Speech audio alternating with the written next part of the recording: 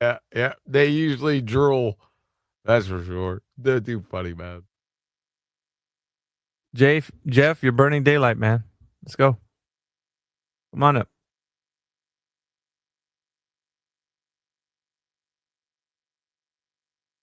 Yeah, he went into a spiral. It's been what 3 nights in a row. First night he was kind of combating us with his ideas of globe, and then towards the end of that first night, he actually started to really like think about it. And then Flatsy was like, "Well, because we're talking about like within the context of pilots using manuals." There was a pilot in the chat. His name is Superfly, and he said, "Well, when I was training, to be a pilot, in the manual it says, you use the Earth practically as a flat and stationary plane." Sure. And Jeff was like, "Bullshit! No way! It doesn't say that." He's like, "Yeah, it says it in the manual."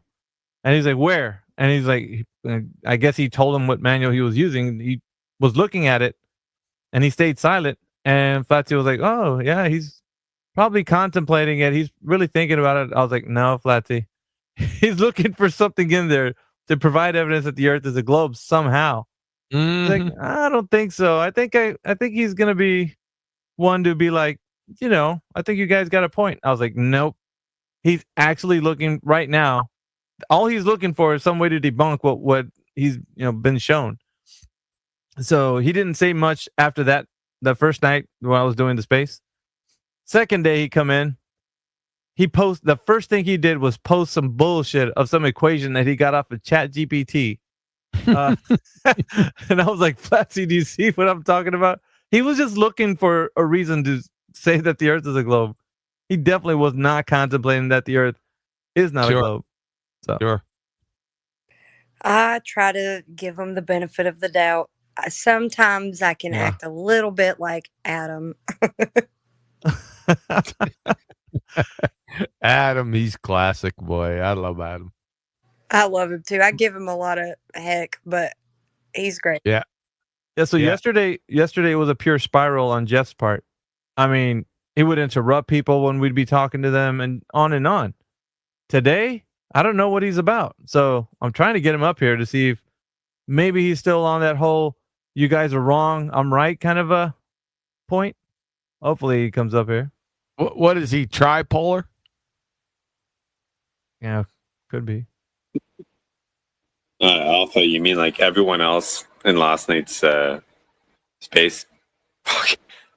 Man, I swear I was on listener mode the entire time because my fucking connection keeps breaking. So I jump out and have to come back just on listener just so I can actually maintain, connection, right? And dude, I was laughing like half the night.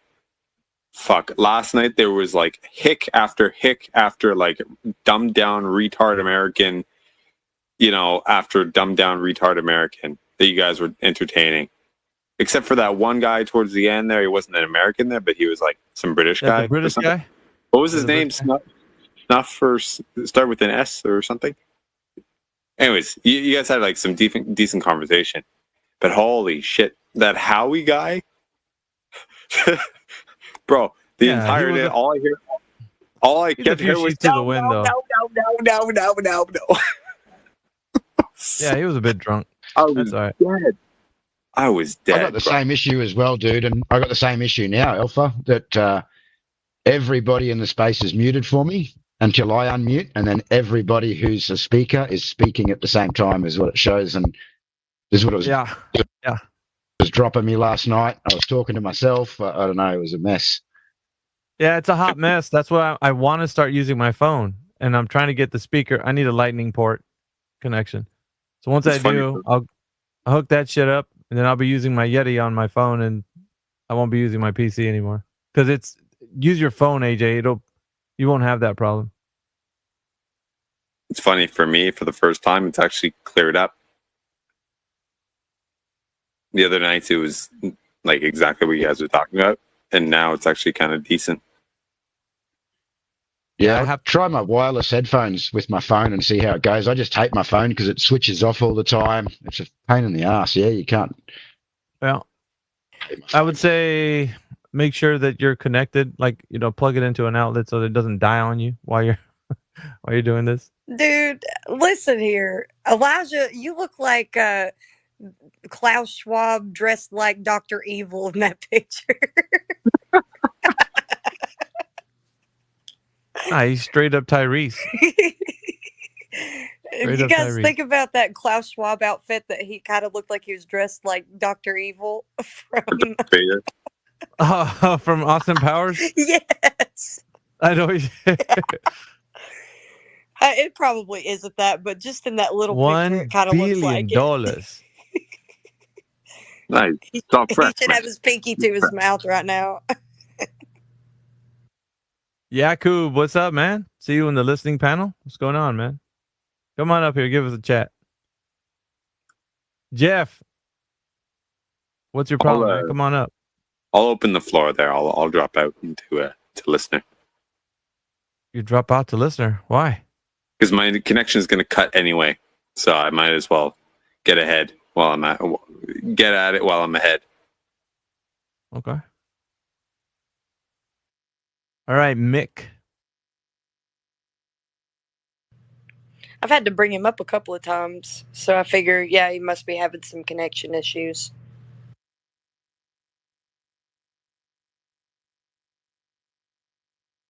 I guess Elijah already dozed off. He just joined and then fell asleep. All you got to do is get vaccinated up, and then we'll have a jump out of his chair. A live jump panel. out of his chair. If you fell asleep on us, man, that's the way to get people that are sleeping on the panel. Wake them up. Get vaccinated or play the sound horn. The car alarm. Yeah, have a live panel then. Yeah.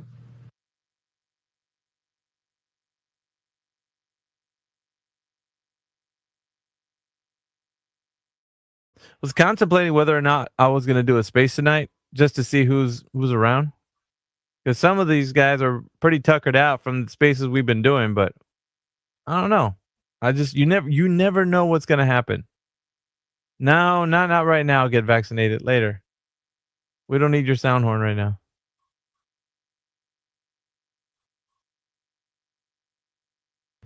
Get Vaccinated is going to be making another petition, and I'm on it. For what? What is it? He wants to have to ban anti-vax flirts. He doesn't know me or any of that about me. So he's just assuming that about me.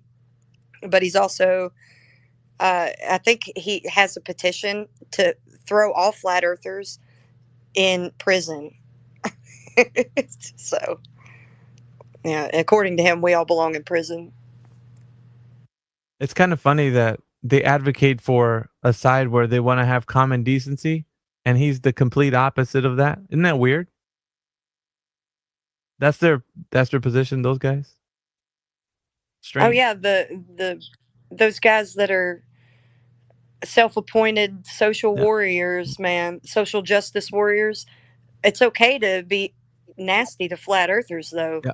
You got to accept and be accepting for everyone, but flat earthers. Weird. Yeah. Yeah, that's just my game. That's my kind of party. Oh, I know it is. Yeah, but you're talking about the esoteric variety. No, we're just talking about your regular, everyday, average, skank and file for retards, man. Let's get him in here. There's a whole bunch on X. There's a whole bunch on X. Some might come in here. But watch out, though. They're going to start appealing to their, their favorites. That's it. Yeah. He just might be one. They were like, oh, where did you hear that from? I heard it yesterday. Witsit was talking about it. Yeah, that's where we're at, man. Got to debunk pretender clown flat earthers. There's tons of them, too. My word. Our work is never done. All right, so if the Earth is flat, how do you explain volcanoes? I didn't make a claim about volcanoes.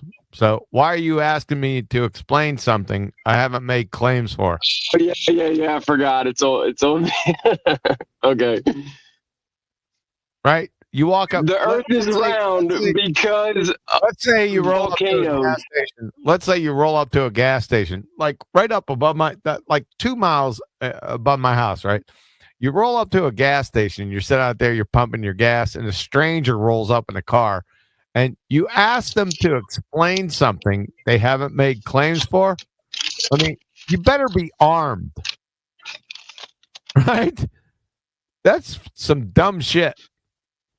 I'm armed with the fact that volcanoes, the lava's got to come from somewhere. And the pressure of the Earth Yeah. The pressure creates the heat. Really? Yeah, from the fucking globe. From the round Earth. So volcanoes, therefore Pressure on all sides. You're a retard. That makes no sense. Volcanoes. So I'm retarded because the Earth isn't round, right? That's why I'm retarded. No, round and flat aren't mutually exclusive, tard. Because you can have a round and flat penny, round and flat LP, round and flat CD. Do you get it, tard? Yeah, but pennies aren't flat. I mean, pennies are round. Pennies aren't round. They're not globes. Yeah, that's my point, you dumbass cracker. Well, why are you so abusive? Well, I'm just trying to open your eyes. X has a lot of snowflakes, Huey. I'm just trying to open your eyes. X has a lot of snowflakes. You've been misled. all right, let's solve this problem real quick. What is your best? Don't bring up the Shut the rainbow. fuck up. What is your best scientific evidence for your globe?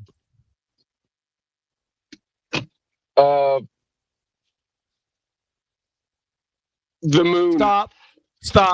The moon. Stop. Are you an actual globe-tard, or are you just pretending? I'm not even sure at this point.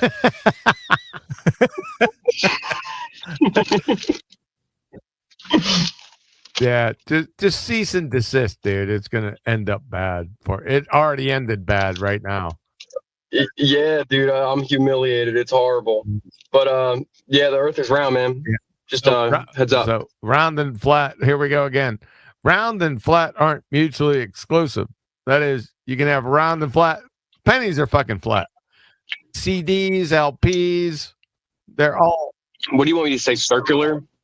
No, I want you to say, that's low hanging I want fruit, you man. to say sphere tart. You already fucked up. Because when I asked you, Spear you tard? already fucked up. You fucked up with that one, Like- and then you fucked up with the question. Because when I asked you, please provide one shred of scientific evidence for your globe, and you said the moon. Now, the right answer is QE. That is a malformed question because natural science and the scientific method only adjudicate natural cause and effect relations. I can't get the evidence. They're listening. behind the restricted You're not zone. listening. So you just exposed yourself. Your science acumen, it's well below 5th grade. So you have no science acumen whatsoever. I'm not a fucking scientist. Well, that's okay. You don't have to be a scientist to provide scientific evidence for a globe-tard. You just revealed your science acumen. It's well below 5th grade. So you're flat. You believe the Earth is flat, No. right? I know it's flat. You don't believe No. anything. Okay, yeah, you don't believe anything. But have you No. ever read a book on any of No. this? I don't believe the Earth is flat. I know it for an absolute fact. How can you acquire pitch data? Me too, Yeah, man. Me I'm too. going to tell you right now, real quick. I'm gonna kill you dead. You ready? Real quick. All right. Yep. Here we go. All right. How do you acquire pitch data on a globe-tard? I don't even know what the fuck pitch Pitch data is. data, flight data from airlines. Oh yeah. Yeah. How do you? How do you do that? That's my question to you. Never fought a plane. This guy doesn't deserve some high quality stuff like that. You should just slope it down. No, yeah. Really, you're going over my head. It's just, yeah, but that is part of the slope of dope. I'll get to that because pitch data is in relation to what? What do you measure? I don't know, altitude. Well, that's one. You don't measure it against it. It's alongside with it. I said, what is pitch data measured? What's the benchmark? What is it measured against? Wind resistance. Nope. Horizontal. Okay, so what's that? Up and I'm down, gonna right? slope-a-dope you. So horizontal. Wait, he just said up and down. Yeah, there is no. Is that what that is? Horizontal. Yeah, that is no. There is no up and down on a globe tard. But I digress. You see, pitch data is in relation to horizontal. There are no horizontal on a globe tard. None. Zero. None. Well, on a big enough globe, No, there would would. be. Oh, what are you, Big Earth Dave? If it was a million times bigger, Bigger globe day. Yeah, it was a million times bigger. No, you already have your scripture written for you because your globe tard is. Have you ever seen that Red Bull? Have you ever seen that Red Bull app? Shut up. How do you have pitch data on a globe tard? Don't divert. We're not moving away from this. This is the death knell. That's it. It's over. oh, cool. Somebody, you muted the space and QE was still talking. That's cool. I didn't mute anything. Yeah, because it's supposed. Yeah, no, it doesn't. I It muted didn't the work on him before. It would when you mute space, it would mute him too. It seems like It's not supposed to mute the yeah, co-host. I know that. But what I'm saying is the last attempts that he was in here, every time he would mute the space, it would mute him too. I didn't mute the space. She No. did. Yeah, I know. I'm telling her that when she muted the space, you weren't muted. Yeah, but that's irrelevant. Every time I mute the space, I get muted. I thought it was when. Okay, go ahead. So when she did it, it didn't affect me. So now that we've done the back office software, so my question still stands. How do you acquire pitch data? How do you even acquire it on a globe tard? It's a paradox because you can't have horizontals on a globe tard. It goes back to the slope-a-dope. You see how it connects? You see, according to the slope-intercept formula, y equals mx plus b, all horizontal lines, which are derived from horizons. Calm it down a little bit. Holy fucking shit. Would you fucking just mute his dumb ass? He just want to interrupt me. I'm not finished with my point. It's going to be quick. Just be patient. So I'll start over. According to the slope-intercept formula, y equals mx plus b, all horizontal lines, which are derived from horizons, have a rate of change of slope of 0, the ball tard's IQ. But there's a problem because the definition of curvature from the United States Naval Academy is a rate of change of slope of non-zero. So how can you in reality see horizons every fucking where? But the globe tard, you must have a rate of change of slope of non-zero from every direction from your feet along a tangent.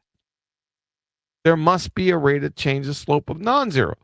That's a paradox. So are you going to stay with reality or are you going to stay with the globe tard idiot nonsensical fucking proof? What's your answer?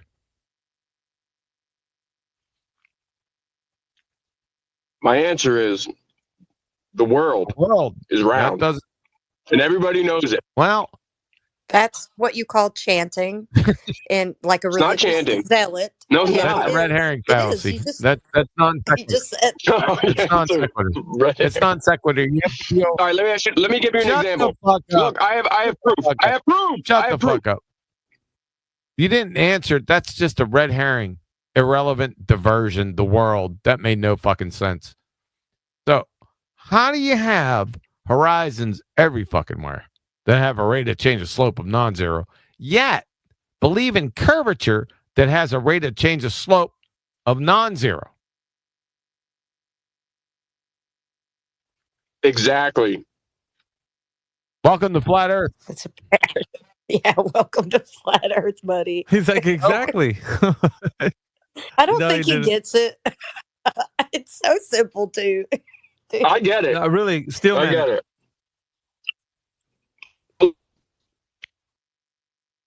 When that guy comes space, I'll see it. You can't. You can't. No. Let's just stick with this one. First, from space, that's a second law of thermodynamics violation. We're not there yet. We just want you to deal with the horizon. So horizon has a rate of change of slope of non-zero, but curvature has a rate of change of slope. I'm sorry. The horizon has a rate of change of slope of 0. That's the Baltard's IQ. No rate of change of slope for horizon. But for curvature, you have a rate of change of slope of non-zero. So you got to reconcile. You got to square the circle for us. Go ahead. So,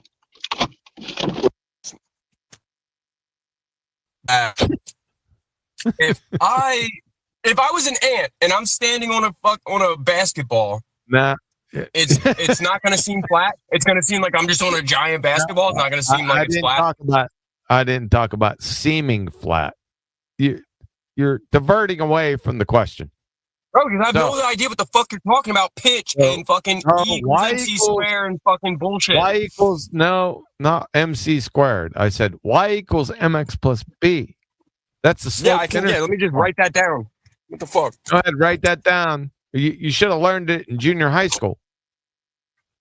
Yeah, if fifth was a fifth. That's the rate of change of slope of 0 for a horizontal line. Dumb fuck. All right, you're right. You've convinced me the Earth is flat. Well, I don't care if I convince you. I'm just going to expose you. Well, you proved it. You proved a good job, bud. I know. I can do it like 10 other ways, but that's the quickest. You're done. You're finished. You always love. Yeah, I'm gonna go to bed. Sorry. Yeah, you appeal to space. That's 10 to the negative 17 Tor in your fairy tale wiki religion, right? That's a standing second law of thermodynamics violation. How are you still breathing? I'm studying. I'll be right back. How are you still? You better study the second law. I forgot more about second law today than you'll ever know.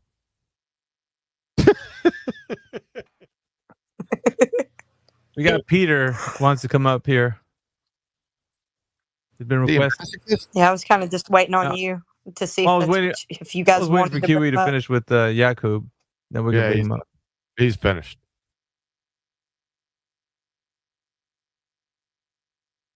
All right, he's on his way. I can't wait. Sure. I'm going to take another slant.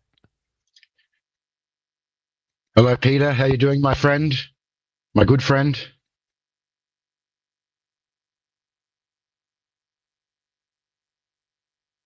Oh, yeah. You and AJ go way back, huh, Peter?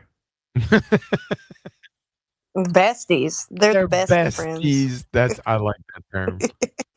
Oh, we got Franco, the academic, in the chat. Franco Harris. Franco, if you're there. Yeah, but I don't have a lot of time. Just wanted to know what the second law of thermodynamics is.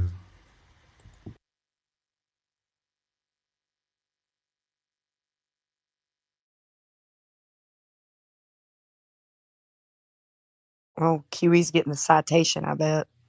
No, I'm sorry. I had to step Can you away. hear me? What? Can you hear me? Repeat your question, Franco. I would like to know what the second law of thermodynamics is. Why the fuck would you ask me that? Don't you know it? Yes, I know it. I wanted to know. Oh, you do? So what is it? I know what it is for you. No, it's not what it is for me. It's just what the fucking is. It's not for me. It's objective. It's not, No, it's not objective. It's a law of that's an objective. It's not objective, but it's a law. That's dumb fuck. well, it's the same as the law of gravity, which is objective. The same way. No, Oh, no, yeah. that's an equivocation fallacy using Yeah. the term No, law. I'm No, it's not not the here same to talk as the about second law fallacies. of I want to know what is the law of. Well, don't you already know it? You said you already knew it. Yeah, so why are you asking? but I am. Well, what's the second law of thermodynamics, dumb fuck? Sorry, I'm sorry. I am. Don't fucking talk through me. You are. You said you already knew what the second law of thermodynamics was. Yeah, so and I'm asking why are you. you asking me? Shouldn't you state it? No, because I am a professor, and I asked this. You're a professor. Yes, I am. Oh, I love this. So essentially, the second law can be stated as all spontaneous processes produce an increase in entropy of the universe. Simply. Yes. So what? Yeah, that's what the second law is, basically. Now, what is entropy? So now I'm asking you, what the fuck is entropy? Entropy of it is defined for instance, for a. Go ahead. What? Yeah, go ahead, Professor. It's proportional to the logarithm of the number of possible microstates corresponding to a definite macrostate. Oh, that's fucking bullshit. That's No, he's right. He told you. Got you. That's fucking, you got macro states and microstates fucking kind of confused there, Professor. No, it's the. Yeah, you did. Yes. It is the definition of entropy. Now, there's a couple definitions of entropy. You got classical thermodynamics and molecular thermodynamics there, Professor. Yes, classical thermodynamics. Yes. Yes. And why didn't you provide that definition? In classical thermodynamics, entropy is the integral over a reversible transformation of delta Q over T. Not in the natural world. It's not reversible, Professor. No, I am talking about the definitions. I am a fucking. No, you said reversible, Professor. It's a natural law. Shut the fuck up. You said reversible. I heard you. I heard what you said. Shut the fuck up. Shut his dumb ass up. Oh my God. Shut up. Appealing to the Lord and Savior, not going to save your dumb ass. Shut the fuck up. There's no reversible processes in nature. And second law of thermodynamics is a natural law, you moron. What the fuck do I got here? Go back to school, dude. My God. Problem is he's teaching this shit at school. Yep. I am teaching you to school and you couldn't handle it. And yes, and people giving me your answer are thrown out of the exam because this is wrong. Right. And Penelope Pitstop was Bruce Lee's grandfather. You can check. Hey, we already checked. You already train wrecked yourself by saying reversible processes, dumb fuck. Name a reversible process in nature, moron. Yeah, good luck. The definition of entropy. Get the fuck out of here. I already asked you that. You fucked it up. Oh, God. Oh, God. Let me say this again. Appealing to the Lord and Savior faintly is not going to save your dumb ass here. At all. You're done. You're finished. Bye. Next. Oh, you give it the old college try, eh, Franco? Mr. Professor. Do you think this is a good attitude? Do you think this is a good attitude? Oh, shut the fuck up. Do you? Oh my God. Well, here we go again. Do I have to say it again? Oh my God. Would you mind if I added to what you've stated, Huey? Yeah, he was escorted off the stage. So Oh, was go he? ahead, AJ. Oh, Yeah. I was going to provide a citation from Chem Libretex in regards to irreversible changes that talks about the most widely cited example of an irreversible change is the free expansion of gas into a vacuum. Oh shit! Oh, Where's Peter at? Peter, you there? he's up here. We got another academic, Peter. You probably heard of him before. Q. Hey, what's going on? I mean, it's a pleasure to hear QE himself play the QE script. He is the best at the QE I don't have a script. I don't have a script. You don't know Yes, what you a do. script Yes, you is, do, little buddy. Shut the Oh, fuck I up. know Don't exactly what overtalk it me. is. Don't overtalk me, retard. I don't have a script. You don't know what a script is. A script. Each person has to know what the other person's saying to have a script, you dumbass cracker. What the fuck? What the So fuck you is do. your You do problem? have the best flat Earth script in the Script. business. Here we go. Script. Yes, you do. Well, the Yes, other you do. person has to be on the same sheet of music to have a script, you dumbass cracker. Shut the fuck up. Get him out of here. The moron. Mr. Academic talking about scripts. Oh, God. Give me a fucking break. That was the second academic that came up here. Holy shit. Yeah. Bring in pickles. Yo, and that professor was very obviously reading. We got Universal up on the stage right now, so welcome Universal to the speaking panel. Appreciate it, man. No, I was just saying that professor was, it sounded like he was definitely having to read something to say what he was saying. Yeah, he was reading it, wasn't he? Yeah, he had to go back because I fucking checkmated his dumbass. I just have to ask because I think it's the first time that I've seen you here, but I'm more or less guessing you are a flat earther, Universal. But what is your position? Just go ahead if you could state that. Yeah, no, I definitely believe that we live on a topographical plane. No globe or spinning magical ball in a vacuum of space or any of that nonsense. Cool shit. Yeah, that's a problem, though, because you said believe. Well, let me put it this way. I believe we live on a topographical plane. I know that we don't live on a floating space you ball. said believe. That's a fucking problem. Do you know what believe means? I mean, I have an idea of the term. I mean, but what do you in regards to what? I mean, like, yeah, belief is something that I guess that you don't necessarily know is 100% true. Correct. Yeah, well, I mean, I wouldn't say that I know. Universal. It's acceptance without evidence. Yep. Yeah. But no, as far as the topographical plane, I mean, I don't know the extent to which, the actual surface that we live on. I just know that it's not a giant floating space ball. Would you say there's evidence for flat Earth? 100%. Well, then you know it. Yeah, then you know it. It's not a belief. You don't believe Okay. it. Yep. That's the only problem I had was the belief. Just change the vernacular to you know it for an absolute fact. That's what I know. Fair enough. Yep. That's it. That's the only issue I had.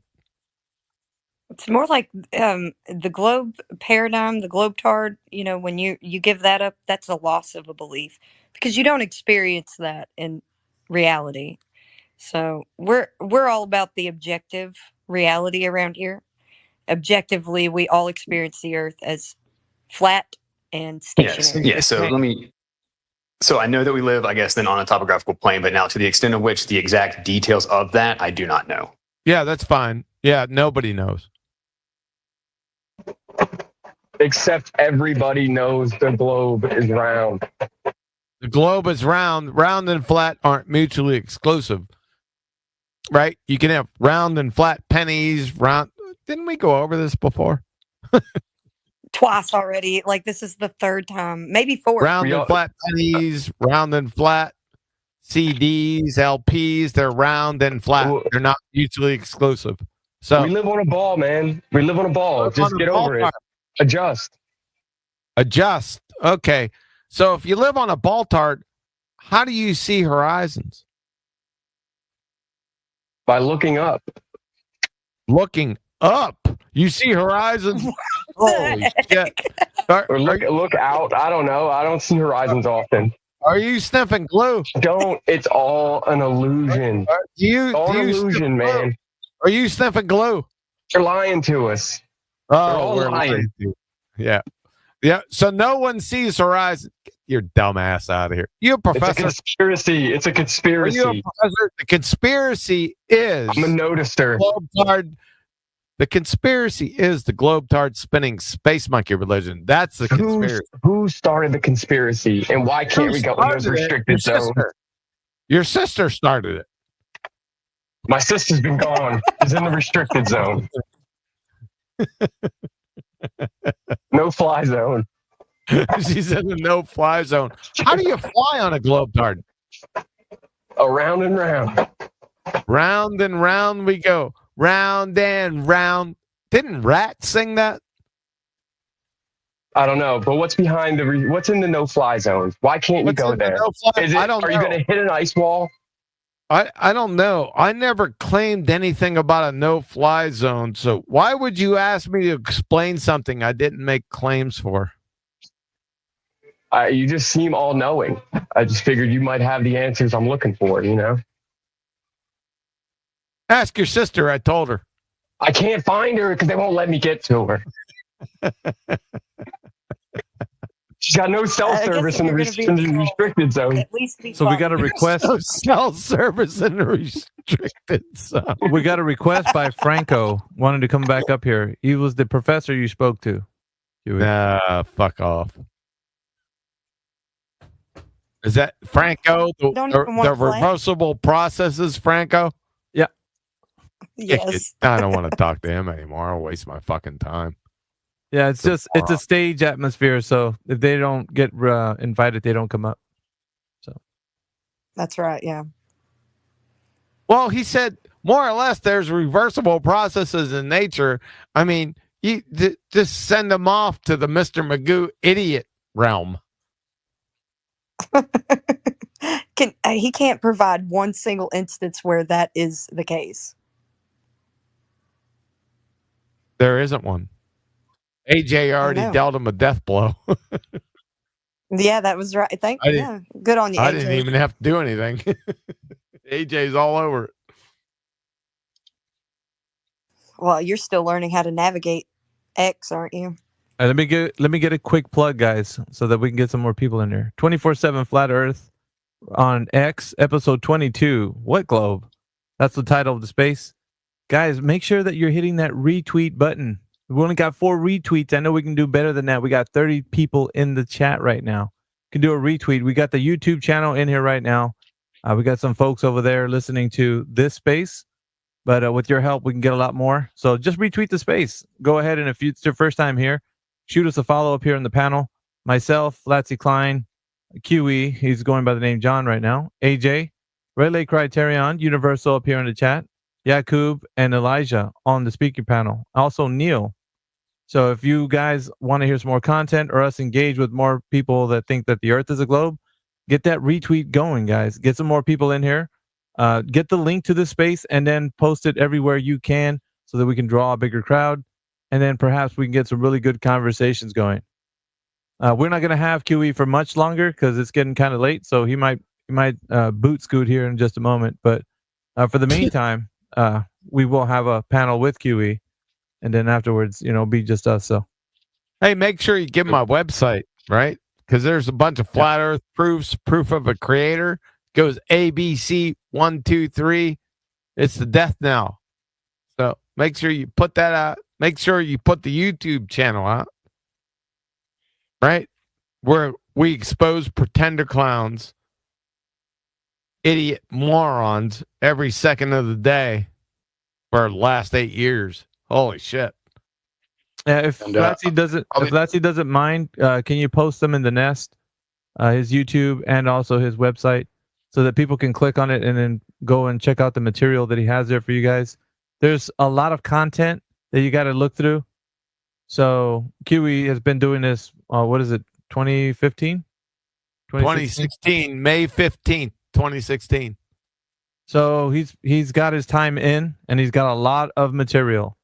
So lots of clips for you guys to look through and such. But appreciate the That- panel, you guys joining us. So welcome everybody. And if you want to come up here, just request to speak. We'll bring you up. There's a couple of people requesting right now, and then I'm gonna turn it over to the panel. So I think AJ wanted to say something. Go ahead. Yeah, sorry, I got to dip out for a couple of hours. Got to go to the gym and organise some food. So see you, QE, and I'll be back you, a bit man. later. Alpha. Yeah, we'll check you, Yeah, man. AJ. See you Friday. Take care, AJ. Yeah, thanks, guys. So I've put it in the nest, globeterminator.com. Yep, It's there's up there. 7 flat Earth proofs. Good luck. Refraction. All right, I'm bringing. Refraction. I'm joking. Got refraction. Can you define that, monkey? I'm bringing Jonathan on up. So Jonathan's joining the speaking panel. Welcome, Jonathan. Hey, how's it going? Pretty good, sir. Sir. Has he earned that yet? Well, we extend a little courtesy to kind of get the juices flowing. That's just contrived courtesy. So we got Ra also joining the chat. Ra, welcome to the speaking panel. Ra or Ron? It's Rod. Thank you, guys. I appreciate it. Welcome. Somebody said refraction. I heard that shit. That was me. I was He was just kidding. joking. He was just. Oh, okay. Just joking. Yeah. So I have a question for you guys. What's your question? All right. So I am, I'm not a flat earther. However, I do entertain the idea, and I think it's very plausible. So I did like a quick search and on like ChatGPT, and I asked it to ask a question. So I'm just gonna read it, and then I'd love to know your thoughts on this. And here's the question: if the Earth were flat, how do you explain the southern hemisphere constellation being completely different from those in the northern hemisphere, and why do the constellations appear to rotate around different points in the sky? Go ahead. What's ChatGPT's answer? Well, it says that the explanation, it says on the spherical Earth, as you move further south, you can see different stars due to the curvature. Due to curvature. Hold on a second. You haven't demonstrated the curvature yet. That's a good point. Yeah. No, that's demonstrating the curvature. No, that's not demonstrating curvature. That's demonstrating distance away from an object. Well, Yeah, but they're all different objects because they're at different angles. Yeah, let's break it down because it says on a spherical Earth, as you move further south, Well, whoa. That's begging the question. You got to prove the spherical Earth first. Right. Because Do you see what he's getting you to think about, Ra? Yeah, it's like it's making you. It's basically assuming that the Earth is spherical first. Yes, and then creating a explanation based on Correct. the Earth being Correct. spherical. That's not even an explanation. Correct. Right. Because things appear smaller. It's called angular size change with distance. Mm-hmm. So that's just a distance thing. That doesn't explain curvature. Right. You know, there was a CIA document it's called Starship. It's called Project Starship. And Enterprise? No, it was just called Project Starship. And within that, it spoke about something called patterning, where it spoke about how the mind and thoughts create the reality. Literally, that's what it was saying, right? How if people focus on a thought over time, it slowly creates the reality to become that thought. That's some twisted shit right there. Can we get into some objective stuff? Yeah, I mean, it's a bit more to deal with perception, right? How people would believe something for a long time and then think that it actually occurring the way they thought, the way they're thinking about it. Oh, that we're getting bunkered down here. I got a question for Chat GPT. How do you have a horizon on a globe-tard? Ask him that. How do you have a horizon on a globe Yep. chart? Okay, let me ask. No, not globe. Just globe. Just Oh, Just globe. Don't No, put put globe globe tard. That's tard. not. It'll kick back a different answer. Yeah, just put globe. How do you have a horizon on a globe? on a globe? Yo, I never even thought about that. That's a great isn't it? question. Thank you. I'd like to thank all my fans and my mama for having me. All right. I So knew the it. answer it says the existence of a horizon on the globe-shaped Earth can be explained through several keys. I didn't say the distance to the horizon. I said, how can you have a horizon on a globe-tard? Chat GPT, moron. Can you have Not you. Chat GPT. That's the moron here. on a globe? No, dude, you're giving me like this is great analytical thinking right here. Yeah, I know. How can I'd you like to have thank all my fans again and my mama for having me.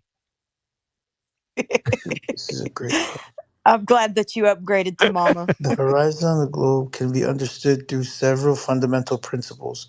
What? And it says it could be understood from several fundamental principles. One, Of what? curvature of the Earth. No, Two, negative. No, stop. No, that's not a fundamental principle. That's a paradox.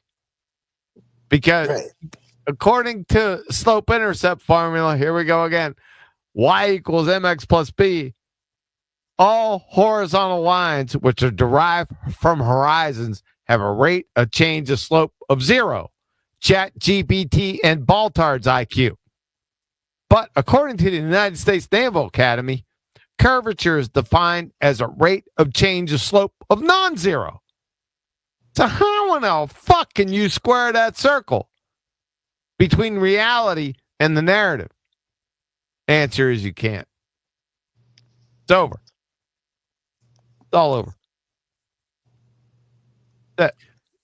Do you know what he was talking about, Raw? I don't know if it's over your head what he just said. Yeah, well, what I interpreted from what I heard is that you can't have a horizon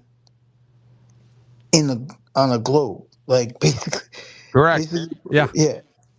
When I'm And understanding, why was that? Like, what did he demonstrate in what he just said? The reason why? because according to the math, I'm trying to absorb everything he You're just almost said. there. Yeah, but It's the slope-intercept Hold on, formula. he's almost there. Y I equals really mx. think he's got it. But according to the math, you can't have a horizon. Like, pardon me, you can't have a curvature on the horizon if we're calculating the horizon, because there would be a slope based on how the distance. I'm assuming that's what is being stated. I'm not. You almost got there. He's close. Don't worry about distance. Can I speak from an artist's point of view? No pun intended.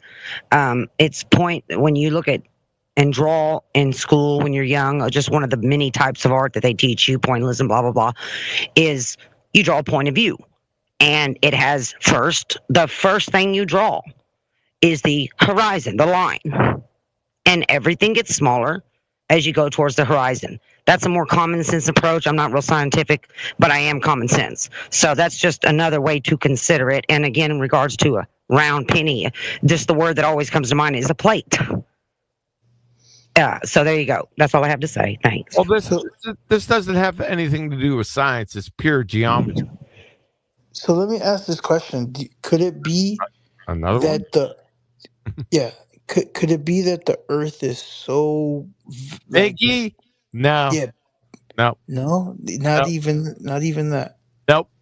Because in the Baltard religion, the scripture is already written that it has a radius of 3959 miles, which by the way, we debunked that in 2020. Yeah, that doesn't make a lot of sense right there. Yeah, yep, exactly. Yep.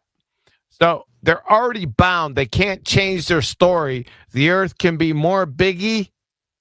Nah, it can't be. The radius must be 3959 miles. But I personally debunked that with the Black Swan in 2020. So it You were can't. the Black Swan guy? Yes. Son of a bitch, a living legend. Somebody recognized you in there. That's QE. That's I'm cool, glad somebody man. recognized him. That's Yeah. QE. Damn. He's the guy. I do want to say, Get He- get he's the guy. I'd vaccinated. like to thank my Michael fans John is and my doing it. mama for having me. Somebody actually recognized the Black Swan. He's like, oh hey shit. man, I do want to give a shout out real quick to Raw though, dude. Like when you first got in here, man, the fact that you took that and you said, yeah, well, that's presupposed, like that. Your intellectual honesty, man's on point. Which it gives you absolutely zero chance of not becoming a flat earther. Yeah, he did a good job. He stood on his feet, and he was thinking on his feet. I was really impressed with that. Same. Yeah, that's why I Same. wanted to give him a shout out, man. Thank you. It's no Black Swan, Raw, but still on point, brother. I'm just here to learn, and honestly, I have an open mind and a open heart. So No, I believe that's the way to you wisdom. can think on your feet, sir. So I'm sorry if I didn't give you kudos for that. That in that particular instance, you're right on point. Good job. I appreciate it. Yep. Good stuff. So, Yeah, by the way, he is that Black Swan guy. wait a second now. Let's get back to the point. Let's make it real quick. So, how can you acquire pitch data that's aviation pitch data on a globe? How could you do that? How can you even acquire that information? How is that possible? What is pitch data in relation to? Anyone? Horizontal. You can't have horizontals, and it goes back to the slope-a-dope, which I just gave you. You can't have horizontals on a globe chart. It's a paradox. I have the information in the nest. If anybody wants to look at that data, it's in the top. And it dovetails with my website. If you look at Flat Earth Proofs and you roll on over to Flight, just hit Flight. It gives two examples, A and B. The B example is directly related to the pitch data, because the pitch data that we got from the National Transportation Safety Board is 500 miles an hour for 2 hours. Now, if you do quick math, that's 1,000 miles travel distance over the Earth. Now, over 1,000 miles, you must have 281 feet of curvature. Let me confirm that. It's real close. Hold on one second. It's been a while since I visited my site. While he's doing that, make sure that you click on the Jumbotron and click on his website and his YouTube channel. Chock full of information and audio clips. Now, at your guys' leisure. Go ahead. Now, this site I put up in somewhere in the vicinity of 2021. However, the flight proof that I had was from 3 days after. So May 15th, 16th, 17th, May 18th, 2016. I put this proof out to the world. It's the same proof. It's example B. So example B. How many miles of vertical drop that's geometric must be negotiated over a distance of 1,000 miles on a ball with a circumference of 25,000 miles? That's a radius of 3959 roughly. So answer 128.3 miles. So how many feet are in 128.3 miles? Answer 677,424 feet. So 677,424 feet of vertical drop must be negotiated over 1,000 miles on the Earth. So, real world example. I'm traveling by commercial plane from the world champion Pittsburgh Steelers to Dallas, Texas. That's approximate distance. It's about 1,000 miles. Typical cruising speed, 500 miles an hour. So over 1,000-mile distance at 500 miles per hour, how much travel time is that? Well, 2 hours. So how many feet of vertical drop per minute on average needs to be negotiated? You have to negotiate this on my trip. So again, total feet, vertical drop over 1,000 miles, 677,424 feet, travel time 2 hours. It's a simple calculation. 677,424 feet divided by 120 minutes. That's 2 hours. Answer: 5,645 feet of vertical drop over a mile per minute on average must be negotiated on my trip. Have you ever flown? If you're a can't fog a Marion, and if you've ever flown for 2 hours, does the fucking plane nose down? Because it has to nose down because of lift.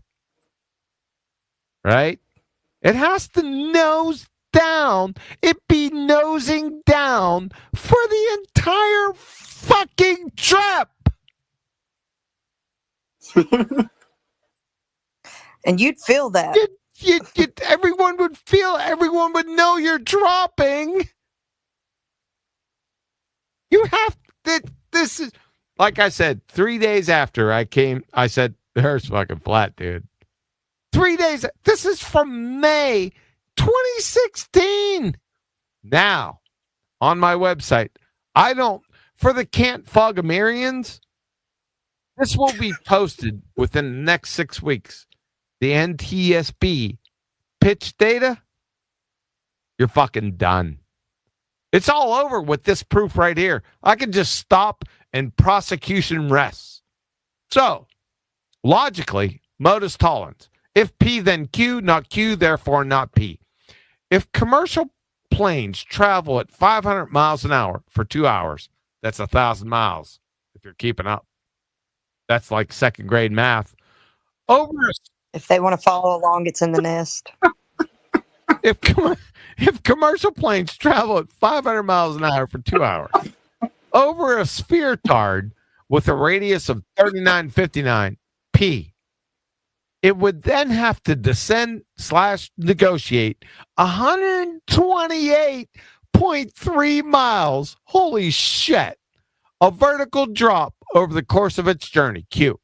Commercial planes do not descend 128.3 miles while traveling 500 miles for 2 hours.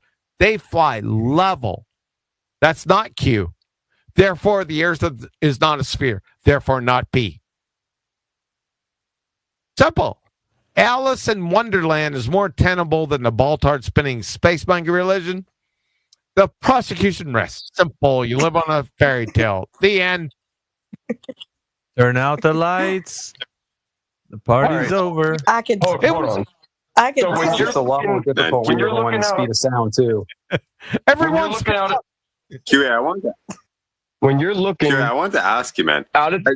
Has anybody ever? May I just quickly? I don't have much time because my connection is going to cut out. QA, I just wanted to ask you: has anybody ever tried to answer you on that question about like how you get pitch data on a ball? Nope. Has anybody ever tried to answer saying, "Oh, well, it's a pitch angle in relation to a tangent," you know, or something like that? Nope. No, eh? Nope. They just left. For the last 2 months, everyone just left the discussion. No. Never had a response. They won't touch it with a 10-foot pole because they know what's going to happen when they do. What would you say if someone answered that like You that? can't. Like you, Mick. so if you ask the question, "Oh, how do you get pitch in relation to a ball, and I'm a Globie, and I say, oh, well, at your point, at your altitude above the ball, they calculate like, at a tangent line. No, you can't have a tangent straight below. You can't have a tangent on a globe. What tangent? Yeah, they're keeping level flight because of the gyroscope. No. You're no. also, But you don't have to get into that. I get it. What is pitch data with respect to? That's what I'm trying to steel man their No. He's asking you. He's asking you a question so you can process it. As in, if you were taking a devil's advocate position, he's asking you the. Yeah. So what's it? What's the answer? What's the answer? What's it referencing? In relation to horizontal. You can't have horizontals on a globe tard. See, that's the problem. Right. So, like mathematically, someone might say, "Oh, well, it's a horizontal tangent at a point that is like in their mind equivalent." No. It can't be a horizontal tangent because that's not what a tangent is. You can't have a horizontal tangent at 35,000 feet. That just doesn't work as an argument, Mick. Yep. Okay. Because what's a tangent? Well, a plane or a line that touches a curve at one point. Yeah, but it wouldn't be touching a curve at one point because it's 35,000 feet. It's above the ground. It's right. But if they try and project, but it's not resting on the sphere. But if they try to project that. Yeah, right. But if they try to project that downward, right. So here's the problem, and I can just point it out real quick. Here's the problem: if you had a tangent line and the plane, like let's say you clocked it at whatever time, right now at this particular second, the tangent line is made. What do you think is going to happen in the next moment? The tangent line would be 128.3 miles of drop. Yeah, well, that's the whole point. Yeah. Like I'm just trying to because I was just curious if anyone tried this, because this is what I would envision. Because they haven't answered the argument. It would still be 128.3 miles of vertical drop. Right. That's the other. Yeah, that's the next thing. It's just forget it. That's called in. It's that's called in the industry checkmate. Yeah. You exactly. can't. You can't argue it. You can attempt to, but like you said, even playing devil's advocate, you're going to run into problems. Yeah, absolutely. Yeah, the need to constantly be nosing down, forget it. Yeah, even what I was talking about, even if it did work out, would only be applicable to one point. It wouldn't. At one It wouldn't. No, it wouldn't be applicable to 1 point to no points. I would like to address something really quick because Universal has met the quantum eraser, the guy that made the Black Swan. So if you read the Black Swan, which I've got in the nest, can you not tell by the vernacular that this is the guy that did it? Good point, but I've never actually experienced or been given the pleasure of hearing him in a room before. Well, I'd like to thank my fans and my mama for having me. I don't know what the Black Swan is, but John, you're extremely smart.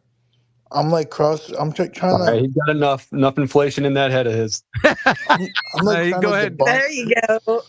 And he won't be able to get to his bed tonight, man. His head's gonna get jammed up by the room. I like the cut of this guy's jib. Yeah, he's pretty funny. Yeah, so any can't fog a Marion if they've flown on a plane, because I've flown back and forth across the pond way before I even considered flat Earth, right? And I'm sitting there for hours upon hours, and I know if that plane drops 20 feet, I fucking know it. I know it. I'm well aware. I'm awake. I'm looking. I'm listening. I'm feeling. 20 feet drop. I know it. Right?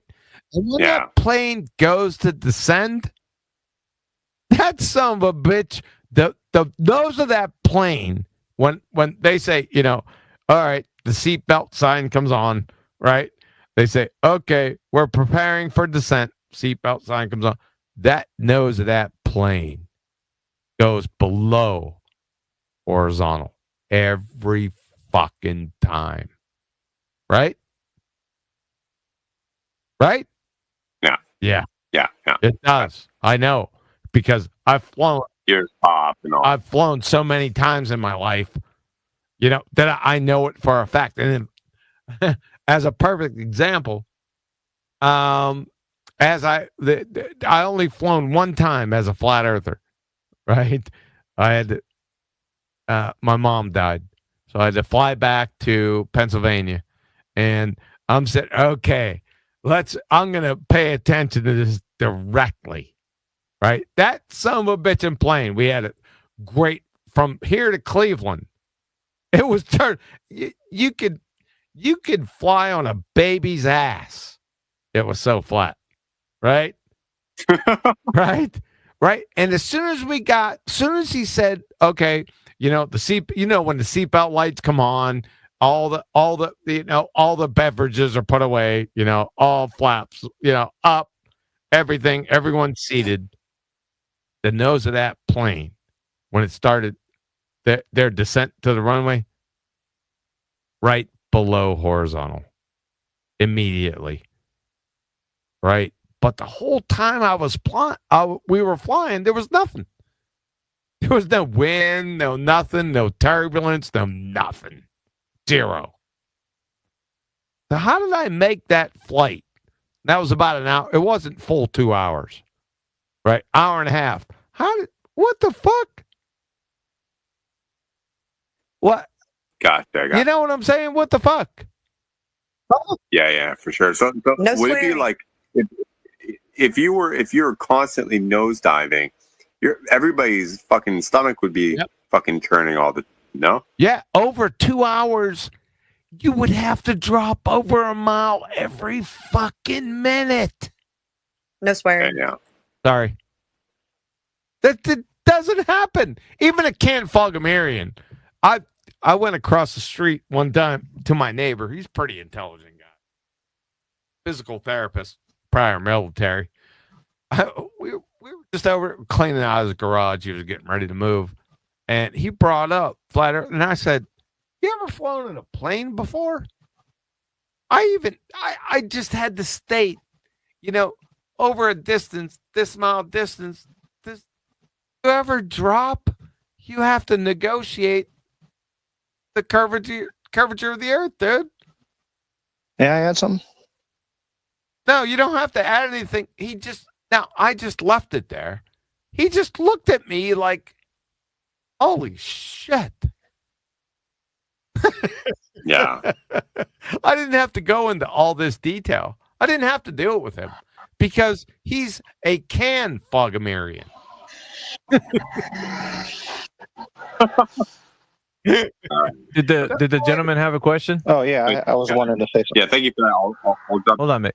I'll drop back to all right, bud. the listener. Thank you. All right, go ahead, sir. Thanks for the discussion and for the space. And I was listening as you were beginning to build up this argument about how much you'd have to drop every minute and so on. And correct me if I'm wrong. So you started with the idea that every hour you'd have to drop however many hundreds of thousands of feet. And then every 2 hours for this specific example, but I can go to 1 hour. Oh, that's right. You did say 2 hours, and then it was 600 and something thousand feet, or something on the order of that. 128.3 miles have to be negotiated on the whole trip. Yep. Right. And so then we figured how much you'd have to drop every minute by dividing that by 120. Yes. Okay. So have we not then linearized a parabolic or something that is approximating a parabolic function? So in other words, when you start off on this path around the globe, you are more or less going, if you drew a circle and said, okay, this is the Earth, here I am on the top, you drew a dot. and I'm so many miles above the Earth, like six You have miles. to be linear. You have to be linear. Distance is linear by definition. Okay. And there is no top. Okay. Well, There is no let me. I exactly. guess let me finish. So if we just No, I'm not going to let you finish because when you fuck up, we're not going to follow that to the end. did I screw up? Yep. How did I do that? Yeah, because distance, as soon as you say distance, welcome to Flat Earth. Because it's all linear distance. Distance is measured linearly. Sure. So how do you have linear on a globetard?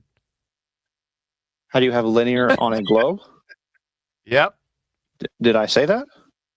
Yes. No, I claimed that you linearized a. You said no, I didn't linearize it. It's linear by definition. Define a mile.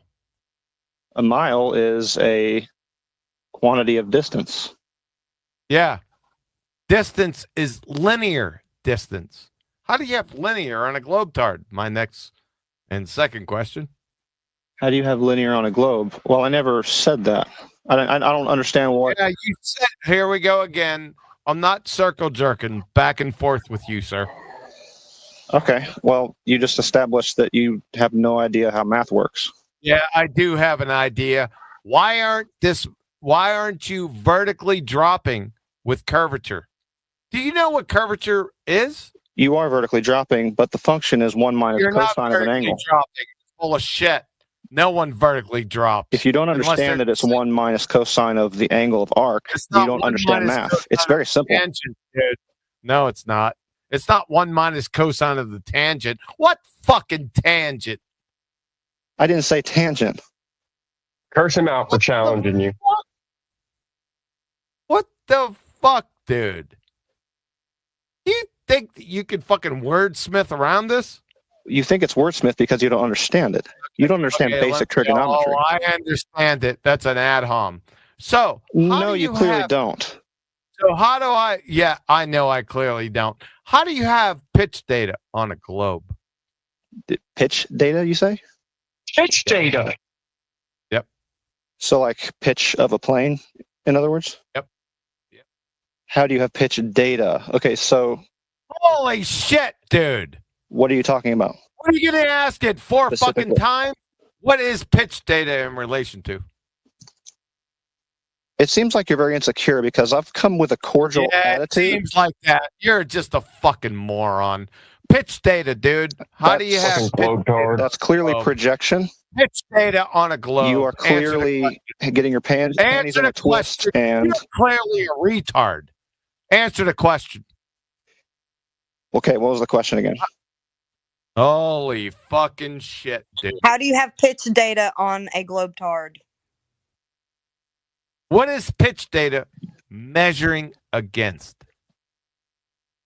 So, are we talking about a rate of pitch? It's not fucking so. What is pitch data measuring against? It has to measure against the benchmark, right? Sir, are you angry at me for trying to understand your question? Sir, shut the fuck up. You're a retard. I don't think you've established that I'm a You're retard. a retard. I don't think you know what the question is. How do you have pitch data on a globetard? Answer the question. I don't understand the question, so how can we How do you have proceed? pitch data? You don't know what pitch data is. It's connected to this argument. Am I God? Do I know all things? No, I didn't ask you if you were God and you know all things. So why are you so upset that I don't know exactly what you're asking? Shut him up. He's done. He's done. Globetard. That's it. We're finished. We have pitch data up in the nest, and they're kind of separated. But Alpha Veritas posted the pitch data, and the last post up there is the Modus Tollens with the pitch data. I posted that Flatsy Clown up right up top. Yeah, if you don't know, the information's up at the Jumbotron. So just familiarize yourself with please that. do. Familiarize yourself with that, and then maybe come at the argument again. Because being ill-equipped when you open up your mic is not going to help the process. And telling somebody that they don't know what you're talking about is making yourself feel great about what knowledge you think you have, but you don't know what the other person knows. That person, And then he turns around might already have forgotten more about math, sir, than you have accumulated in the years you've been studying. I'm just telling you. You did there. Just saying. You don't know sometimes what bear you're poking until you actually poke the bear. So just relax, all right? That was just ad hom horseshit. But he reversed it and he was like, "Oh, you're going to act like I'm an idiot because I don't know what you're talking about," when he just charged you with not knowing what he was talking about. What? It's very simple. A Kent Fogamarian can get on a plane and not experience any vertical drop, what you must have on a Globetard. So the Kent Fogamarians are laughing their asses off at you. Now, I know it's probably bedtime for you, Kiwi, so I can it's leave well the past that. I could tell that you're tired in your voice, so if you wanted to. Shut the fuck up. Okay, I'm going to unmute folks then. Yeah, just unmute the space. Yeah. Oh, we got some requests. Let's see who we got on requesting to come up here to the panel. And in the meantime, Universal, you've had your hand up. You can go ahead. I'm getting wars of info coming up. I was just gonna tell Raw that as far as the Black Swan, he was asking about that, and John, he can obviously fill you in more on that. But it's Black Swan is one of those things that kind of like if you're in a discussion about something, like somebody hits you with like the anti-Semitism, it just completely just ends the conversation.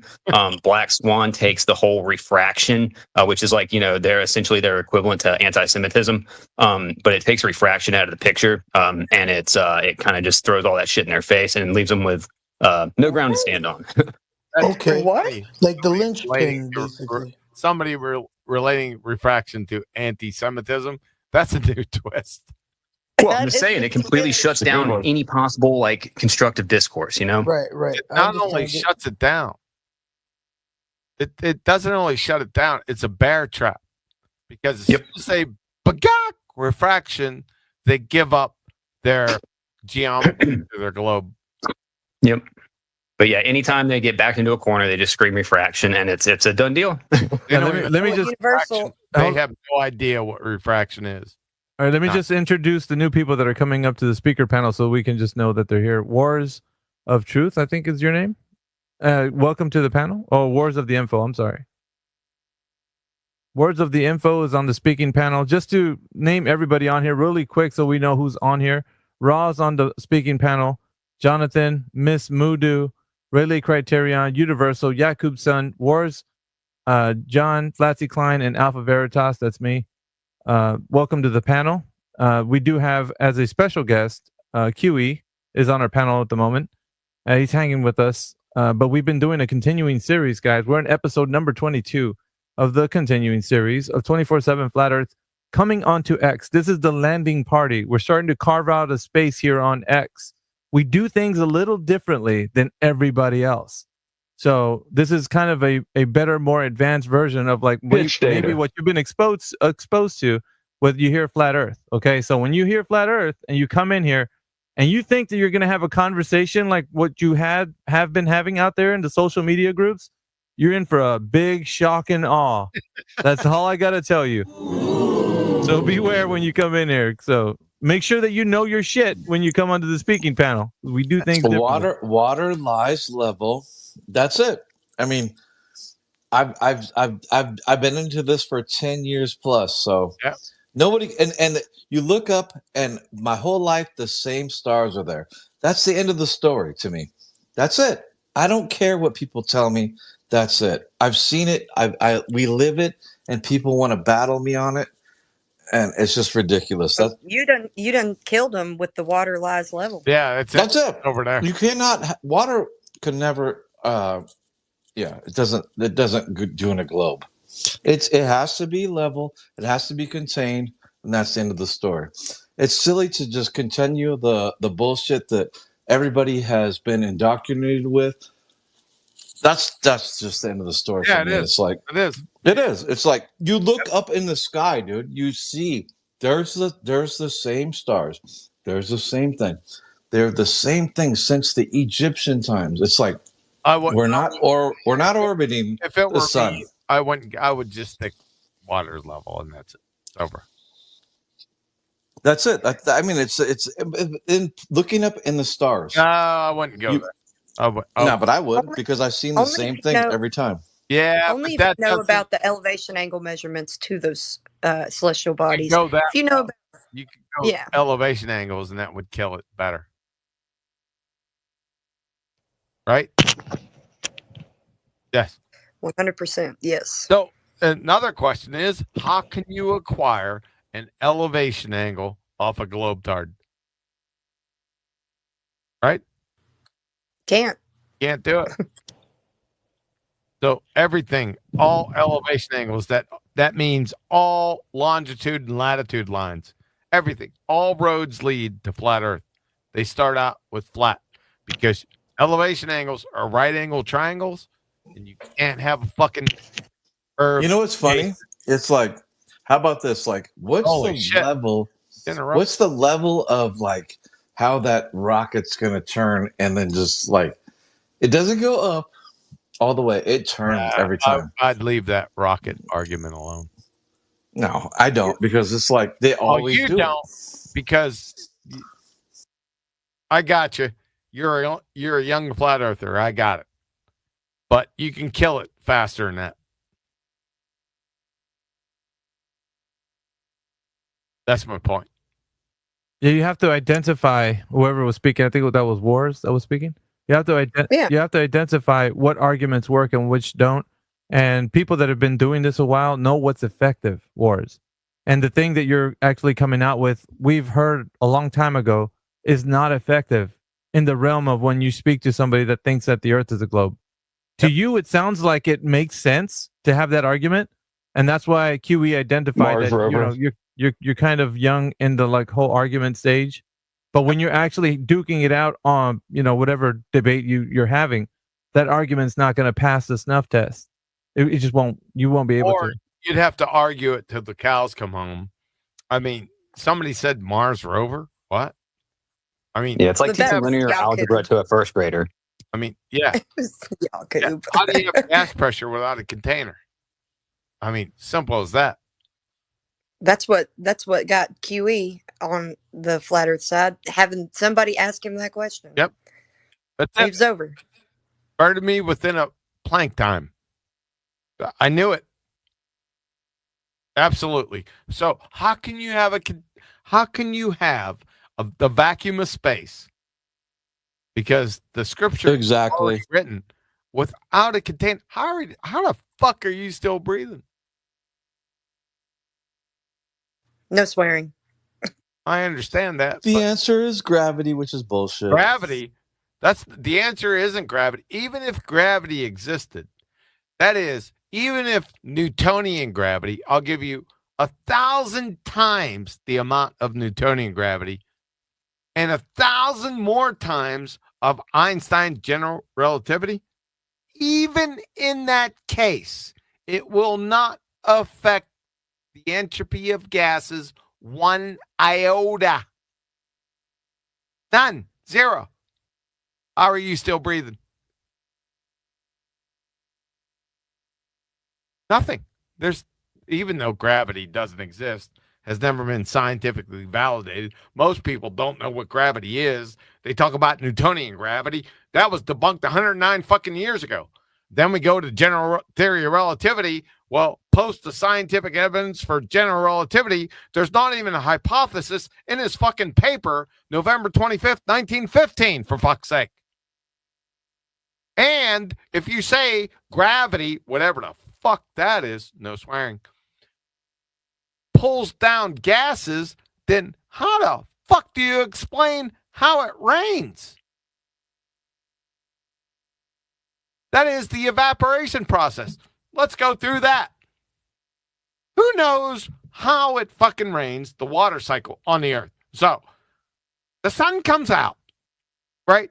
It fucking breaks the hydrogen bonds of the water in the oceans and lakes and every fucking thing. Where do the fucking gases go? Where does water, vaporized water, go? Up. Where the fuck's gravity at? What, did it take a vacation?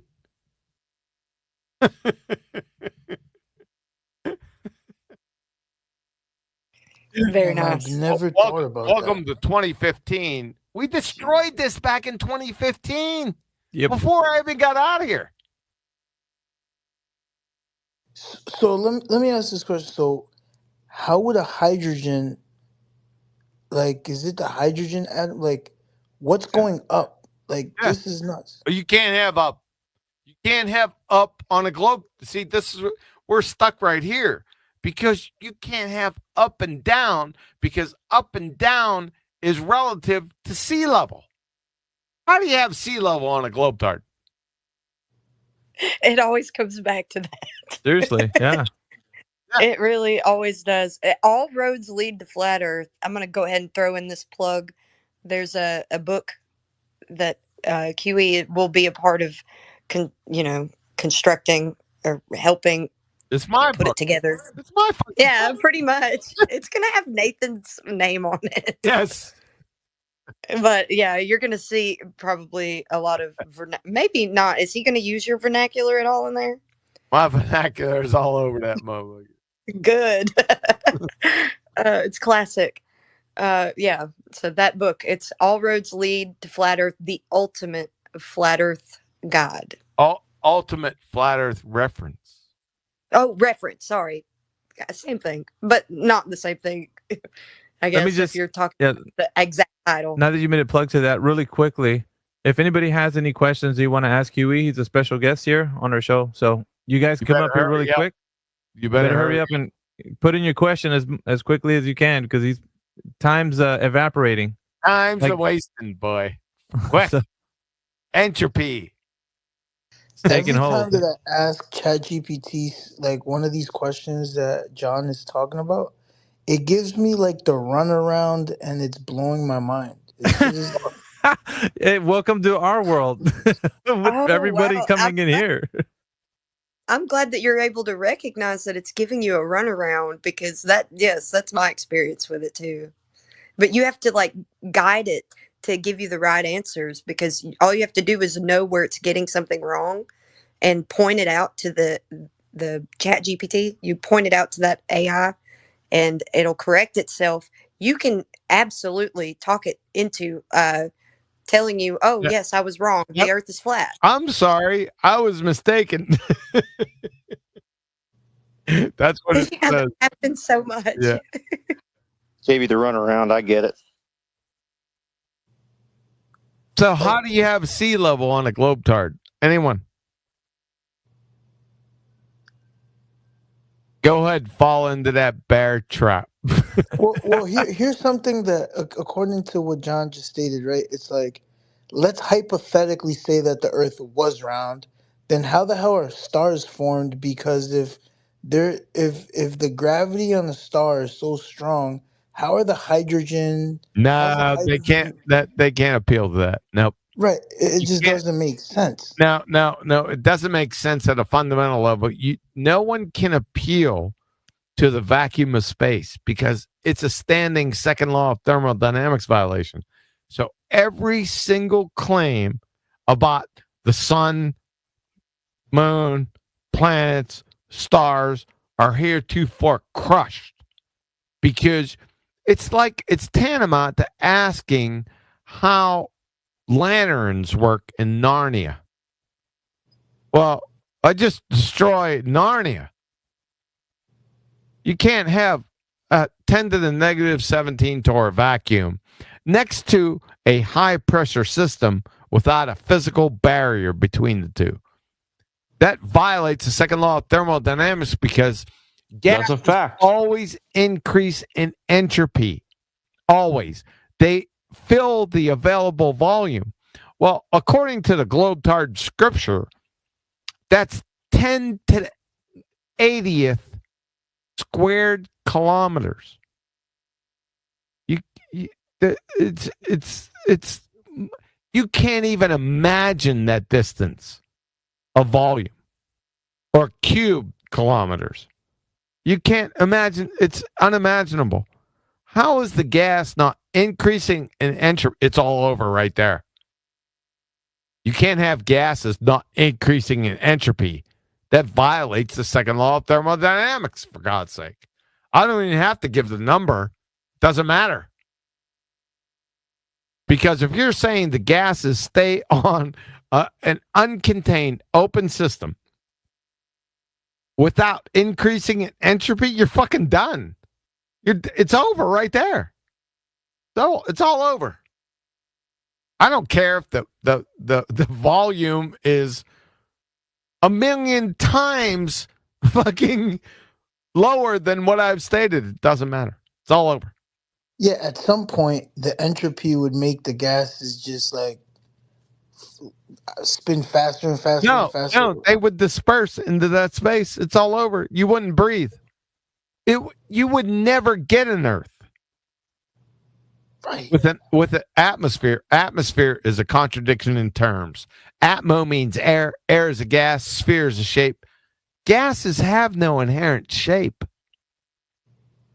Literally, if you say they do, you would literally fail first grade intro to gas behavior. Literally. You want to challenge me on that? Yeah, to equalize, the gas pressure wouldn't slowly move out. It would violently rush out into the available space. Yeah, but it doesn't form shapes. Yeah.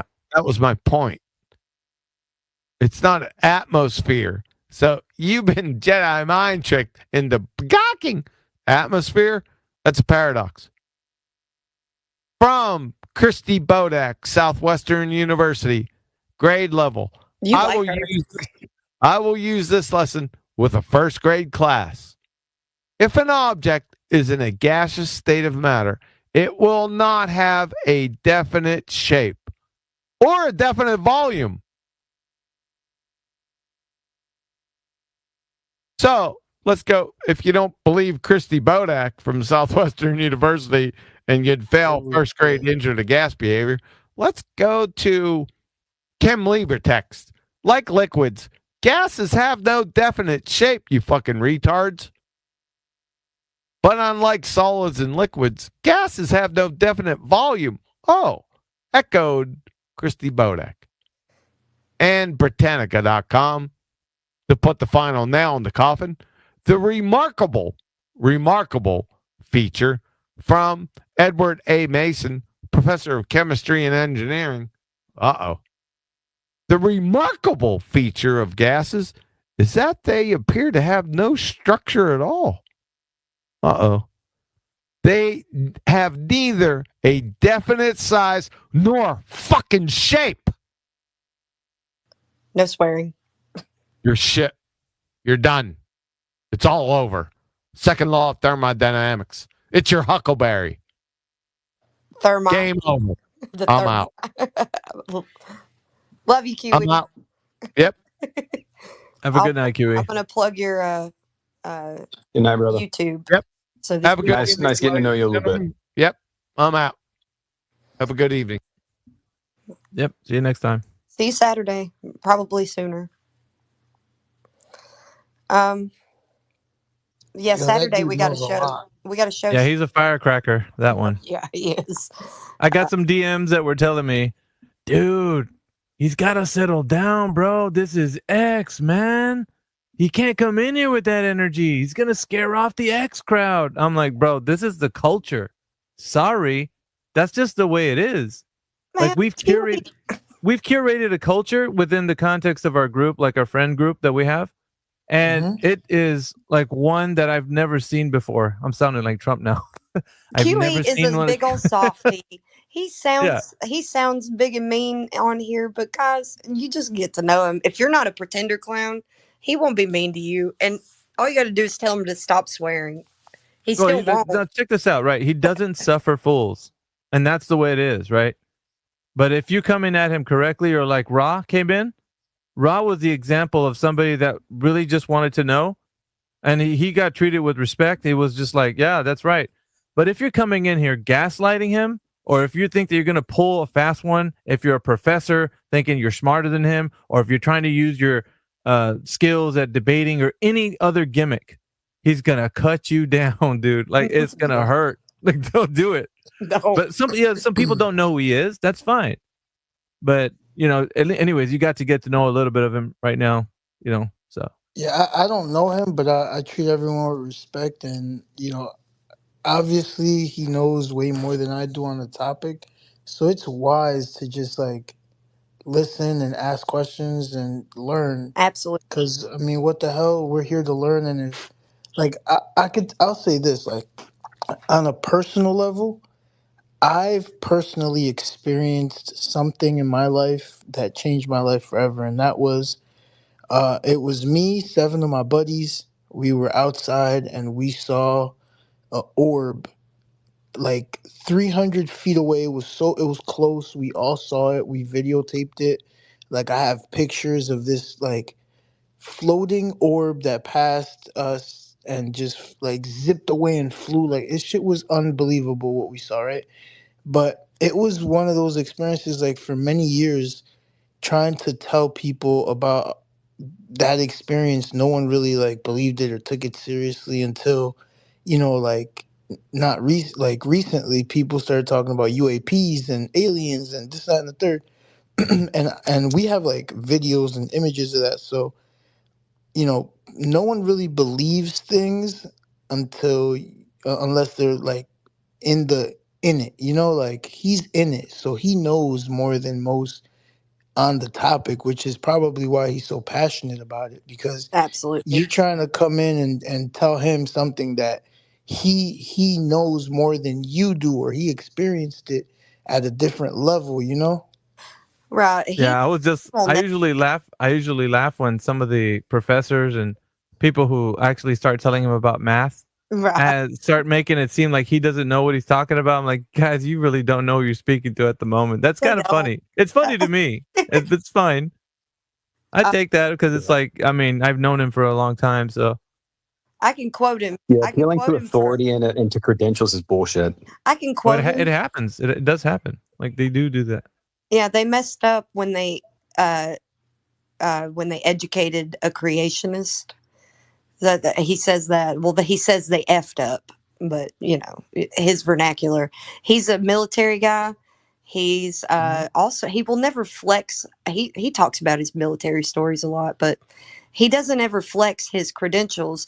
But he's a biochemist, so he's been to university, and he said that they messed up when they educated a creationist, because the first thing he did when he got out here is he was battling evotards, is what he calls them. He calls them evotards, those folks who like to believe, except without evidence, in evolution, whatever that is. I'm just quoting him, like this is his vernacular. So, Right, right.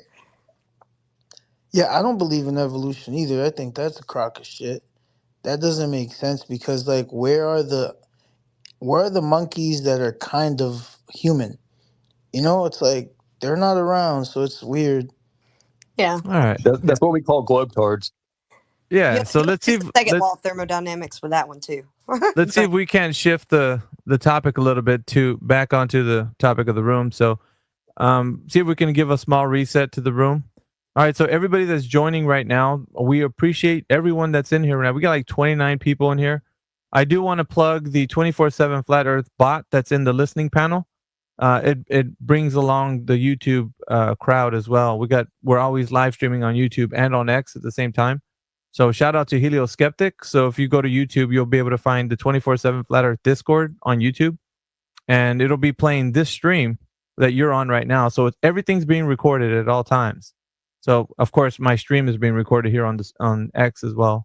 But if you want to play it back and see all the other streams that we've had so far, we're doing a continuing series. So we're on episode number 22. All the other episodes are bangers. So sometimes in the beginning you need to skip through a little bit of the beginning, because we're kind of getting used to the space getting started and stuff. But once it gets going, as you skim through it, you'll start seeing more content.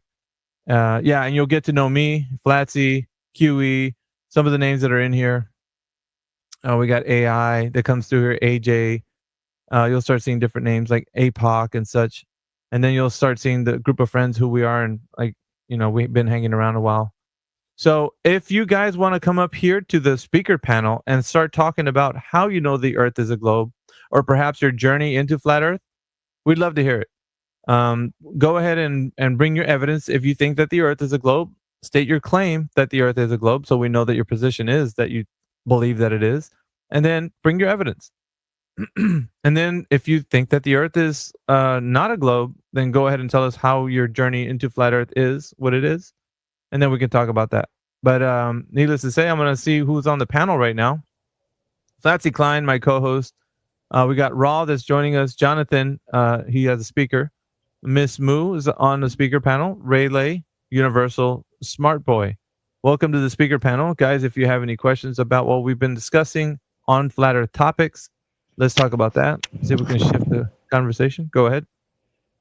I am a new flat earther, but I 20 years ago researched in the Word and in the Strongs and in the actual definitions and the way that it describes the words that y'all are using. Again, not scientific, more common sense. I drew it because I'm an artist. Again, I draw things visually. I visualize them. I see, and it was linear. I drew it linear for what I read. And again, that was very abstract in a long time ago. But when I was referring to the point of vision or the point of view drawing that everyone has to do in art, it starts again with a straight line against the paper, which is a horizon, which is denoting the flatness. And everything as you go away gets flat. And again, that is not from a geometric point of view, because I just did miserable in algebra, formulas, geometry. I never got, anything, but I did great in business math. I live in the world, so that didn't matter. But I do understand common sense. And again, I went in a plane, and long before when I was, 20 years ago, and more than that, but it went in a plane and again was not a flat earther, but looked out and saw how flat the clouds were as far as the eye could see. I didn't even comprehend at the time. Now looking back in retrospect, I say, wow, it was flat as it could possibly be. So I understand his airplane and the decline and so on and so forth very well, because I was in a very small plane above the clouds, saw how flat it was, and then just straight up blew as far as the eye could see. And then as soon as you start to decline, I was on a very small plane. They had to check the little flight, the little panel thing on the wing. They stopped it because that was just a fuse, and I'm like, this is the first time I've ever flown. So I was terrified. So yes, when you start to drop at 300 plus miles an hour and everything's flying by, but we were going over Florida. The whole point is looking back, I recognize how flat the plane above the clouds was. Period. Just again, a common sense perspective. And I go back to, again, the point of view, which is a horizon. You look down at the horizon. Everything gets smaller as you go towards the horizon, because of distance. But it is linear. I 100% believe that. I just came a different route. It's not scientific. It's not all those things, but it is definitive in common sense, and just, again, everything that I've learned from meanings of words of the Creator himself, and the words that he gave us to look up if we are willing to do it and take the time. And I took about 20 something years to do that. So I understand from a different perspective for the people who are just not understanding math, not able to argue geometry, not able to argue. I'm not arguing any of that. I disregard all of that, and I accept the common sense, the definitions that there is a Creator and what I see. And that's pretty much all I have to say. Thank you for the time. No worries. Thank you, Miss Moo. Anybody else have a journey into flat Earth, or perhaps you have an argument against flat Earth and you have something to say that how the Earth is a globe? We'd love to have you up here in the speaker panel. We want everybody to hear how the arguments go. The 24/7 team, which is just a group of friends that hang out, and we've been dealing with these arguments. I have personally over 10 years, so I know mostly all the arguments, what's going to get put forward, and how they are going to end up, because I've been through them. Yes, I've had thousands of hours of content of interaction. So it's the pack of wolves that attack you when you even contemplate something different from math or geometry, which I said the ultimate, I guess, sin, which was, how can you believe in the Bible and not believe in flat Earth? Because it's biblical. So I had all the atheists against me and the FLIRF, whatever, attacking. So I went on for days with them until nothing they could say. There's nothing that they could say that I could not refute. And so, and again, with what I had, it doesn't take, you don't have to be some kind of super mathematic genius advocate of understanding to understand common sense and defute it.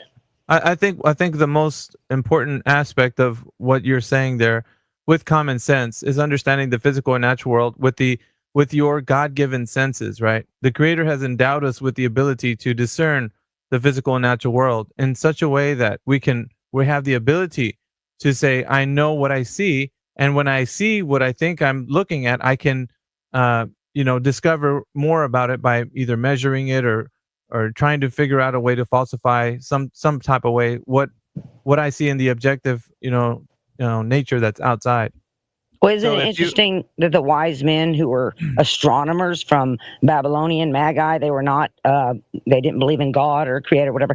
They followed Daniel's prophecy of the star when it rose, and they followed the star. How do you just see a star and start walking towards it if it's not guiding you? How's it different in the northern and the southern hemisphere? Whatever, that doesn't exist. I believe it's all linear, as I've said, and that would equate for like the eight. The infant, it's swerving, it's creating. They followed it. How did it lead them to them? They couldn't just head out towards a star indefinitely. I'd say this. Yes. I'd say this. I would just kind of reserve judgment, or at least reserve speech just a little bit, because there's a lot of information that we have that could fill in the gaps of your knowledge. That way you'll be able to move forward and articulate your point a little bit more smoother. I'm listening. So the only thing I say for new flat earthers is I know that you might have some energy within you, and maybe you got fire in your belly, but just kind of listen to the way we do things and maybe glean a few arguments here and there. You can form your own style, most definitely. But before you kind of do the whole putting your foot in your mouth, like, I don't want that to be the case. Like, just listen to the way we do things, and then you can pick up some things that you like, hey, I like what they said there. I can add it to the way I do it and form your own style. The best thing you can do is not say anything that would incriminate you in the way of making a claim. Because once you make a claim, they're going to be all over you like white on rice. They're not going to. So let's just, what I'm saying is just take it easy. Like, don't say too many words, right? If you're not really Flatsy, you know what I'm saying? Like, I don't know if you want to empathize, because when I was new, I'm still kind of new, but I've put in a lot of work to learn many different aspects of, what we talk about in this realm. And I've learned a lot, let me tell you. And I'm a good researcher anyways. I've always done well at researching in school. All of my research papers were pristine. But I would say that it takes a lot of they tell you this saying that you've got 3 holes in your head, and 2 of them are for listening and 1 is for speaking. Not that I'm trying to say anything bad against you, because I had to learn it the hard way too. I had a lot of energy when I came in to Flat Earth, and I wanted to speak up about what I had learned. And little did I know the people that I was around in 24/7, because that's who I was exposed to first. They knew everything that I was already going to say. They'd heard it a million times over, and honestly, it was just tiresome. So I was realizing that early on, and I started just listening instead of talking, because I learned so much just sitting there. Because they would put out something, they would say something with the citations, the information, and I'd go vet that information, and I would be able to learn it completely, because that's the way I am. I like to learn something all the way through completely to where I could explain it to a 5-year-old in layman's terms. So I'd say you don't have to take the same approach I did, but in that manner, like, listening is going to be more beneficial to you in the beginning than, mostly speaking on the topic, which sometimes you can pop up and say something profound. Nobody's going to like do that. It's really mostly the Globers that we're trying to protect you from, because they're on you vicious. Like, they're vicious. They're vicious, they're nefarious, and they don't do the same thing. Like, we can actually criticize constructively. They will cut you down and mock you all day long. So that's not what I want. I'd rather do at least a critique on how things are going, and you'd be like, well, that's kind of, I feel like I'm slighted, but at least you wouldn't be torn down by these. Like, they come in droves, these guys, and they don't care. So I do. So I And want we hope everybody that who's a brand new flat earther to kind of just, just listen a little bit, just kind of hear what's going on. See, what I like what Flatsy was saying was that when she came in, she was listening to all of us speak, right? And the arguments that we had, she was gleaning here, gleaning there. Now Flatsy has her own style. She has her own way. And that's the most important thing for you as an individual. You can curate your own way, your own style, the way that you are, right? Uniquely you. But we can't do that for you. So, but you can still hear the way that we present, right? The arguments and such. And you're like, yeah, I like what that person said there. I like what Flatsy said there. I like what Alpha said there. But you curate your own style. That's what's unique about what we do here. It's not like as it was with, like, let's say when you're in education, sometimes you have like your favorite professor or something. You're like, I want to be just like that guy. No, this is like you want to be uniquely you, specifically how you do things. But you don't want to be somebody that's just saying a lot of words without having been prepared and knowing what you're saying. It's kind of hard to say, like, just hold up a little, just be a little reserved at the beginning.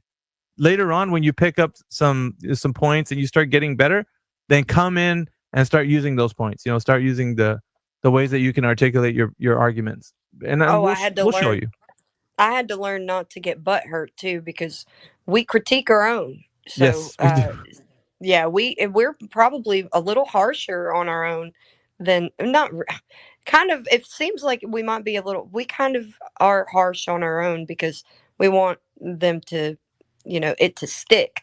Sometimes, if somebody's nice to you and they're sweet and they're pleasing, honestly, sometimes it can be a bit condescending. Also, it can. Uh, it doesn't stick in your mind, but the harshness of reality will always stick with you.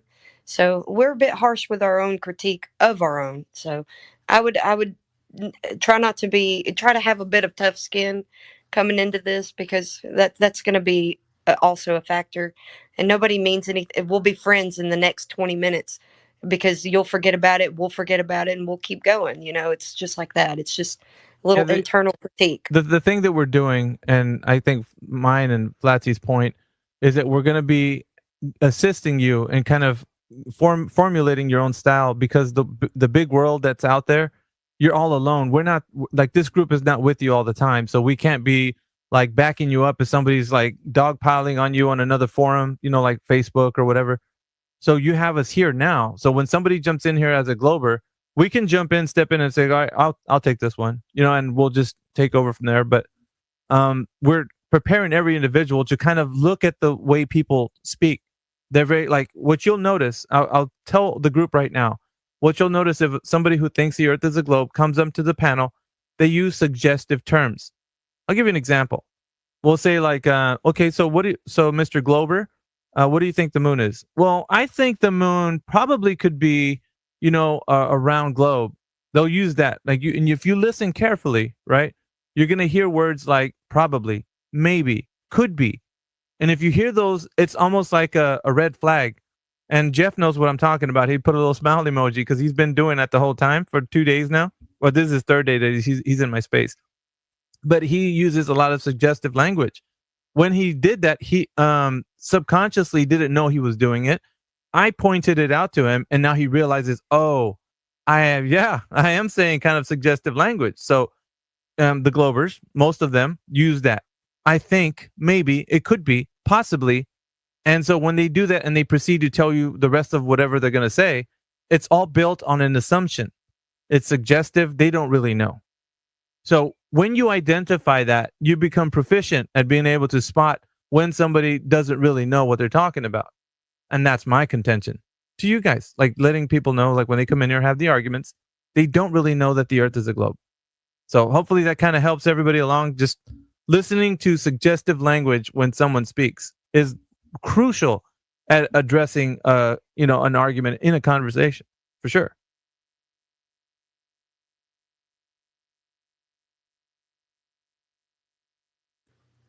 Okay, no. And we got Maverick coming up. So yeah, and Universal had his hand up. Okay. If you wanted to address hands, that's fine. Yeah, you tell me because I can't see. Oh, hands. okay, yeah. Universal, you can go ahead. You had your hand up. Hey, I'll make it quick, and I'm not going to get on my original point. It's gotten kind of far away from that from the topic it was on before, but I'm about to go back to bed. I was not expecting to actually get this involved in the chat room when I got up and was just checking it out real fast. But I appreciate it, man. I will say that as far as Ragos, man, again, dude, just want to give you props on how you came into this room, man. It was pretty impressive, bro, and you don't see that very often, man, with the open mind. So kudos to you, man. Just keep on with the journey, dude, and listen to these people. They sound phenomenal. And about Missy, what they were saying about attacking people that care, that are of like minds and stuff like that. It's kind of like, I look at it as if like your friend has like a booger in their nose. Like, I think it's a better friend thing to go ahead and point that out, that like, hey, you got a booger hanging out of your freaking nose. Like, I know when I came in here, I used the term believe, and I don't think that you were in here at that point, but they got on me, and it was it's something that moving forward, I will definitely take that into consideration, because they were 100% correct in what they told me and how they critiqued it, and it's it's a growing point, and it's people that care about you will point those things out, and they'll do so in a constructive way. So just peace and love to everybody in here. Love y'all. Appreciate y'all. And I hope y'all have a wonderful evening. Universal, thank you so much Thank for you, joining brother, this group, Universal. man. Hopefully you are a regular here, man. We'd love to see you again. I will be moving forward. Thank you, Universal. Appreciate you. Have a good night, brother. Yeah, man.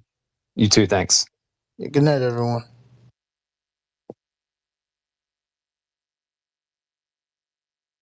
We got Creation Bear joining us as a co-host. I'd like to welcome him.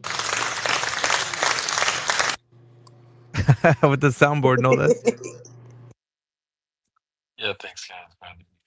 No. Not much talking I'll do tonight, but I'll listen. I'm gonna be like him right now. W in the chat. And we are live, ladies and gentlemen. Definitely live. Now, I really do think that this was a very constructive space that we had today. So far, so good. We've had a couple of ballers come in, a couple of academics, right, against QE, and it was just what we expected, right? They got kiboshed right away, and made short work of them. And afterwards, we got some people who are kind of new to Flat Earth, and they're realizing, hey, you know what? Even a critique could help out, because if we were just like, nah, you're fine, you're a flat earther, and we didn't do like the Universal said, point the booger out that you had it hanging in your nose, then when the Globers see you, they're gonna just straight up mock you. They're gonna use it to make themselves look great and you look little. So it's all about love. We're not, we don't want anybody to be out there in social media and just like, making these bad arguments that hopefully, people don't do. So it takes a little bit, to get the hang of it, get the ropes, for how to formulate your own arguments and such. CB's really big on that, by the way. He was like, you know what? AV's got his own style. QE's got his own style. You don't have to be like these guys or like Flatsy. You can be you. You just do you. He does his own unique thing. I do my own unique thing. And you could glean off of all of us, get little points that we do. That's cool. But in the end, it's all you. I appreciate all that information. I was listening to it, or all your feedback. Belief is a dangerous word in when you're talking to people about something that they're trying to prove factually, and that's all they're going to accept. And I recognize the importance of that. And I definitely, I'm not going to jump into that argument with other than, again, they couldn't refute my belief. I couldn't refute theirs. They wouldn't accept anything beyond that. So I understand the point of belief is a dangerous word. It's about facts. I still refuted them my own way. And then eventually just that fight was over because I sent the wolves away.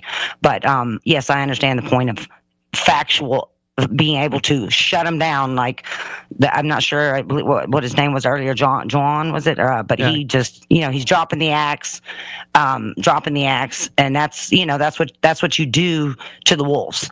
So again, and he's able to do that very, very, he's very good at that, very precise, and he shuts them down. So yeah, it's definitely a very important skill to have. And again, belief is a dangerous word, not a good word to use if you don't want to get attacked by everybody, in the Twitter world about your beliefs, because beliefs are not factual and cannot be proven, and therefore they are not legitimate to someone who believes in those things. And I'll end on that.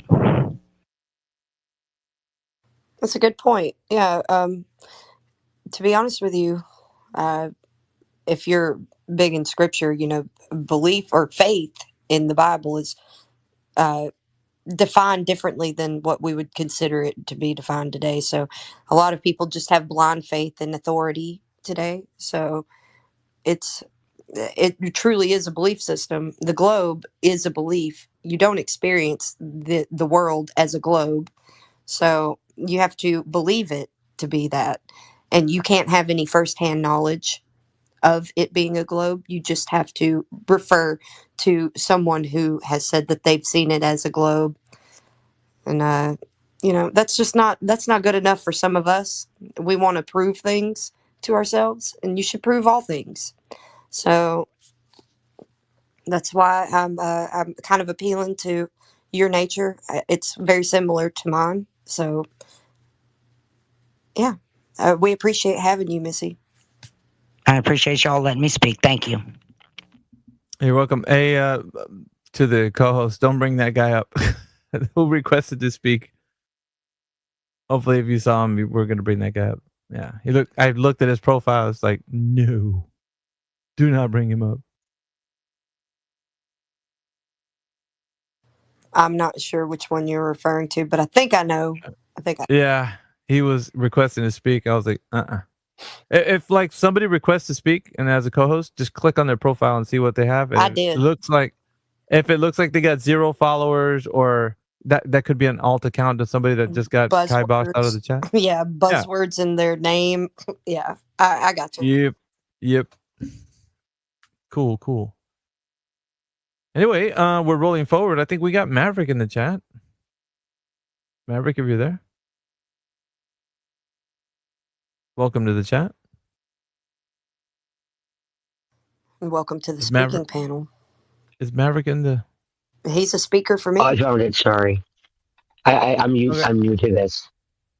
I'm gonna try to be very calm. I tried to talk to Huey yesterday. I am the Black Sun, the Antichrist.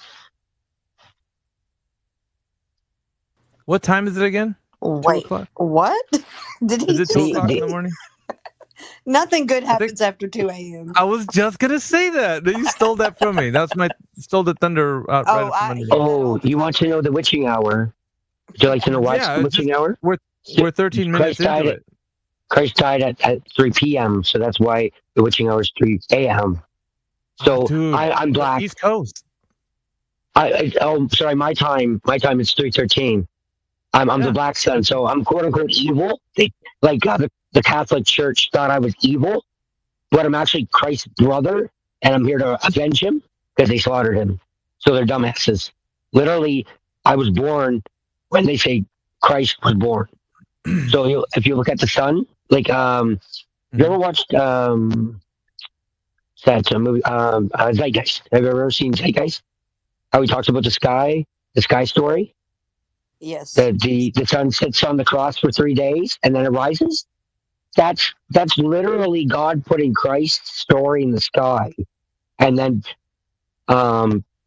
people pagan culture jacked it to keep it memorialized.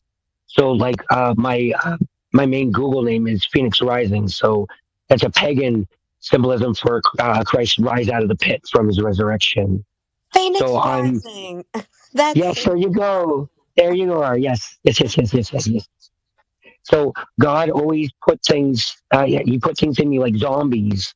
Everybody's freaking. They're all soul dead zombies.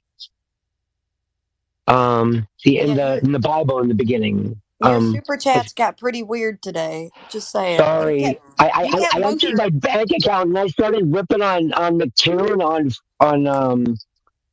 on what's that debate channel? Shoot, Modern Day Debate. He was on last night. I told him, and he started bringing up that Mark dude because of Blood and 10. I did that for fun. I tried to talk to that Mark dude. He hung up on me. He was so deluded and poisoned that he wouldn't even listen to me. I'm like, dude, I'm the god of death. He's like, fuck you. And he hung up on me. I'm like, okay, fuck you too then, Dick. I was like, cool. Mark is playing Satan, but he doesn't actually know who Satan is. It's actually Lucifer. God changed him. Like in the Bible, he says he changed him. So God's super smart. And am I allowed to use the R word here? In here? Like you uses it quite often. So I'm not sure. I'm getting hoarse. I'm going to have to find it. Just for clarification, I really don't know what the context of this is all about. Could you kind of summarize or at least bring it to like a... Flat Earth I don't is a know dead horse. what honestly, dude, I'm just kind of, I'm a bit lost here. I don't know. Flatsy's probably keeping up. I don't know what's going on. I like your stuff. I like your stuff. So I figured I tried to talk to you and teach. That's just like Jesus Christ. He came and taught, and then he was slaughtered. So I'm the architect where Christ was a spiritual teacher. I want to teach you about your animal body. So like my super chats, Flatsy can vouch for that. Like I was talking about the stomach. I was talking about where photons and electrons come from, the rainbow. I haven't made the diagram of where we live, but it's super cool. I know where the pillars go. I know basically it's a little vague because we're the God gave us shit. He gave us garbage. Like what we're living in is splinters of the garden. He gave us shit to play in, to test us, to see if we were good enough for the good shit. Yeah, I'm gonna. Sorry, man. I'm gonna have to kibosh this convo because we need to get some people up here talking about the nature of reality. This is a bit. It's the nature of reality. It is an illusion. It is a test. It's fine. It's a bit esoteric though, and in nature. So I just do want to. Well, we're leaving nature and we're going into the spiritual because you're trapped in the rainbow. All right. Let's see. Perhaps another day. Not today. He got muted on QE's show too today. Yeah. All right. I'll say that. I'll just say this to give you kind of an idea of what happened. There was a lot of super chats from Phoenix Rising. He kept Booger at work today because Booger shouts out the super chats. So Booger had a full-time job today, overtime. It was a bit weird. I don't really follow. There was a lot of things that was said that seemed pretty blasphemous. So it was just weird. So I don't really know what he's talking about. Maybe he can expound on it some other time. Yeah. If you guys want to go maybe to another chat, that would be better or something. I don't know. I don't know if that's conducive to what we're doing. In this room. No, it's not. All right. Well, we got Jedi. Jedi's up in the chat. What's up, brother? Jedi's in here. Wake up and taste the rainbow, guys. Good morning to you. Hope you're doing well. I'm doing great. I threw the mic at him. He caught it. Good job. Just woke up, Nice. guys. Saw you all in there, so I thought I'd pop in and say hi, see what's going on. What's this? Well, QE was in here for a couple hours. He was here till like 1:30. It's now 2 a.m. So. Yeah.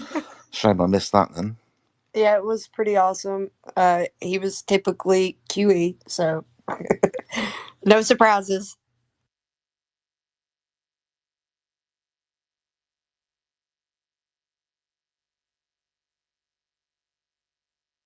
All right, I'm bringing Scratch 3 years ago coming up. Hey, the world ain't flat, Kyrie Irving. All right, so we got Scratch up on the panel. Eli, if you're here, I don't know if you're here or not. He fell back asleep. He fell back. Maybe we should get vaccinated up here. Yeah, I was gonna see if you want to interact with this new guy. Sounds like a Glober. If not, we'll toss it to perhaps Jedi. He's just getting his morning cup, I think. Yeah, coffee for me at the moment. Give me a moment. All right. Scratch. Do you think that the Earth is a globe? Yes. All right. What's the evidence that you have for the Earth being a globe? Globes are made in factories. Why do you think someone had the thought to make a globe like that? Do you think they just pulled that shit out of their ass or what? Seems I like don't know. it, but you could tell us otherwise. You could tell us if it's not that, if that's not the case, because it just seems that way. So why He didn't actually, they just make a piece of plastic that's flat? I don't know. Why are you asking us? We're asking you actually No, to give I'm us. asking you. Yeah, I know that you're asking us, but we started first to ask you why you think the Earth is a globe. You said, "Why do you think they make globes in factories?" And you asked us a question. We're like, "I don't know." You're like, "Well, do you think they pull it out of their ass?" We're like, "Yeah, probably." Unless you have a better understanding, and then you now turned it back to us. Well, why do you think it's flat? We're not, dude. And that's what was going on right now. So if you could follow the conversation, I'm asking you how you know that the globes that were made in the factory were made with the intent No, no, of the no, no. knowledge. I know. No, I'm no, no, no. asking you, motherfucker. No, no, no, no, you. We're going to be doing that back and forth. It's going to get pretty tiresome. Everyone's going to get tired of it. Elementary. Come on now. Yeah, so you just got to follow a little bit, Scratch. The point is, you think that someone made a globe in a factory and they had intent, right? They knew that it's a globe, but so you think that they knew that it's a globe. Well, how did they know, Scratch? Yes, We're yes. just asking It the question. wasn't. It wasn't malicious intent. It Okay, wasn't malpractice. It was. It hey, was that's medical, but it's not to deal purely with the Earth. purely in an empirical fact that they saw something scientifically where they were Really? like, I want to get some plastic and a fake piece of gold rod to put up the middle of it with a Hmm. base, with a wooden base, and say, hey, let's make this plastic thing circular. Okay. What evidence empirically, because you said empirical evidence, did they use to make that globe? Christopher Columbus's notebook. Really? What the hell does that look like? Jedi, have you ever seen that monkey? Never seen Christopher Columbus' notebook. It must be chock full of globe evidence in there, though. I tell you what. Why don't you I've give us some seen of that some globe of his evidence? charts and so on, and they don't look like spheres. But hey ho. I mean, Christopher Columbus' notebook. I mean, that thing's got to be. I mean, every bit just dripping with globe evidence, huh? Yeah, basically like what was that? 1500s. There was like it was 1492, buddy. Come on. 1492. Okay, I was close. You're in the wrong But hold century. on, hold on. It was like July 25th, 1492. Sailed in Bay of Bengal today. Oh, the Um ocean blue. no. Sailed the Bay of Bengal today. I was still going down the slope of the ocean. It was a 1% slope. And then when I went back the other way, it was 1%ing the other way. Cause he had a digital level on his boat. Do you know what a digital level is? Like, are you competent enough to understand what that is? Are you talking about 1492 or 1992? 1492, he had a Stabilia digital level. Okay.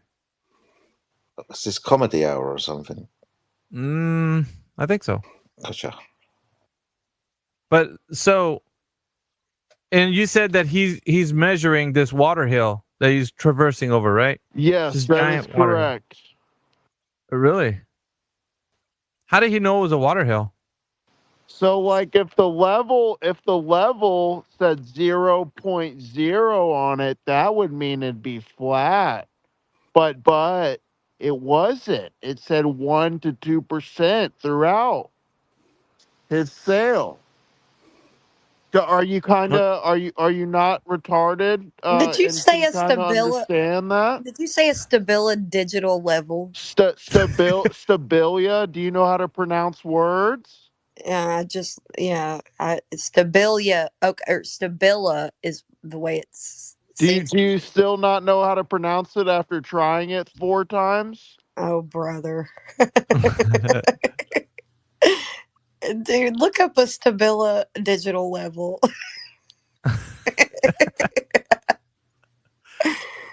Good old Christopher Columbus. So how did he measure that drop over distance, Scratch? A little thing called math.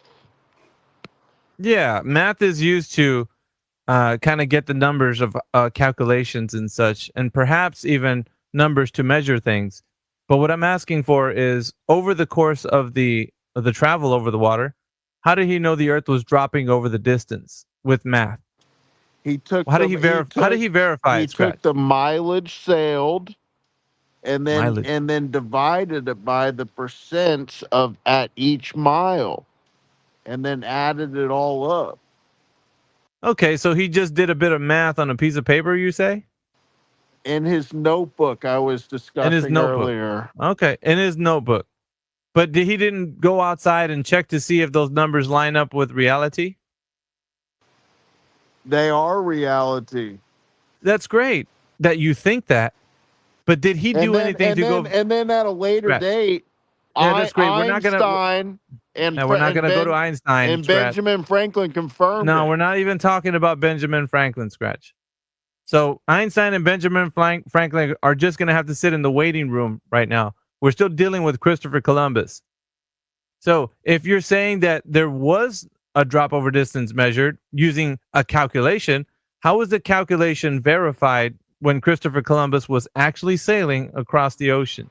What did he do to measure that? It was verified at a later date by Albert Einstein, as I alluded to.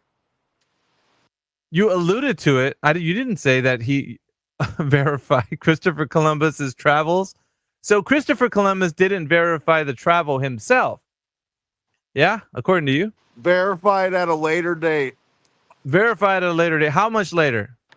I don't know. Whenever the fuck Albert Einstein was alive.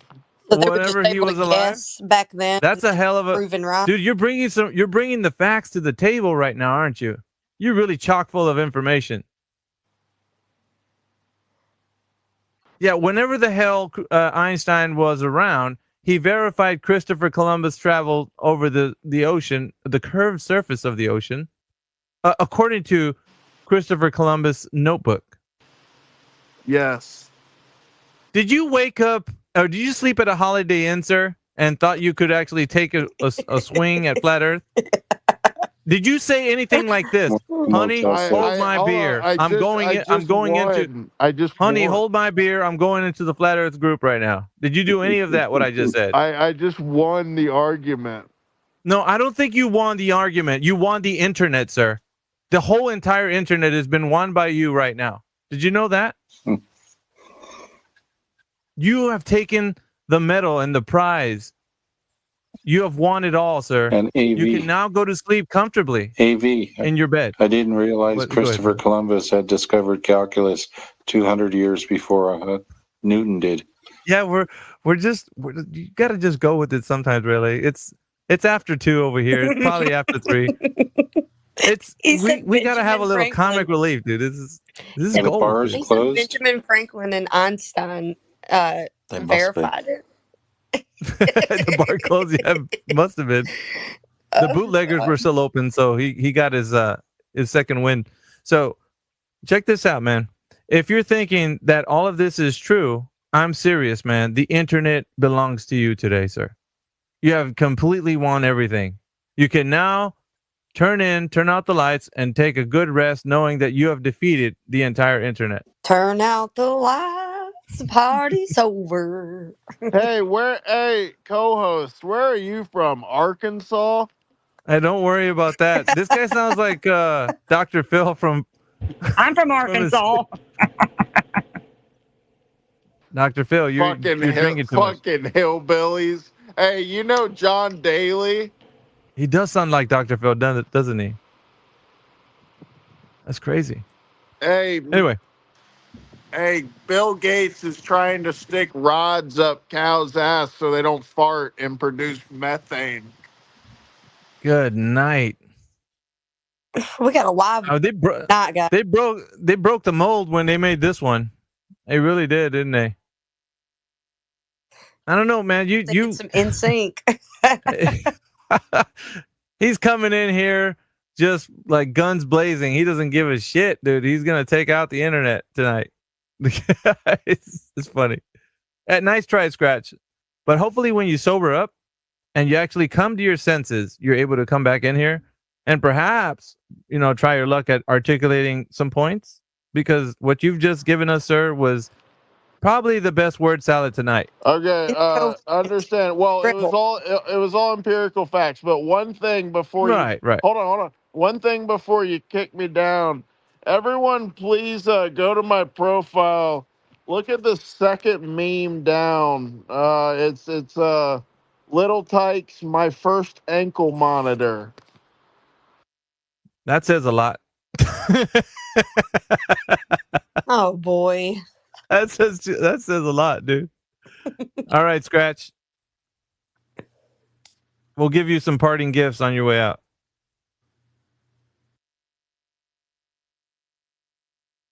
Goodness. The freaks come out at night. The freaks come out at night. Snakes crawl at night. Snakes crawl at night. That's what they say. When the sun My goes word. down, then the snakes will play. That guy woke Rayleigh up, man. He was taking a snooze. He's like, what the hell? Christopher Columbus? And Benjamin Franklin and Einstein. Einstein verified Christopher Columbus's travels. See, because Christopher Columbus did calculus prior 200 years before calculus was invented. Right, exactly. But see, Benjamin Franklin was a I don't think that he did anything with the globe Earth that I know of at all. Well, he verified Christopher Columbus somehow. He was according to that guy. He was interested in like Franz Mesmer's animal magnetism or something that he was claiming that he had. It was a bunch of hogwash, though. Yo, we're 2 for 2. That is like, people that come up here are just like, I don't know, think that this is some kind of free for all. Is this what goes on in other flat Earth spaces? I'm wondering. Well, that's what It goes on. Weird. After hours. Oh man, the bootleggers are open right now. After Hours. Oh, a dude from Arkansas wrote a song about After Hours. What's his name? Nick Shoulders. He's got a good song that he does. It's a collab. So if Missy's listening, you listen to Nick Shoulders. I'm just going to put this out there. Is there anybody out there who believes that the Earth is a globe that wants to come up and have a chat with us? And that perhaps if you drunk. guys out there, what'd you say? And who are not drunk. Yeah, we're really asking too much on that one. Really, it is actually after 2, so in Central Time. So we probably will get that crowd. Yeah, that means that anybody that has been drinking is really drunk right now and wants to keep the party going. Flat Earth, what's that? I'm going in there. I know from experience. I used to be such a hoodlum.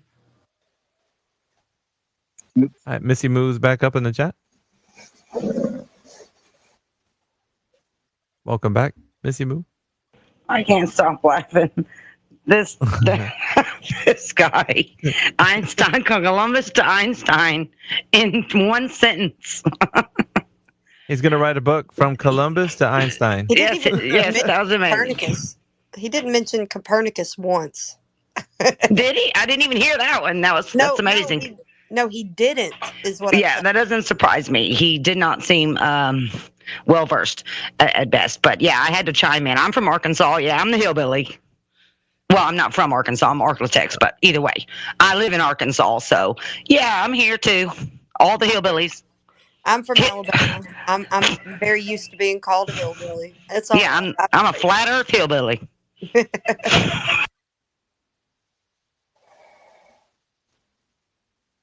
We do have some listeners in the chat, but we got Elijah's hanging out with us, and CB. He's in the chat as a co-host. What's up, CB? You out there on the down low right now? He was doing Staying incognito. He was doing that sweet talking like somebody's asleep around him. Oh, I get it. All right, let's get vaccinated up here. It's time for that. Wake up your neighbors.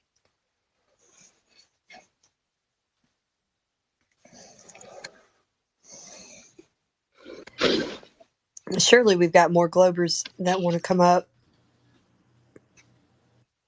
Yeah, I don't want to talk to a Glober who thinks that FlatEarth.ws is a legit website. Oh gosh. Oh, that would be an interesting conversation. I think Jedi would like that one, actually.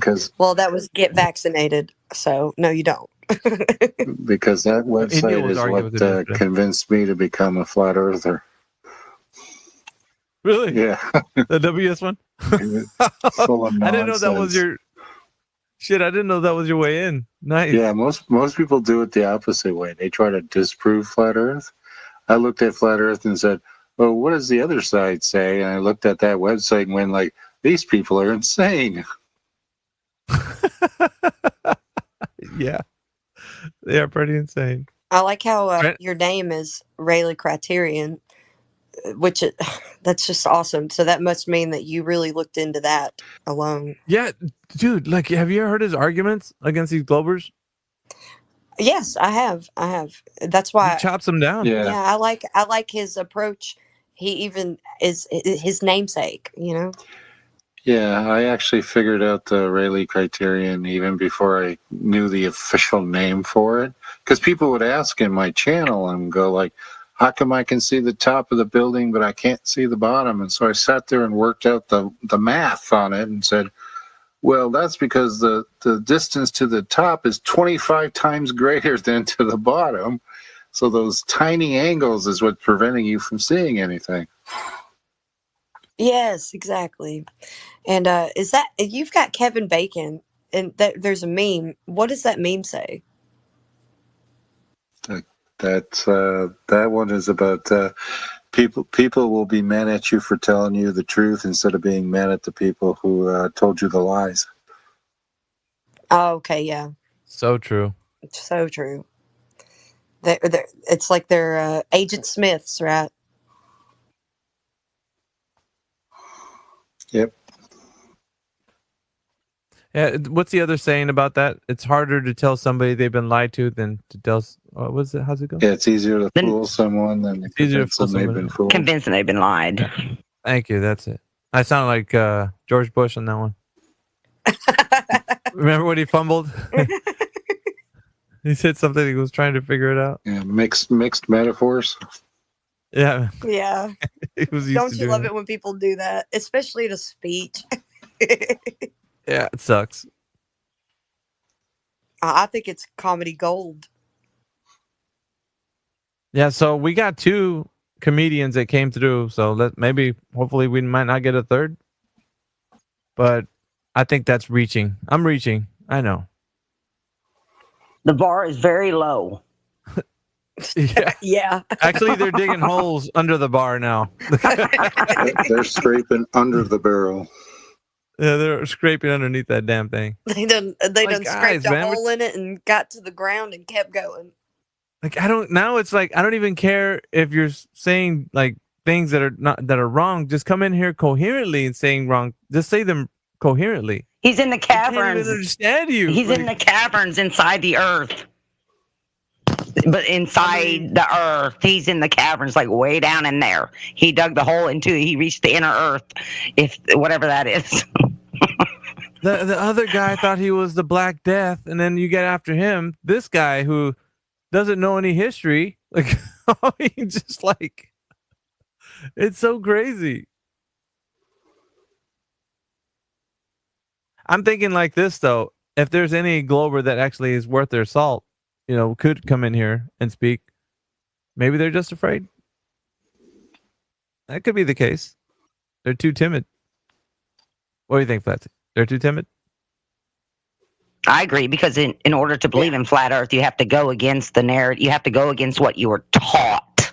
So you have to be brave to accept flat Earth. You have to be an idiot to reject it if you've actually researched it. So yeah, again, the bar is very low right at the moment with the current contestants. But if someone came in, again, like you said, worth their salt, they'll have to have an open mind like we do to accept beyond what we were taught and to find the roots and the reality of what that go in against what we were taught. So, very open-minded person necessary to step up. Just be able to accept the evidence, that's a big deal. Some people just will close their eyes and close their ears and shout la la la la.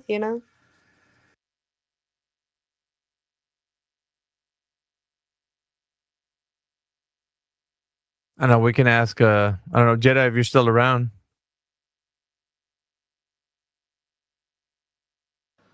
Yeah, man. What's up? I'm just getting dressed. So, what have you thought about the argument so far that these guys came through with? Absolutely nothing. I've decided to carry on with my day and wait for somebody else to come in because it's already been said. No, Jedi's just like, nah, I can't be bothered. You guys go ahead. Some guy talking about Columbus. I interjected then when he was talking about Columbus's notebooks, and yeah, since then I haven't really paid much attention. I just heard my name called out, mate. That was all. Yeah, it'd be like that sometimes. That's all right. It is what it is, my friend. But if there is anybody out there in X-Land that thinks the Earth is a globe, you better come and hit the listening panel and we can have a conversation.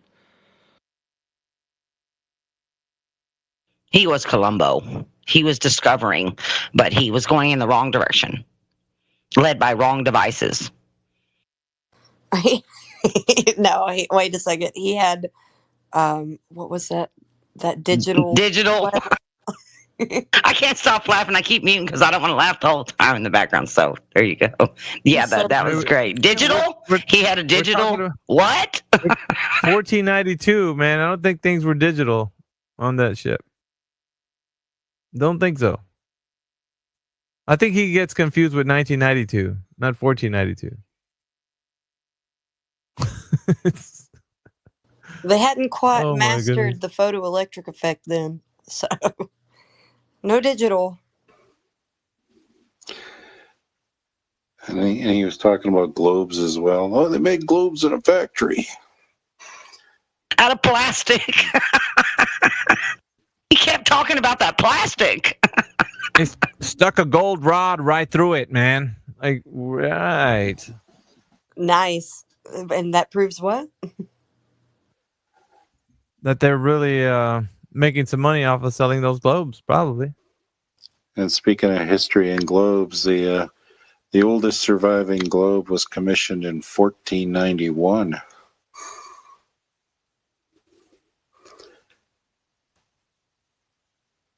So how did they know it was a globe when Christopher Columbus still hadn't wrote his notebooks? It's so funny, dude. Where'd they get the math for their globe? He said calculus. They calculated it. Yeah, we want direct measurement, not calculations. But Well, you're gonna have to wait for Albert Einstein on that one, Flash. yeah, okay. I think Albert Einstein is stole all his work as well, plagiarized it, or had other people do it for him. Yeah, his Nobel Prize was for the photoelectric effect and quantized, or like for the quantized idea of the photoelectric effect. But didn't he steal that from Huygens? Right? Isn't that how you say it? Well, I think Kiwi would eviscerate me right now. I believe Einstein actually holds the patent for the automatic exposure for cameras. which he probably stole from somebody else. Because he was a patent clerk, so he had access to these documents. That's a nice bit of information to share with folks too.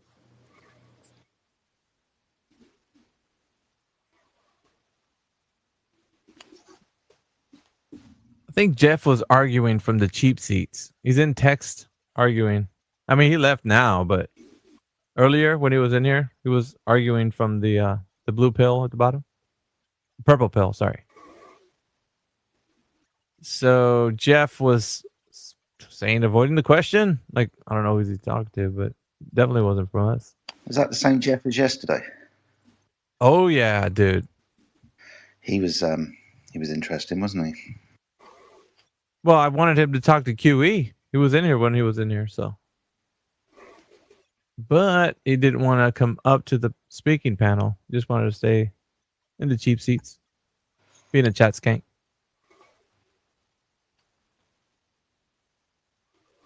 Yeah, he's definitely spiraling. That's that's the effect that we like, right? The spiral. Because then they don't stop coming into the channel every time we're running it. And it gives us the ability to use them like a numpty canvas, or we're going to paint our Rembrandt. Right. And also, it gives them, I love it because this is a term that I coined where they have an argument from butthurt. Was that a fallacy? It should be. Argument for butthurt fallacy. I'm telling you, he had the energy those days, yesterday and the day before, but today, I don't think he had it. He just did not have it in him. And of course, QE was here too, so he was just like, hell no. He didn't want to come up here. Yeah, nobody wants to face the bull. Well, no, like Nathan was just saying, you probably don't know anything about math. I was like, this guy. This is crazy. Nathan. Yeah. There was a guy in here named Nathan that was telling QE. He was giving him some information about, I think, was it refraction? You guys were listening? Well, I don't remember that. Yeah, the interaction with Nathan and him. Yep. Basically was saying he didn't know what he was talking about. Yeah, he was definitely piping in on refraction. He didn't explain it to the people who didn't understand, but he was axe again drop. Yep. He was saying that QE didn't know what he was talking about. Maybe I was tied up then. Was it right at the when you came in finally? Like I kind of went AFK. No. What was it? I think it was earlier in QE's interactions. Yes. Probably, what was it, Miss Moo, like an hour before like he left? Yes, it was the first speaker that was coming for the axe, coming to the galleys. To the guillotine. Yes. I had to step away. I didn't announce my step away, but I stepped away. So when I heard you pop up, Alpha, I kind of was like, okay, so we got QE and Alpha in here and all of the other people on the panel, so I could step away, take care of some business, and then come back. So I missed it.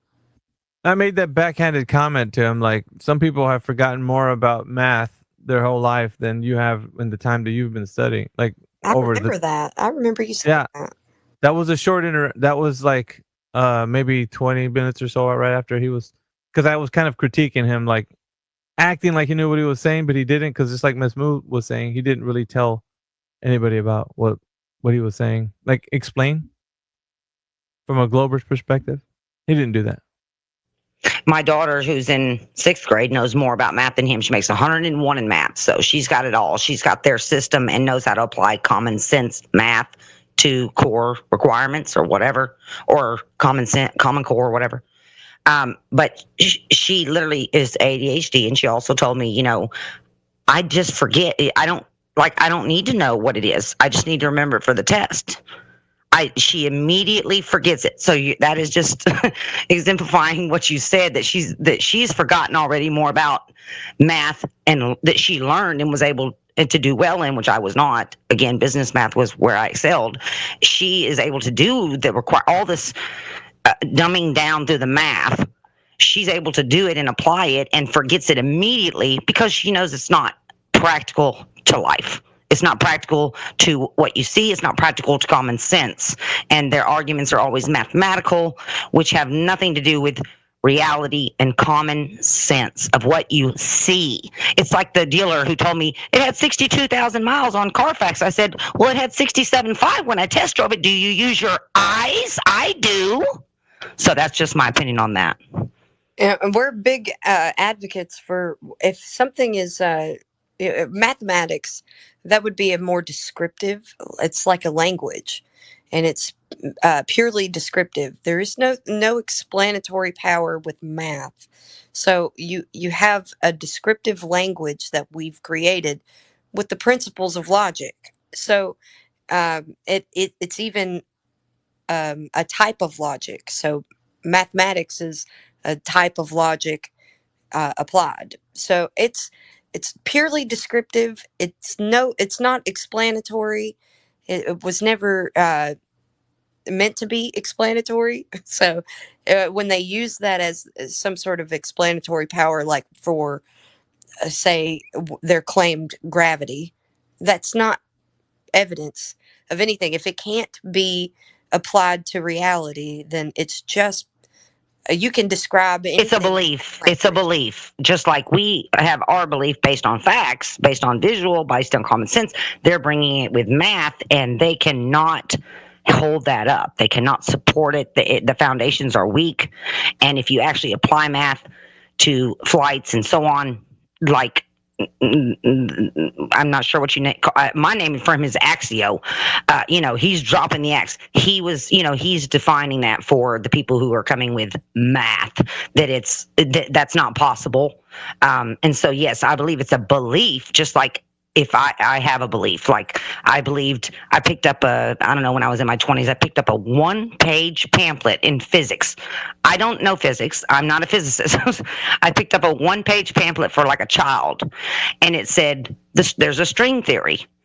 And so the string theory is everything's attached, everything's connected. It all came from one source and it's all connected. And me being raised in my belief of a creator and God, I was like, well, that makes perfect sense. That, God is the creator and everything comes from him. Everything's connected to him. Case closed. Because of my belief.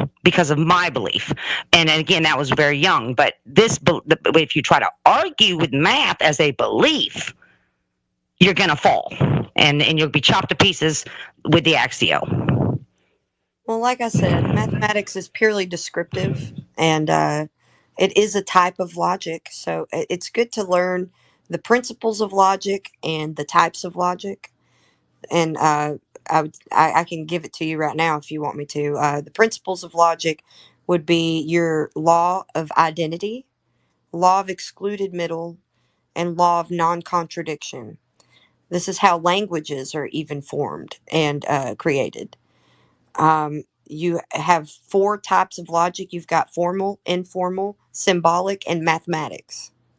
So those are your types of logic. So I would become very familiar with those and also learn logical fallacies.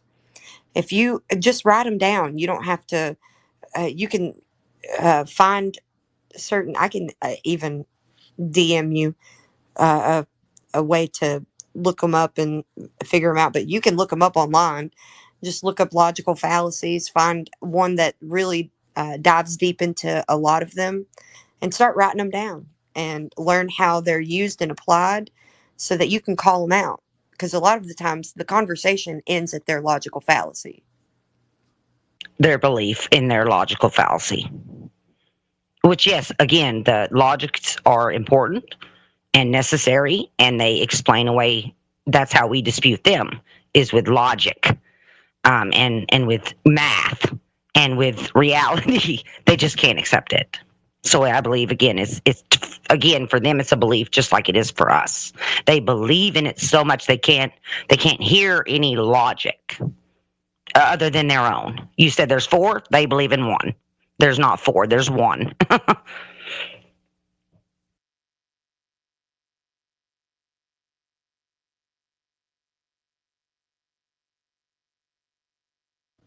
Yeah, a lot of the times I can end an argument with just the principles of logic because clearly they don't even follow the laws that are given for the principles of logic. And yeah, you can end a conversation if you know that the ins and outs of all of that. So Flat. I would just hope that you might look into it. Flat. Can you Go can ahead. you do me a favour? Can you explain to me the law of excluded middle, please? Yes, it's the proposition of or something that is proposed that it can either be true or false. Oh, that's really simple. Thanks, mate. Yeah, and the rest are pretty explanatory, like the law of identity. It's how we come up with the meanings of words. So that's how languages are formed. With the law of identity, with the whatever words you're going to be forming, they're usually derived from other languages. So, but you have plenty of people that settle on the definitions of words, the law of identity, and the law of excluded middle, that a proposition can either be true or false, and then the law of non-contradiction would be like that's how your semantics would come into play, and you would need to parse through maybe definitions of things and make sure there's nothing contradictory about them, or a proposed scenario, if it's contradictory in terms, then it can't be valid. You'd have to rethink that, reword it. And a lot of people, especially esoteric flat earthers, who are violating the principles of logic with the word nothing, as if it's as if it's used as some sort of uh, a void of emptiness. And that's not the way that it's used. It's used as a state of affairs.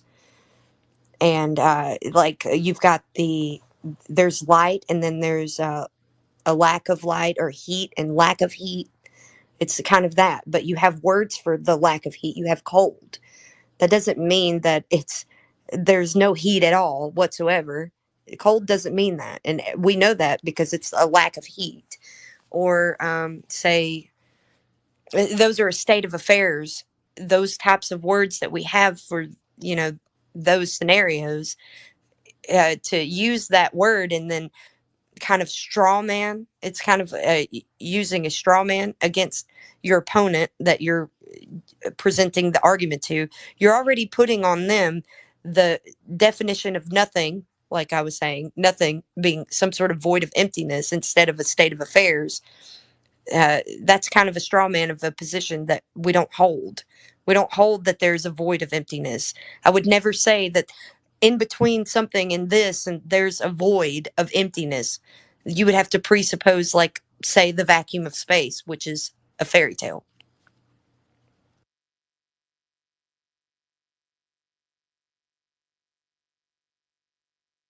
Just linguistics alone, I'm very strong in, so I can use linguistics for that argument alone. But a lot of people like to go deeper into it, and they want you to define or whatever what light is. Nobody knows what light is. We know that it's what we can describe it as, and what the effects of it are. We can even science it because of the diffraction of light. That's a phenomenon that light has. So you can science that because it's a phenomenon. You can figure out what causes diffraction of light. So I don't know. There you go. I'm listening very intently to you. I talked to my nephew, who is a they. So you have this ideology of something that is unprovable. And I love my nephew, so I'm trying to reach him in a way. Again, I'm not degrees and all that, but I still have logic. And I said to him, I said, how many people are there on the earth? How many billion? That's how many identities there are. I said, why would you put yourself in a box when there's no one who has the identity of you? You can't be a space poodle stop sign just because you say so. The space poodle stop sign. That's the one I've used, for a long time. And he said, I like the way you're thinking, Aunt Missy, because, it's logic. I reached him with logic. He was very intelligent, but he was still believing in an ideology that was based on fallacy. And I just cannot, I said, I cannot accept I cannot accept what you are saying you are when you cannot accept what you are not, what you are. You can't accept what you are. I can't accept what you're not. You're not what you say you are. That's a made up thing. This is new. This is something that's been, and just like flat earth is just coming to the surface. It's something new. So everyone is, impeding upon its reality and its relevance and its logic, and come bring it. Because again, how many different perspectives, how many different individuals, how many different identities, how many people are there on earth? We're individual. We have different perspectives, and everyone brings something to the table. Even the last guy who was completely, rocking on his ankles or whatever, he brought his something to the table to teach us all how ridiculous and ludicrous the argument can be. Again, Columbus to Einstein in 2.3. So congratulations to him.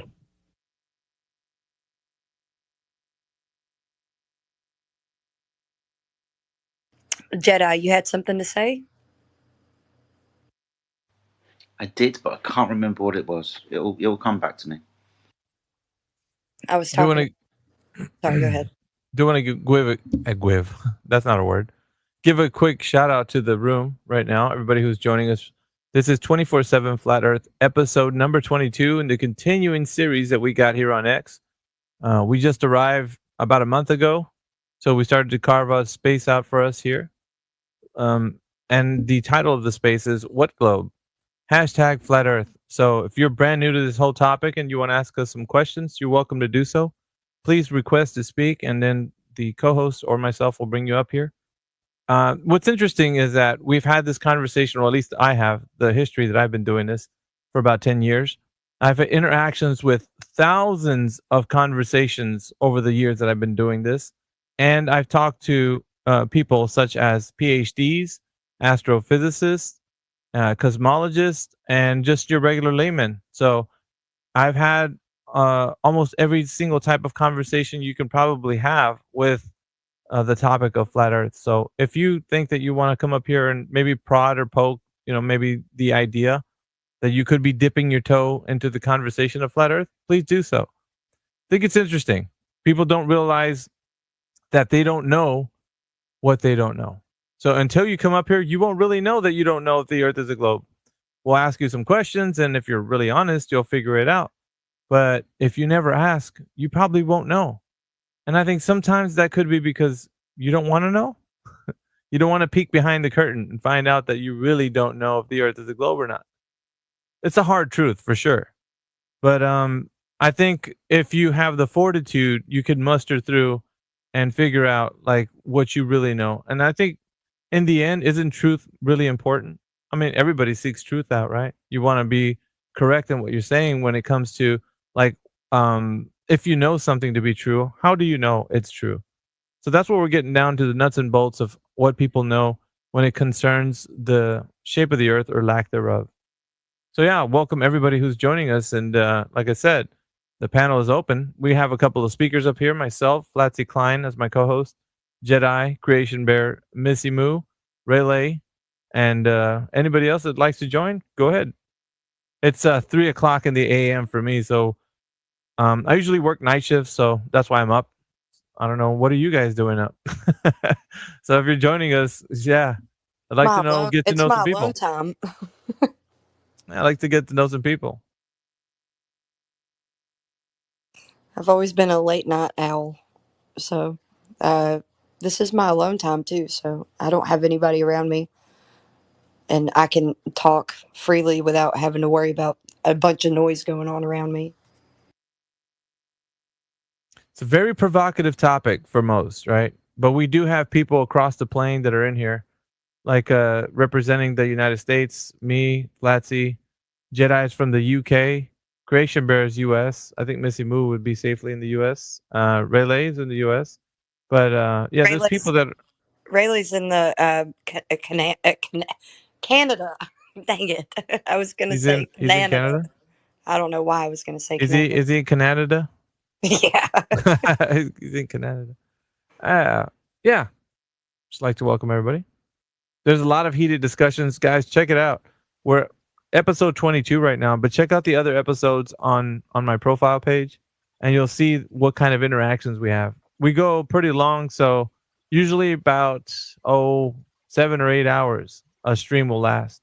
Oh, we So got to each shout out that author B you go. Flat is from India. Oh, Boom. that's right. Arthur B. Flats in the listening panel. He's from India, so yeah, he's kind of hanging out. Also, there's quite a bit of shout outs here. Helio Skeptic, he runs a live stream on YouTube, and it's run off the bot that's in here right now. It's on the listening panel. It's called 24/7 Flat Earth Discord. It's looks like a map, a world map. So that one right there is the account that hosts the live stream for YouTube. So we are live streaming on YouTube as well as X. So it's all being recorded. So if you wanted to go back and listen to the interactions, you can do so on Helioskeptic's YouTube. If you do find it, be sure to subscribe to his channel. Tons of content. We're always on there. You always hear one of our voices on there. I want to really pretty shout tight knit out group, I'd say. I want to really I'd say. shout out Helioskeptic. He's one of the first flat earthers on 24/7 that I had a bond with, and we were singing Christmas tunes together. It was awesome. Shout out to Helio.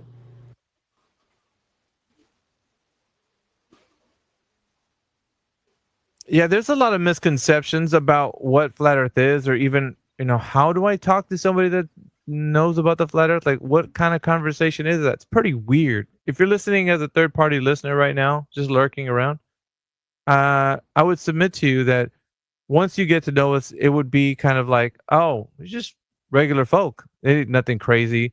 However, there is the other side to the coin.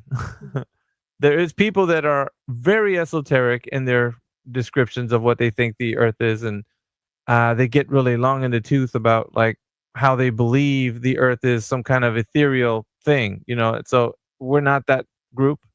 However, there can be some people that will articulate their points that way, but we try to make it concise so that you guys don't get too kind of caught up in the like, well, what do you think it could be? We don't do that here.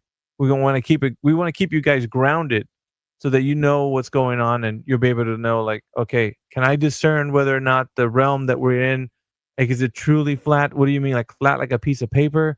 Like, we'll tell you. It's a topographical planar surface. So that means that there's hills and valleys and mountains and such. But upon that, we do have a horizon. So like if you go to the beach, you'll see a flat horizon. Well, that's an indication that the earth is not curving in any way. So you can't have a horizontal on a curving surface. It's just not possible. So that's important to note. But yeah, there's a lot more. Trust me. All you got to do is come up here and ask us some questions. Maybe there's some things I haven't said that you want to know. Definitely a pretty cool conversation to have, though. If you're brand new, that is.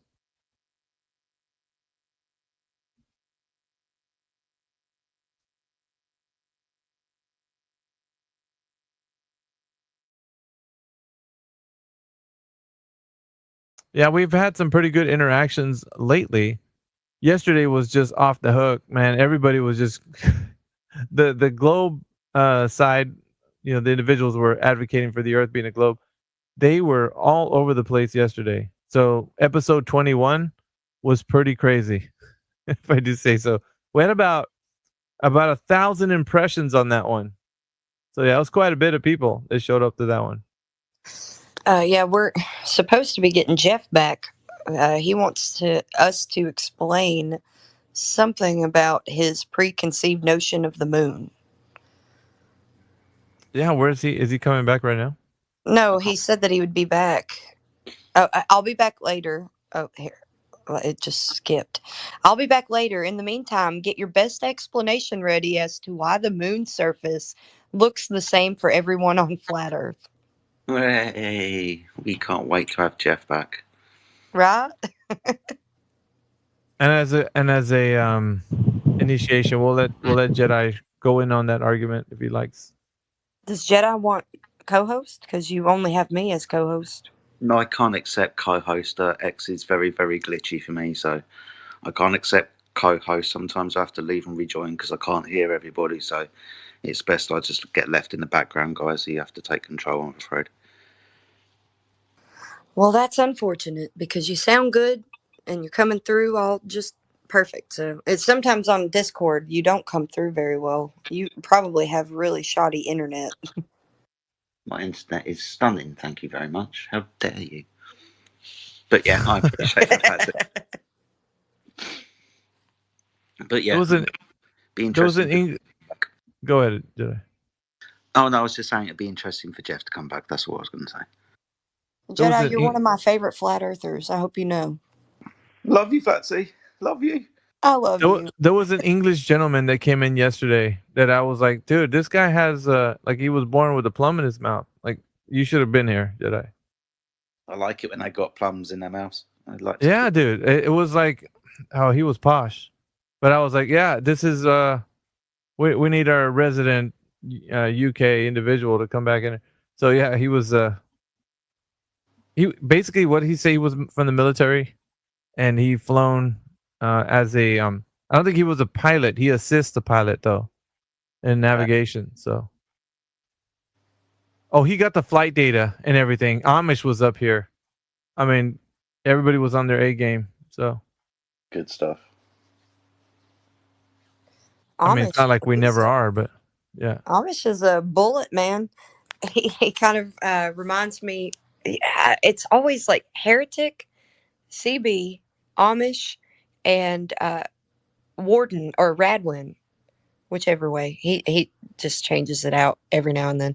But I've noticed that spelling play on the spelling.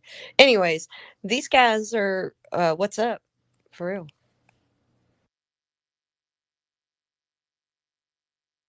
You were speaking of esoteric beliefs, and that's what you're deviating from as far as facts. And again, I understand that, but I can't understand that if that means anything. Yeah, I get it. Well, I can give you a little bit of since it's kind of downtime. There's no Globers up here, so the esoteric flat earthers would be the flat. They claim to be flat earthers, but they say that the Earth could be a million times bigger. Or they say there's outer ponds or other land outside of the ice wall. They talk about the ice wall. They talk about those types of things that they can't verify. So we're not going to speculate or talk about things we can't back up. Projection. It's all about project. They're all about projection. They have nothing else. They've been They only have what they have been projected to them as an argument. So it's weak at best. There's a prominent group of flat earthers that claim the ether, and they can't actually even define ether. And once they try to, they really mess up the whole. Remember, I was telling you about the principles of logic, right? And those laws and the types of they mess all that up. So they don't follow that at all. So they don't follow the principles of logic, but then they claim logic. So it's a bit of a mess. And I usually just battle that with linguistics and what I know about the principles of logic. But honestly, there's a lot more in depth conversation to be had with it, and how many contradictions there are in that realm. They have to be contradictory. They can't really claim ether to be a medium because a medium requires a substance, and they don't have that. So it's a spiritual medium to them, which and it's a heresy to me, because I follow the scriptures. So I would say that they're appealing to. If you look at the etymology of the progression of ether, it's really a mess, and it really the prince of the power of the air, because ether is the power of the air, and the power of Is the a air. vortex? Do you believe in the vortex? The No. I don't believe in any of that stuff, because I would never just accept anything without evidence. And that's another thing. They talk about that there is really just a whole load of stuff that they say that they can't back up, they Right. can't prove, and they make something contingent. The creator has to be contingent on a substance or some sort of Let's see. ethereal Let's substance. I let's don't give know. him a question proof example. I think Miss Moo would do better with a question proof example. That way Yeah, to kind of put it this exemplified in a question proof example. That way she can like, oh, I've heard that before. right. Perhaps, So yeah. a question proof on their side is what is between the molecules in a vacuum, or they always appeal to a vacuum, which that's not found in nature. So you and nature actually abhors a vacuum, which and it can't achieve one either. You can't achieve a perfect vacuum, so you still have substance all in there. So Right. anything propagating through it still has something to propagate through. But even then, I would say light is something different. It's physical, but it's not material, right? So Right. you Right. don't. Yeah, that there's a distinction between they It would was physical before it was. they would The light was before the. And again, that's all going back to esoterical, but all esoteric beliefs have been based off of uh, God created, or He said, "Let there be light," and there was light. A lot of esoteric beliefs are based off of light being created. So well, the that's sun another. and the moon was created for the earth, which is extremely specific. And that's what I told him. If you don't think you're that special, that's okay. That Well, we set at the center. yeah, I want to stick on this line of thinking that. So their question proof would be nothing cannot exist. So there has to be something. That's a question proof. Like they ask you what's in between the they start off with a question to you to prove their point. So it's a question proof. So what's in between the molecules? Is it nothing? And if you say empty space for gas to fill, they would say nothing can't exist, which is a double negative. So I go the linguistic route. That's a Right. double negative. That's Right. illogical. So we Yeah, can't I was very use good it. in grammar in Me too. English. So nothing cannot exist. Therefore, something has to be there. So that something is ether. That's their question proof, and that's an example of it. Do you think it's okay to say that we don't understand what is separating us, that we don't No, comprehend well, yeah, possibly between there's us a and lot space? there's a lot of the unknown that's being spoken of as known. Okay, so if there is something that's filling that space, right? Let's put it that way. If they're putting it to you like, well, there can't be nothing. It's got to be something, and I've said it this way. I've told Flatsy whenever somebody does that, there's this invisible contract that's being drawn out, right? The invisible contract will then be signed by you once you say, yeah, it's got to be something. It can't just be nothing. Something's got to Right. be there. When you sign that invisible contract, what happens is they now are able to move forward with their next point, which is, okay, check this out. We're saying the something is ether, the toroidal field, the luminiferous ether, the ever expanding, like they're talking to you in a way that already you agree to some extent with the question proof. The question proof is the invisible contract that you sign. And once they have you in that position, then the next thing you're going to do is start to agree with everything else. It's like like when you roll the snowball down a hill, it gets bigger and bigger. Well, Yeah. that's what happens when they do with the question proof. Oh, well, It'll just yeah. Go ahead. go ahead, Sorry. Fuzzy. I was going to say, yeah. They say that the ether is the light, or they will say something like that. So the ether being the light bringer. That's another reference to scripture. So the light bringer and the prince of the power of the air. Okay, so this is all esoteric beliefs, just disguised as It's what you. masquerading. Yeah, it's Mhm. masquerading as truth. So it's and when you get right down to the nuts and bolts, like Flatsy was saying, if we're sticking to, like as you said before, Miss Moo, common sense. When you ask somebody, how do you know this? And they're like, well, this is our best guess. They're saying the exact same thing the people from the globe Earth were doing when we left globe. The same thing. What's kind of amazing about this is if you were to ask one of the scientific communicators on the side for the Earth being a globe, I've had a couple of chats with these guys, and they would say, of course, they don't have a dog in the fight like some guy who believes the Earth is a globe coming into one of our spaces and arguing vehemently for the Earth being a globe. They're not like that.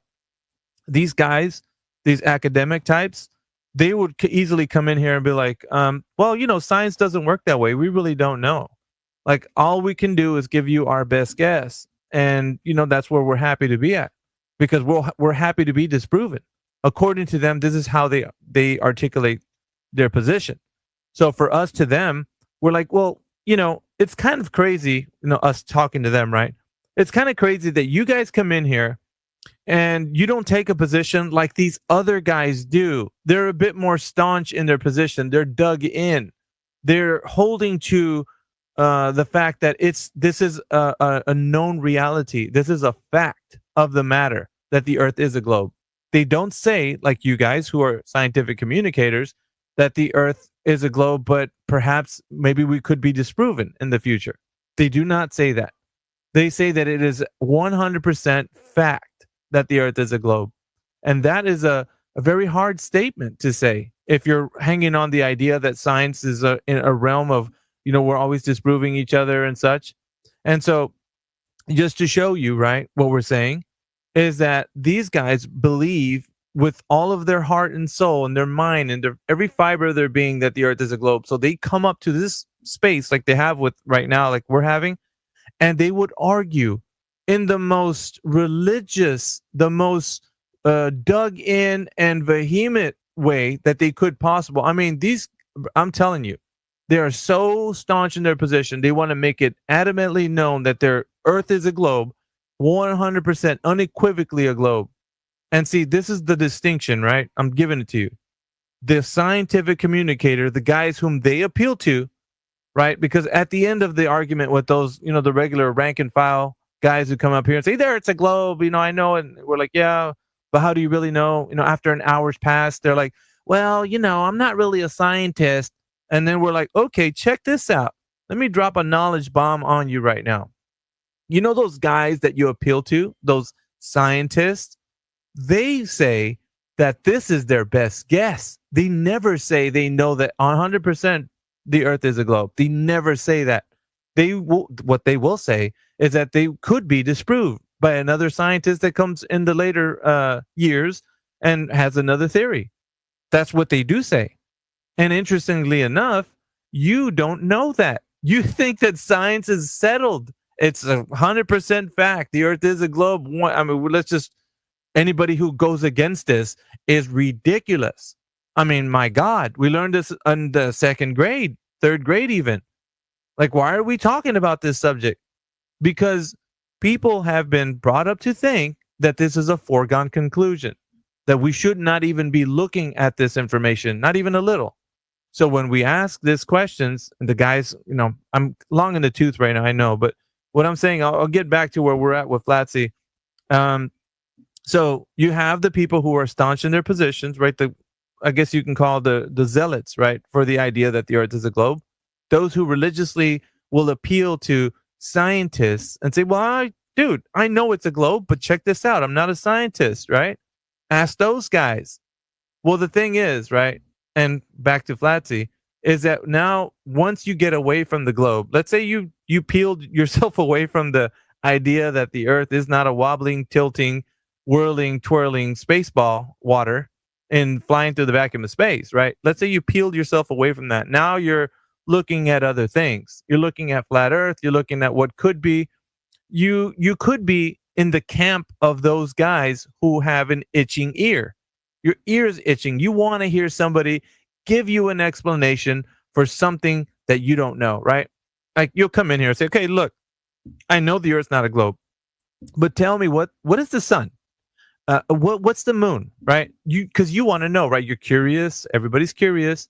And, most of us in here in 24/7 will be like, well, yeah, no, we can't tell you what the moon is. We don't know. It's a light in the sky. Well, at that moment, something happens. The person who really wants to know what the moon is not satisfied, right? But here comes the esoteric flat earther alongside and says, hey, buddy, come over here, you know? And then they'll walk over to the guy and be like, oh, yeah, what's up? You want to know about what the moon is? Check this out, brother. I got you. It's actually energy. And so they're intrigued, right? Because they now have an answer. The guy told them it's energy. So their itching ear got scratched. So now our argument is that we don't want to make a claim to something we can't verify has been superseded by an esoteric flat earther who says, I have the answer. The moon is energy, and that's what it is. So they made a matter of fact statement, a claim even. So now we're in odds with people, esoteric flat earthers, that are making bold statements without having any evidence. Of course, summarizing long in the tooth even, Flatsy's point about somebody that has question proofs to give you. So they don't know, and they would only propose that they're giving you this question proof, like, well, something's got to be there. Can't be nothing. So once you sign that contract, you're like, yeah, that's interesting. Let me hear more. Your ear starts getting scratched. And now they have a way into your mind. And guess what? You're talking exactly like they are without any evidence, exactly like you were when you were thinking the earth was a globe. Well, I did ask them when they requested all this information, question after question. They never answer any. You answer them all. They don't answer any. And I said, well, just provide me I don't know all the details, but I just said, show me a picture of both sides of the moon, please. Thank you. I did not get a response. Show me a picture of both sides of the moon, please, and thank you. Well, that can actually be provided by Globers if they really wanted to, but that's still not evidence for anything. Right, you because would they need have to be able evidence. to- The globe. It's the same as the globe. You would need to be able to verify that information. So Yeah, so they could provide you with something, but as far as it being verified, that's not going to go anywhere from that. Even whatever they I think was it is. dealing with weak wolves. They were weak wolves. They didn't have the information. They were just attacking. But I will say this to the people who do have a belief system, that I was able to turn someone who is almost 70 years old and could not even think of flat earth. Like, that's ridiculous. I just asked him one question on the esoteric level, is how can God return and every eye see him at the same time if the earth is not flat? We talking about a kaleidoscope Christ here? What's going on? And again, I hate to bring that to the... That's not esoteric. Well, how can... Well, it's logical. How can every eye see him at the same time? And I asked her before I even asked her, I said, put aside all that we know. Let me just ask you a question. How could Christ return? Because this is someone who believes emphatically of the Bible and is my spiritual mentor type thing. But I said, how can Christ return and the sky to pull as a scroll, which is flat and rolled out? If he returns and every eye sees him at the same time, how is that possible? And that's where I ended it. And I let them think, because they're very smart and intelligent and way before me, more knowledgeable about the word than me. But I asked them that one question, and I said, just use your common sense. How is that possible to someone who's esoteric or believes in the word or whatever? And they immediately said, it's got to be flat. I was like, well, there you go. I don't know if it's me, but I think you're really close to your mic, and it sounds like you're like. Sorry. It's a bit loud. I don't know if it's your mic, just like the volume just kicked up or something, but it does sound like it's blaring on my end. The P's and T's and stuff are coming through a lot violently. But I would say that I would never consider that esoteric. You can prove all things. So I would say that Christ is in one of those areas that you should absolutely prove and can prove, and I can attest to that. I have a testimony of my own. So let's say this. Okay, I'll give you some pro tips. Know your audience. Know when to have that conversation and know when not to. Because if you have that conversation with the secular atheist, it will not go well. So let's make sure we know our audience. Whenever we have that conversation, we identify that conversation can be had. Because when you have it, you need to be ready, whoever it is that you think you're attempting to have it with. You know what I mean? Like, read the audience, like read the room, know who you're talking to, and then yeah, I mean, if you're gonna have it with somebody that knows about the Bible and has that information, then yeah, I would say go ahead and do that. Yeah, I did, and that turned them away, and they said immediately it must be flat with common sense, without the Bibles. Put everything aside. How is that possible with what you believe? And that was the answer. It's got to be flat. So it Good on. was ended immediately. So yeah, I knew my audience, that particular person, Yeah. but it was Right. important. It's different out here online, so Right. you always got to be able to you got to have discernment in a conversation where you know when to bring something up and when not to, because you'll turn somebody off, they'll stop listening. So it's really important to know. Just honestly, all you have to do is lay out the basic facts, and they're so simple and basic. It's really almost laughable.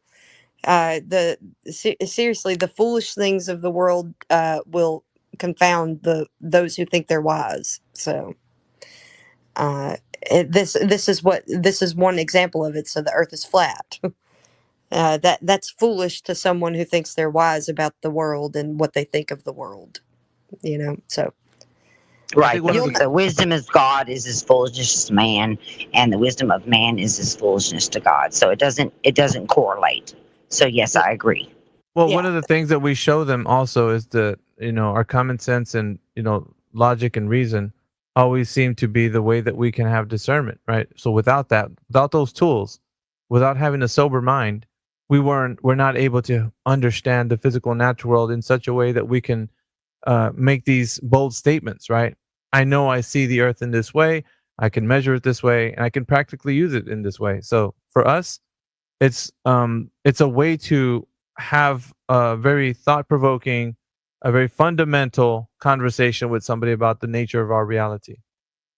If that makes any sense. So we want to have that with anybody that wants to come up here. Perfect sense. Again, I'm just coming from a different angle, so it's hard for me to. But I'm learning, and I'm very interested. Very interested. No, I'd say this, Yeah, like, it's fine. and I think Flatsy said this earlier too. It's like, because the internet is a bit different, we can't be, we have to be able to have a wide variety of flexibility. Like, you have to be able to maneuver in conversations versus being like with one specific topic. At, like, let's say I only had one thing that I would bring in here all the time. People would say, like, dude, you're just like a one-trick pony. Like, that's the only thing you do. Like, that the one thing you do.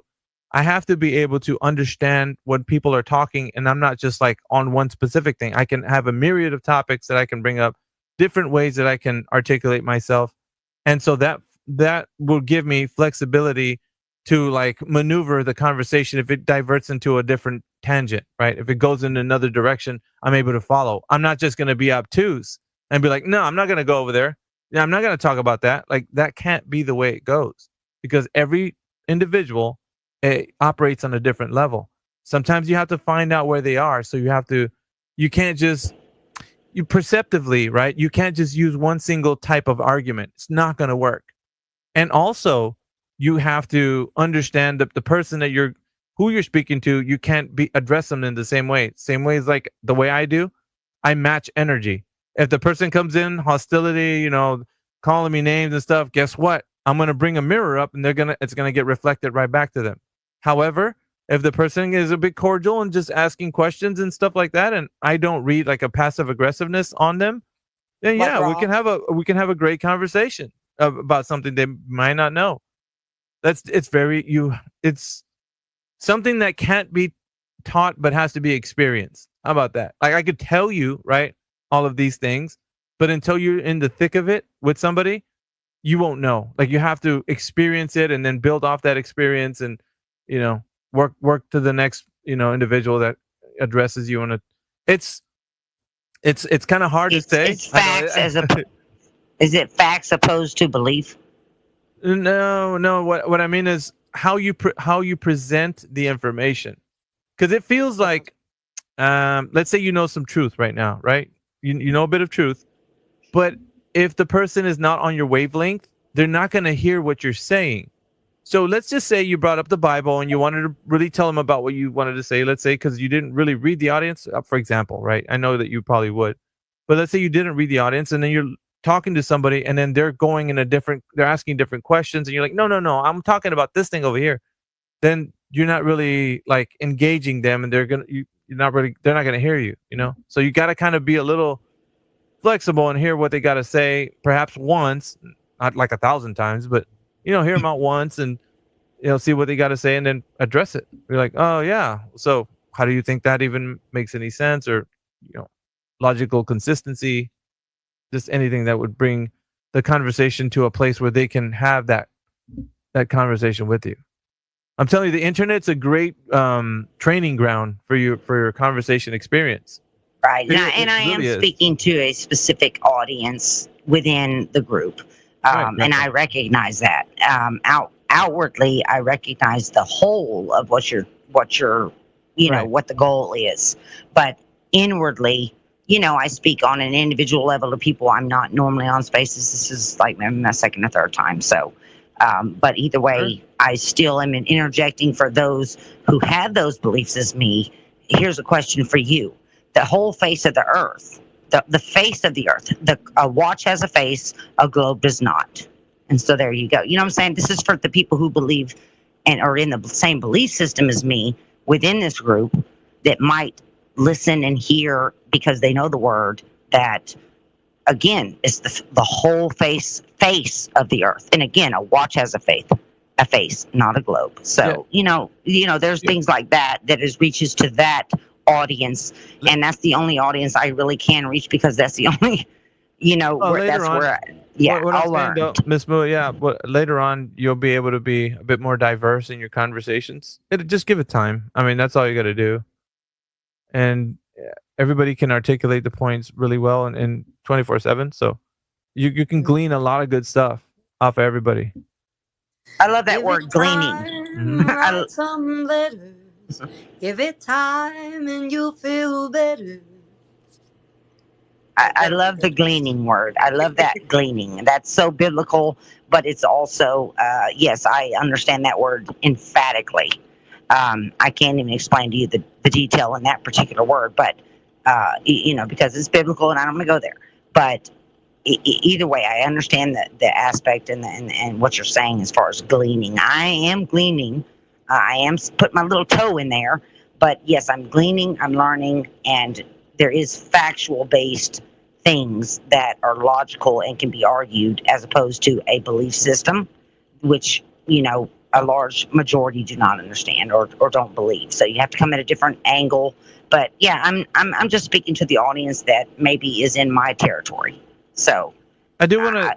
I appreciate you. I do want to make a proposal out to anybody that's listening to me right now in this space, and if you're hearing this as a recording later on, if you know somebody that thinks that the Earth is a globe, and maybe a professor or some academic person that and you would like to see if they could fare well in this argument with us, I would say just bring them on in here. Don't forget to follow me, and also follow Flatzy Klein, Jedi, Amish down at the listening panel, Matrix, AJ, 24/7 Flat Earth Discord bot. Because if you do know that person, they can come in here and we can demonstrate to you live in real time that they do not know what you think that they know. Because I think the best way, if you're like an introvert, you don't like to speak on like panels like these, to bring somebody like a friend that does, like that is an extrovert that would like to come up here and maybe have a chat with us. Then I will demonstrate to you as a listener that they don't know what they're talking about. 100%. There's no doubt in my mind. I've done it for a long time. I don't miss. I'm very surgical with my approach. You can ask anyone. Like, it's just the way it is. I'm very confident. I do sound a bit like I'm overconfident, but it's for a reason. I know that we're on the winning side. We have truth on our side. There's demonstrations. We have physics. We have science. We have everything is on our side. They don't have science. Obviously, it's pseudoscience. All right, it's masquerading as science. Anyway, we got Welsh Juan that just joined our speaking panel. Welsh Juan, welcome to the speaking panel.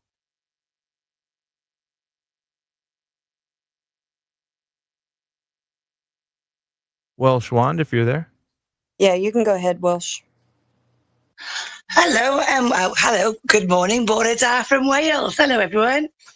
Howdy. I've only just tuned into the conversation, so I was just interested in hearing what you're saying, and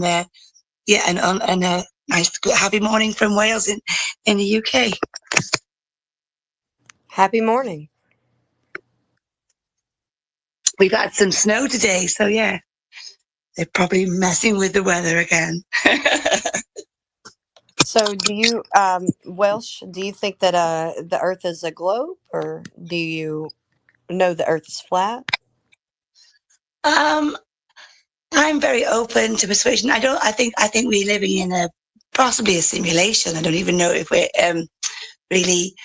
I think it's maybe a plane and multidimensional kind of. Yeah, I'm very open to all the information. That's why I've tuned in to hear what you guys say.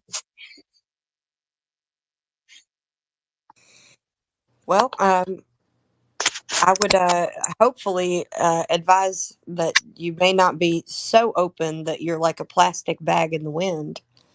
So, being swayed from whatever doctrine to another doctrine, No, that's pretty dangerous, I would say.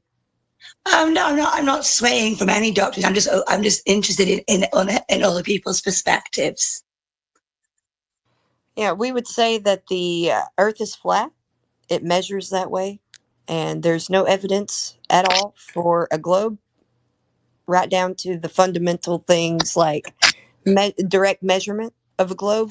You don't have Oh that. yeah, I'm 100% on board with that, and I'm fully aware that NASA and Stanley Kubrick have made all the moon landings and all that sort of nonsense. So yeah, I'm fully aware that there's a lot of lies and things being told about to us. So yeah, and that's why I've tuned into is to learn more. That's why I'm not saying I come here for information and people's perspectives. Okay, good. So if you've got any questions for us, just you can pop up whenever. If you feel the need to maybe question something here or there, or yeah, we're here. Oh, thanks very much. I'm looking forward to listening to the conversation, and yes, I will jump in if I have any questions. Thank you. You got it. And we tend to stay grounded with truth that you can actually empirically provide to anybody that asks. So there seems to be a bunch of people that once they know that the Earth is not a globe, they tend to kind of wander off, which is what Flatsy was saying, a plastic bag in the wind. And every wind of doctrine that comes their way, they start to attach themselves to it because they think, well, I know the Earth is not a globe, so it could be this, or it could be that, or it could be this and that. Like, so what she's saying basically is that make sure that whatever is being presented, you can ask questions about the thing being presented, and the person or, wherever you're reading has a bit of knowledge on how fundamentally it is true, what is being proposed. So as to root you in a greater understanding of like how you can have discernment of how that information is true. So, but if it's more of a kind of like a suggestion, well, I think we could be living in a simulation, and somebody's going on about how they're akinning reality to a simulation and so on and so forth. There's really nothing you can root yourself in there other than seeing like simulations within the context of like computer systems and such. So what we're dealing with though is maybe the proposal that this could be a simulation.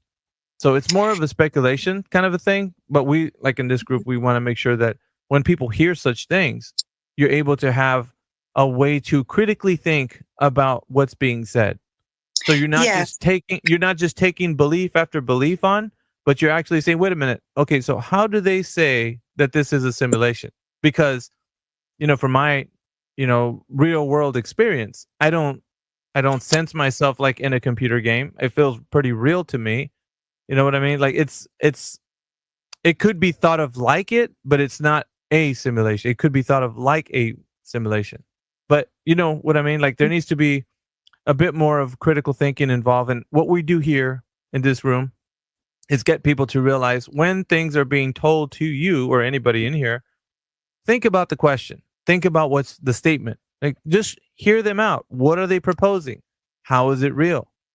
I mean, are you able to ask for the empirical evidence? Like, how can this be falsified? How can we verify this? Can this be repeated as a test to see if it can be done over again? Like, all these things are important. Yeah.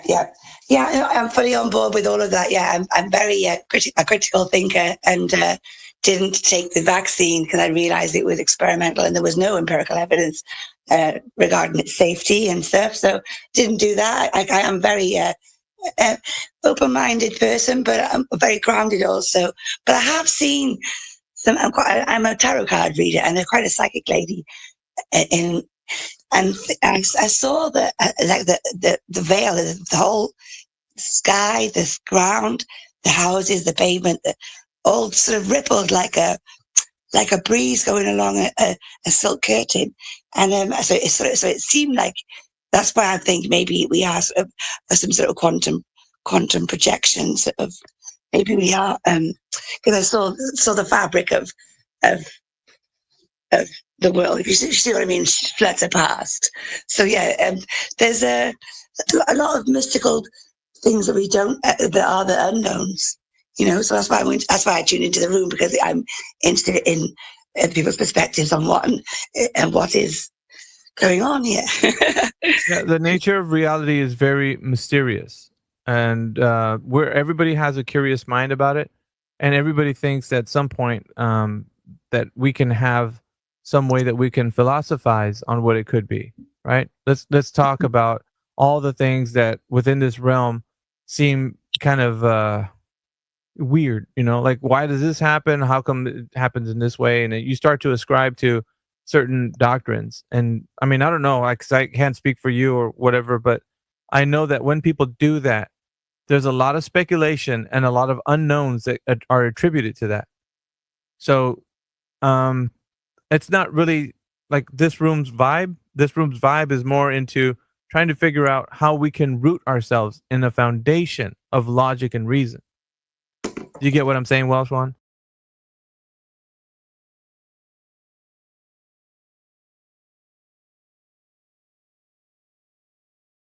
Then why are they telling us it's a globe? Well, it's obvious. Yeah, it's obvious that people to stop us from going places, to stop us going past the ice wall. Is the ice wall a thing?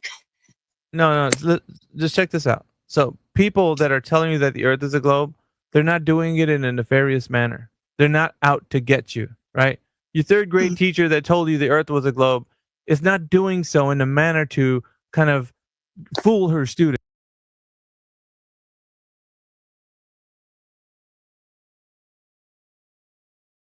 The teacher who told her that it was a globe as well. So everybody's being told that the Earth is a globe, but there is no evidence that it is. See, the thing is, it's sort of like a tradition, right? Think of it like this. Christmas is coming along like in the next month.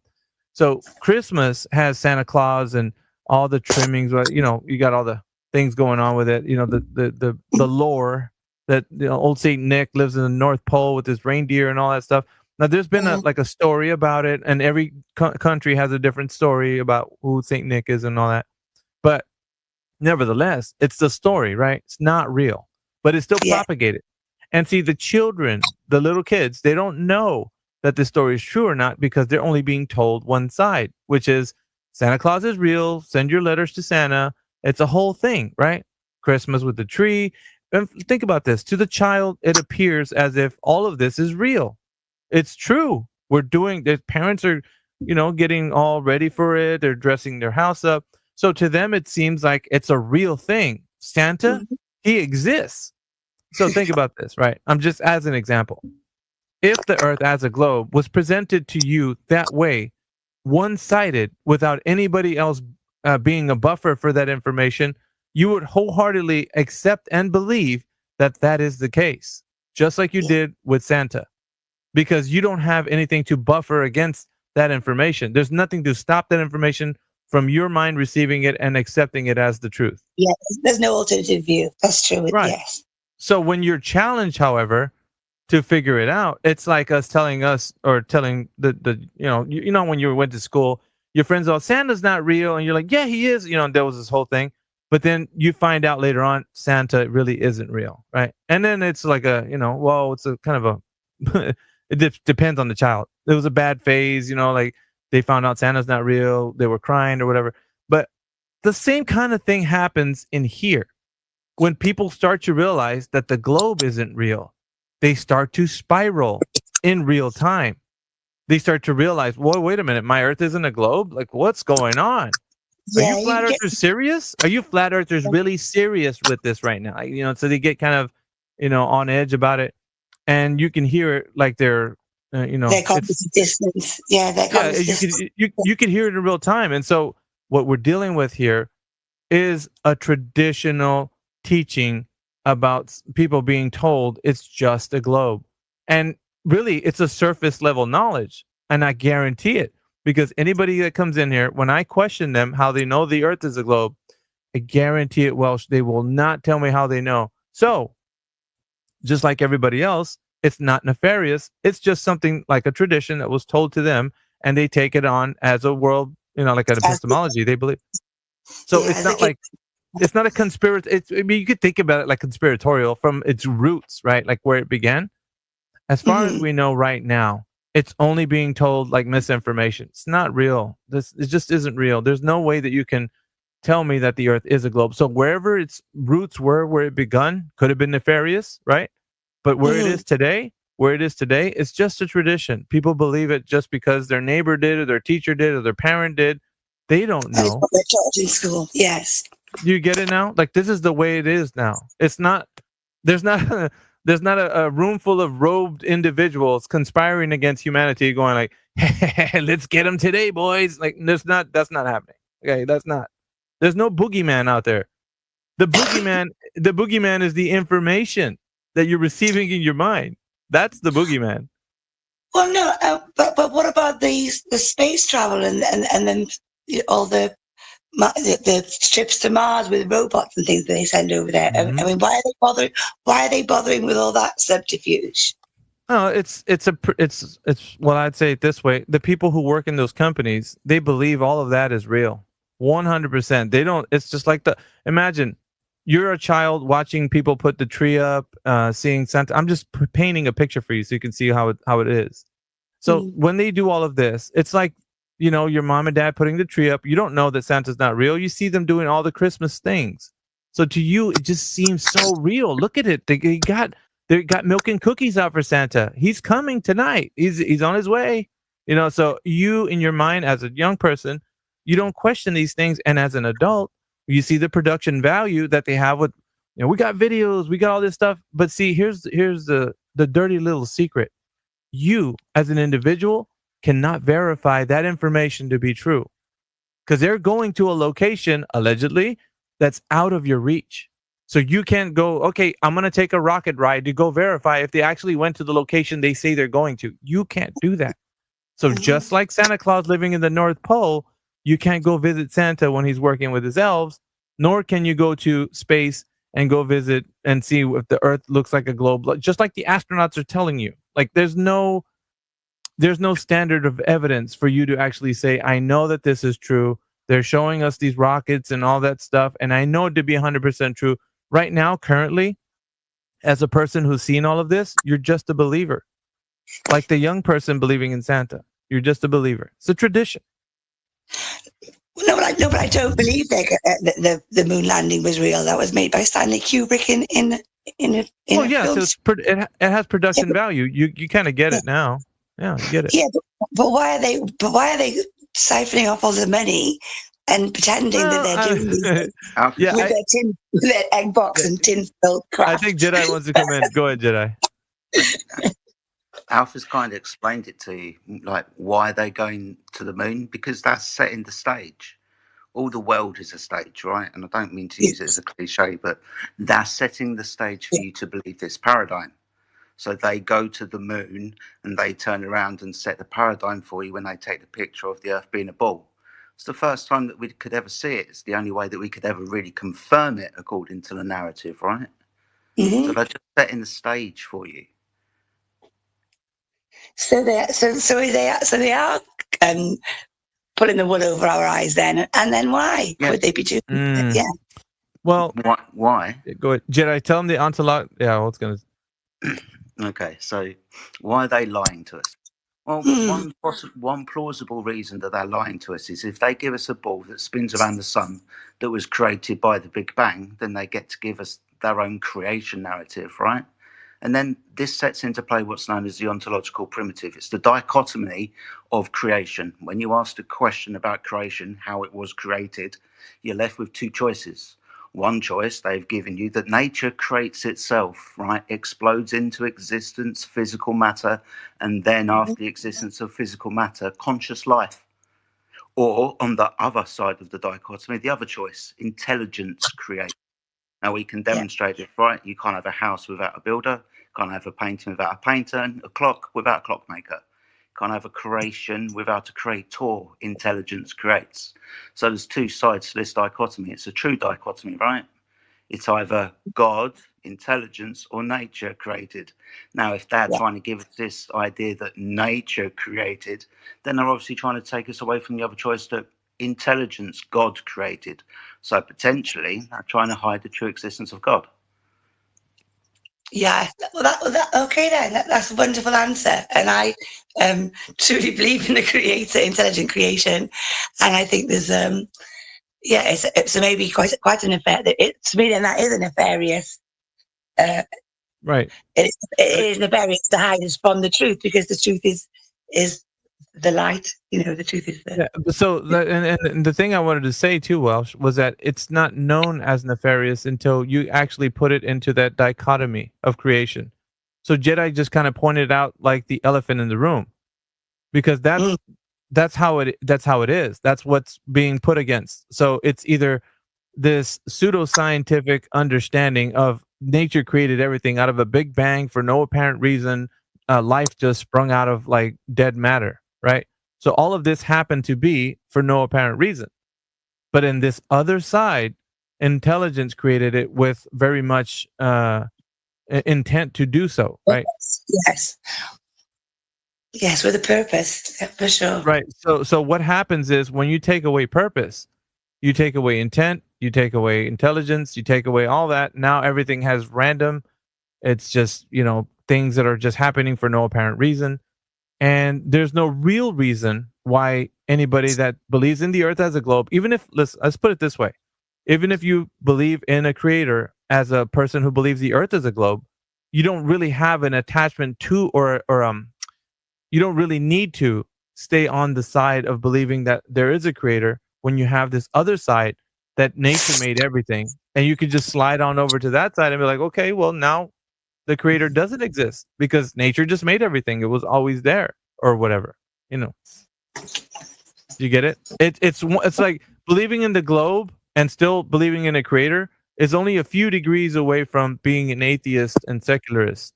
So Yeah, but their side, it's not okay. So it's actually kind of a false dichotomy because nature can't create like that. So at its foundation, without uh, something to like, we know how we can create a human being, and babies are made, and all of that.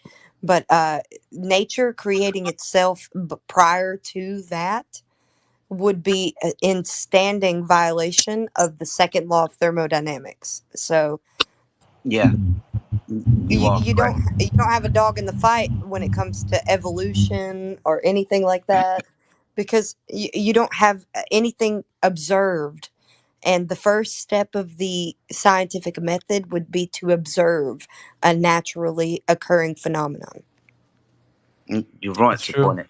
You're right to point it out, Flatty, that it is not a true dichotomy because we can't scientifically verify in any way, shape, or form that consciousness springs from, as Alpha put it earlier, dead matter, like physical substance. We're talking about a miracle, which is what they're asking for. So you're right, it's not a true dichotomy in any way, shape, or form. But what we do have is back in, I think it's the 14 or 1500s, a Catholic priest called Cardinal Wolsey said that what we should do is we should pitch learning against learning. And this is having them putting out the idea that you can have two sides to any argument, right? The antithesis, right, to any thesis that you have.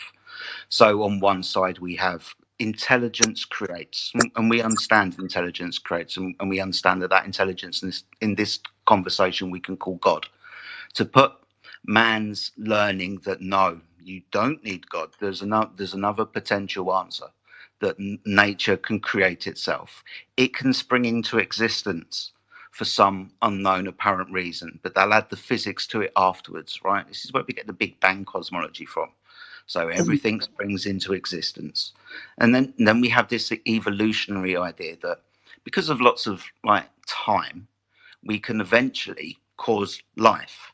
Now, this is antithetical to the idea that you need intelligence, you need information first before you can create. We have to understand that consciousness and life is exceptionally complicated, and it doesn't just happen. Right? Things aren't just created for no apparent reason. There's always an intelligence behind these things. But for them to put on the side of the dichotomy that is untrue, that no, physical matter can create consciousness, that you just can't have that. So I'm really glad that you pointed that out. It's not a true dichotomy. They can't prove this stuff. They just tell us a story that this is how everything was created, and because we're here on a ball that spins that came from the Big Bang, that somehow all the faculties took place and it happened. Yeah, really important.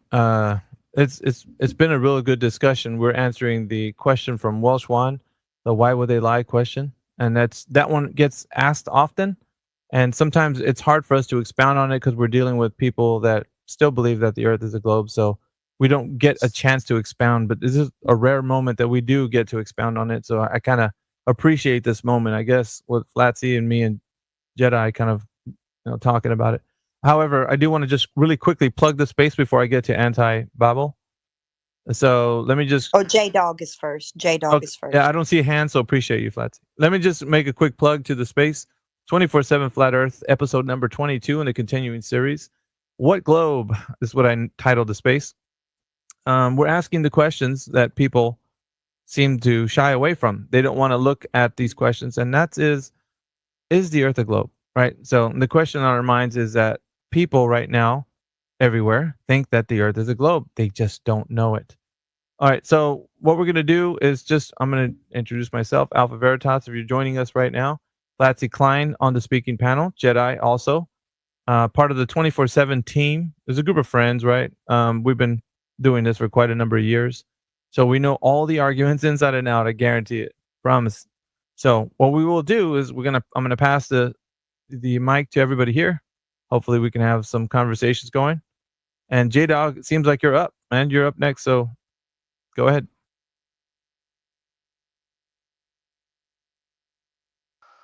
Hello, can you hear me? Yep, we can hear you. We can hear you. Yep. Sorry, 1 second. Turn that off, please, Tim. Hey, going. Yeah, I came across your space a couple of days ago, and it's a flat Earth group. Yeah, you talk about flat Earth and stuff. Correct. This is all new to me. You're the first flat earther I've ever come across. Can I get a genuine understanding of what flat Earth is to you, like what you picture in your head? Sure. I would like, I don't know if Jedi, if you want to break it down from you, used to be really good at doing it. I could do it. I just don't want to hog the mic. Whatever it is, like in your head or whatever you've got pictured in your mind, like what is the Earth to you? If it's not a round ball, yeah, you're talking about the answer for cosmology. So. Oh, just whatever it is, like whatever you think it's flat, yeah. I just want a genuine understanding so I can wrap my head around. So I'm on the same playing field as you guys. Okay. Jedi, did you want to answer him, or do you want me to? I mean, it's you can answer, and then I'll all right. So when we talk about flat Earth, we want to talk about a horizontal plane of reference, right? This is what flat Earth truly means: horizontal plane of reference. So when we're talking about that, we're establishing on the surface of the Earth a horizontal plane that we reference, and that truly is flat Earth. So if we're going to talk about cosmology in the aspect of what our epistemology is for the Earth being a globe, flat Earth, sorry. You got some background noise, J Dog. Can you mute up? I do. Sorry. Yeah. That's just my friend. My bad. Keep going. All right. So the cosmology for flat Earth would be that we would say that we're the floor of the universe. So all that there is above us, like everything that you can see, the lights in the sky, the celestial bodies, that's all that there is up there. There's no more. There's no like extra like planets you can go land on. There isn't any more But land. light years, that's not a real thing. It's just what you see is what you get. Yeah. I don't know if you will allow me to finish. Or Oh, sorry about that. Keep That's all going. right. So we would say that all the lights in the sky are not able to be reached, or people can't travel to those things. I'll get to that in a minute. But as far as like what we can say here on the ground is a horizontal plane. So it's a topographical horizontal plane that extends horizontally outward in every direction. I mean, as far as land, wherever land is, right? So across, like people are not antipodal to you on your position, like as they would be on a ball. They're across the plane of the Earth. So north, south, east, and west, the cardinal directions are known to be across the horizontal plane. So what we're saying here is that fundamentally, because cosmology is understood for us just to be as an enclosed system. We are in a dynamic enclosed system, very dynamic enclosed system. So the closed system that we're in will allow for energy to traverse in and out, but matter cannot leave. So, like gas, like the gas particles, gas molecules, they can't leave the Earth. They're here because the way we understand all of the way the system is that with gas pressure on the surface, it's about 14 psi. It's a gradient of pressure, as you may or may not know, J Dog. I'm not really sure where you stand with all this information. Let me know actually if you don't know any of this. But on the surface, we're breathing about 14 psi, depending where you live, right? And as you go up in altitude, you're going to notice that the pressure decreases. It gets lower and lower, and it gets harder to breathe. Of course, if you heard of people that go to climb mountains, sometimes they need to take air tanks and such because the air is thin. They're not able to breathe oxygen from up there. So it starts to gradiate as you get up in elevation or in altitude, like when you get on the plane ride. So people can't breathe up in the sky. So it starts to decrease. But at such point, people would want to claim that the Earth being a globe extends further out through the different layers of and I'm going to say this contradiction in terms just so that you can understand. The different layers in the atmosphere, people understand that as you extend outward, it goes from like the different layers from the troposphere, like that's where weather can be understood.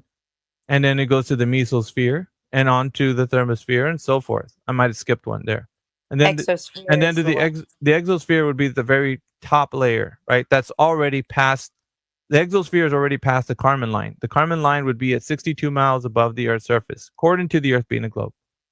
So therefore, if we the reason why I'm stating we're an enclosed system is because gas pressure that we have on the surface at 14 psi, and it could be a little bit less or more depending on what elevation you're at, would have to extend outward into the vacuum of space where there is no containment to contain the gas pressure.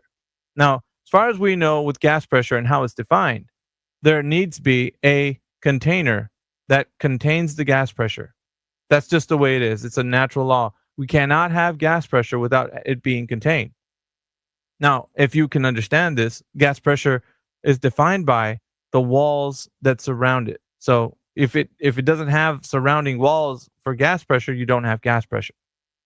Do you understand this, J-Dog? Or we can go into it a little bit if you don't.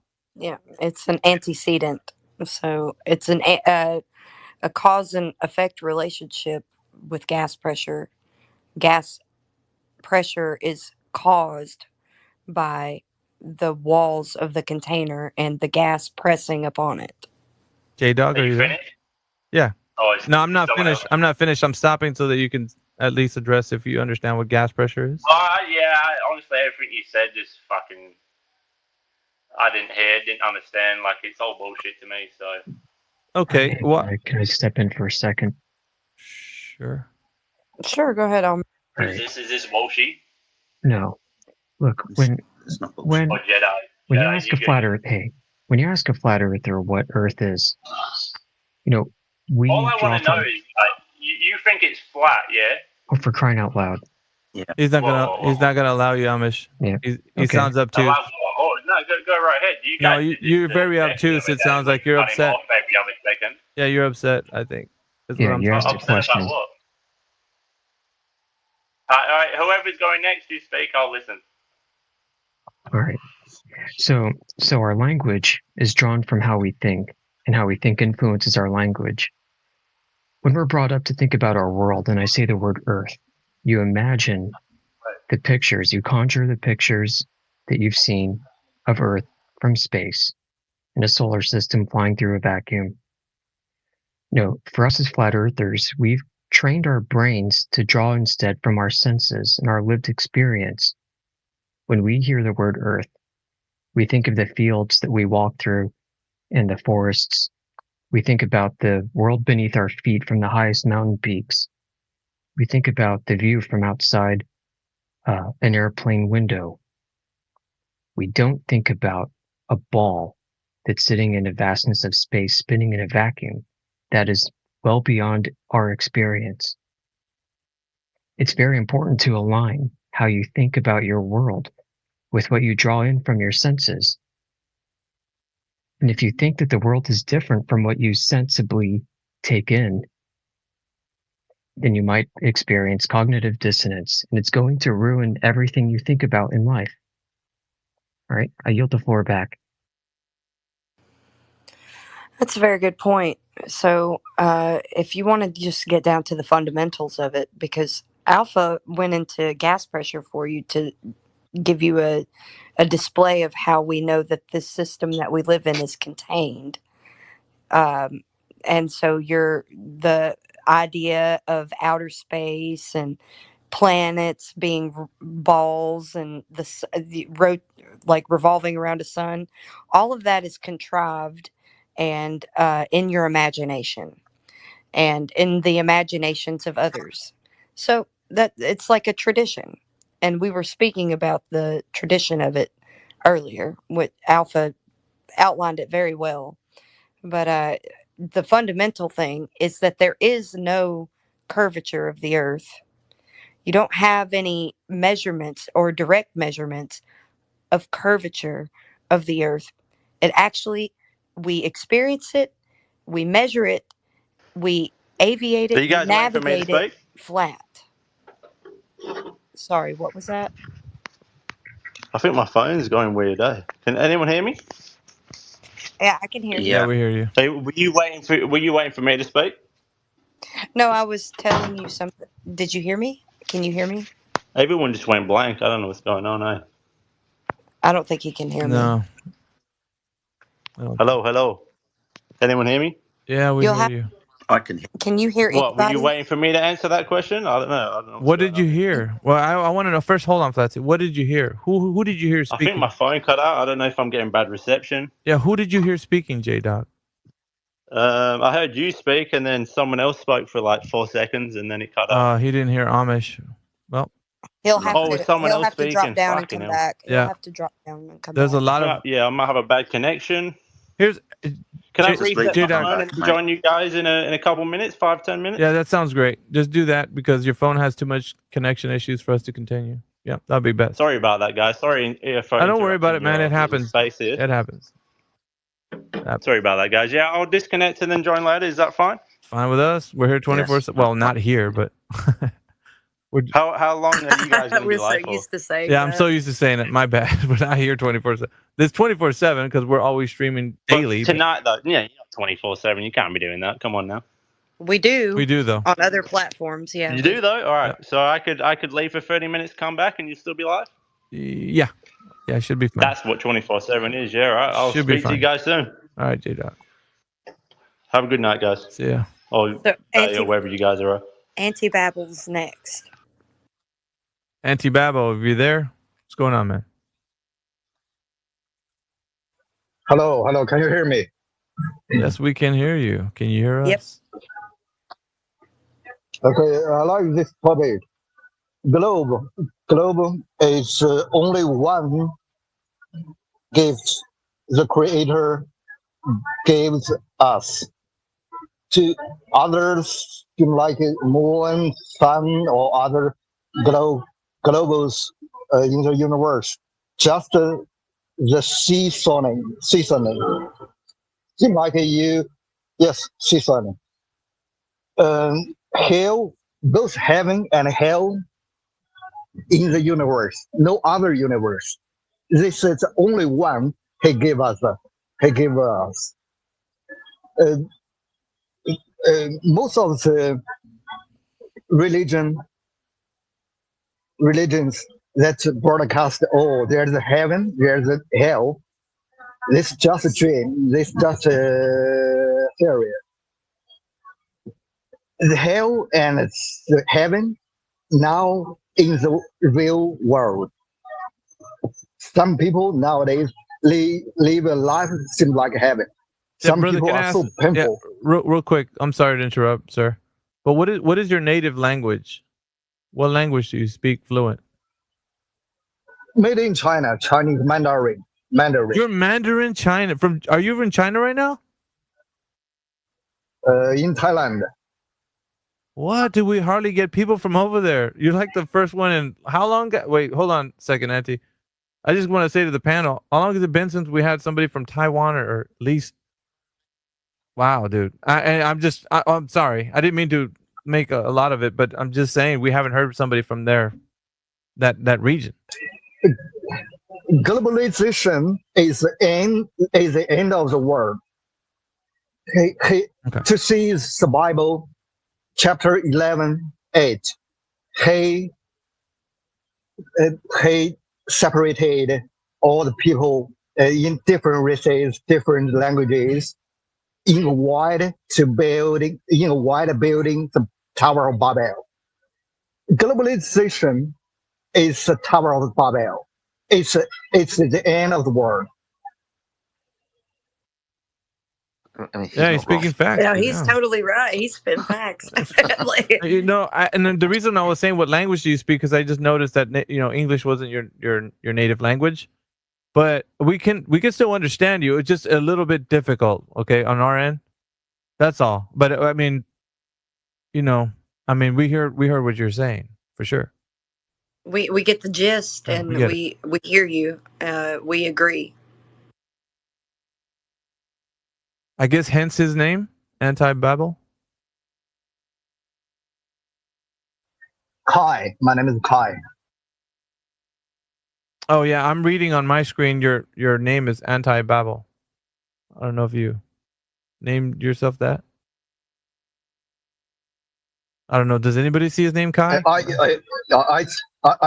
studied the Bible for whole 3 years, but I haven't been baptized, and I don't belong to any group of religion. That's yeah, brilliant. I agree. I really appreciate you joining us, brother. I'm glad that you're reading the Bible. I'm glad you understand Scripture very well and understand that it is a global deception. That sometimes people forget in the question, why would they lie? They forget the they. Who are they? Not necessarily the people that you see in power. If you read the Bible, it tells you exactly who they are. So our friend here is very, very correct. Glad you're with us, brother. Yeah, truth is from every nation under the sun. Doesn't matter where they come from, and I think that's unique because we identify that when somebody's speaking facts and truth. So, but I will say this: if there is anybody out there that would like to come up to the speaking panel, we do have a bit of time left before we close the space. So, come on up here, guys. Don't be afraid. I guess if you're an introvert, let it be your first time to coming up here. Well, we got Jedi, Flatsy Klein, Amish, myself. We got Miss Moo up here, Welsh One, Anti-Babel. They're up here. And yeah, come on, ask your questions. We want to talk about the shape of the earth or lack thereof. So if you're in here, you're interested in the question or you want to know more, come up here and ask us. We'll tell you. It's so cool to have somebody from Taiwan. That's so awesome. Dude, and then he speaks Mandarin, so it's like, wow. I mean, what's crazy? No, this is what I'm thinking is crazy. People from that part of the world, like aren't they chastised for reading the Bible? Or you guys, do you know about this? Like, aren't they little bit? You get in trouble for that? So yeah, in China they And in do. China, In they have to hide underground. From what I hear, I don't know. I've never been there and like seen it, but they're tearing down mosques in China at the moment as well. So no religion, Mhm. but in Taiwan, I'm not necessarily so sure.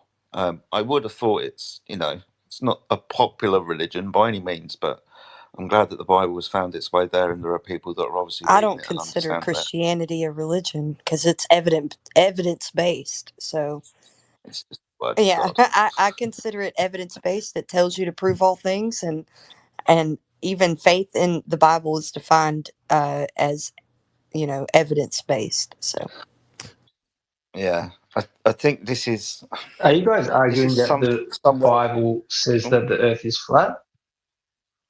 Yeah, it's a flat contained system within the Bible. Where does it say that?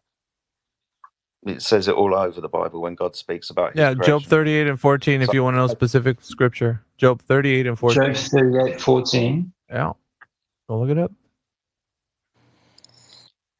I think somebody also this has been done, so you can put Chat GPT has access to all literature, right? And obviously the Bible. You ask Chat GPT to give you an illustration of the biblical cosmology. It comes out as a flat contained system. If you want, Oh yeah, definitely. on if you want your foundations, computer overlords to tell you what's going on on. foundations as well. So Look up Hebrew cosmology. Whoever's asking, I think it's good. Yossi. Yeah, look up Hebrew cosmology on Google and then hit enter. You'll see what Hebrew cosmology states.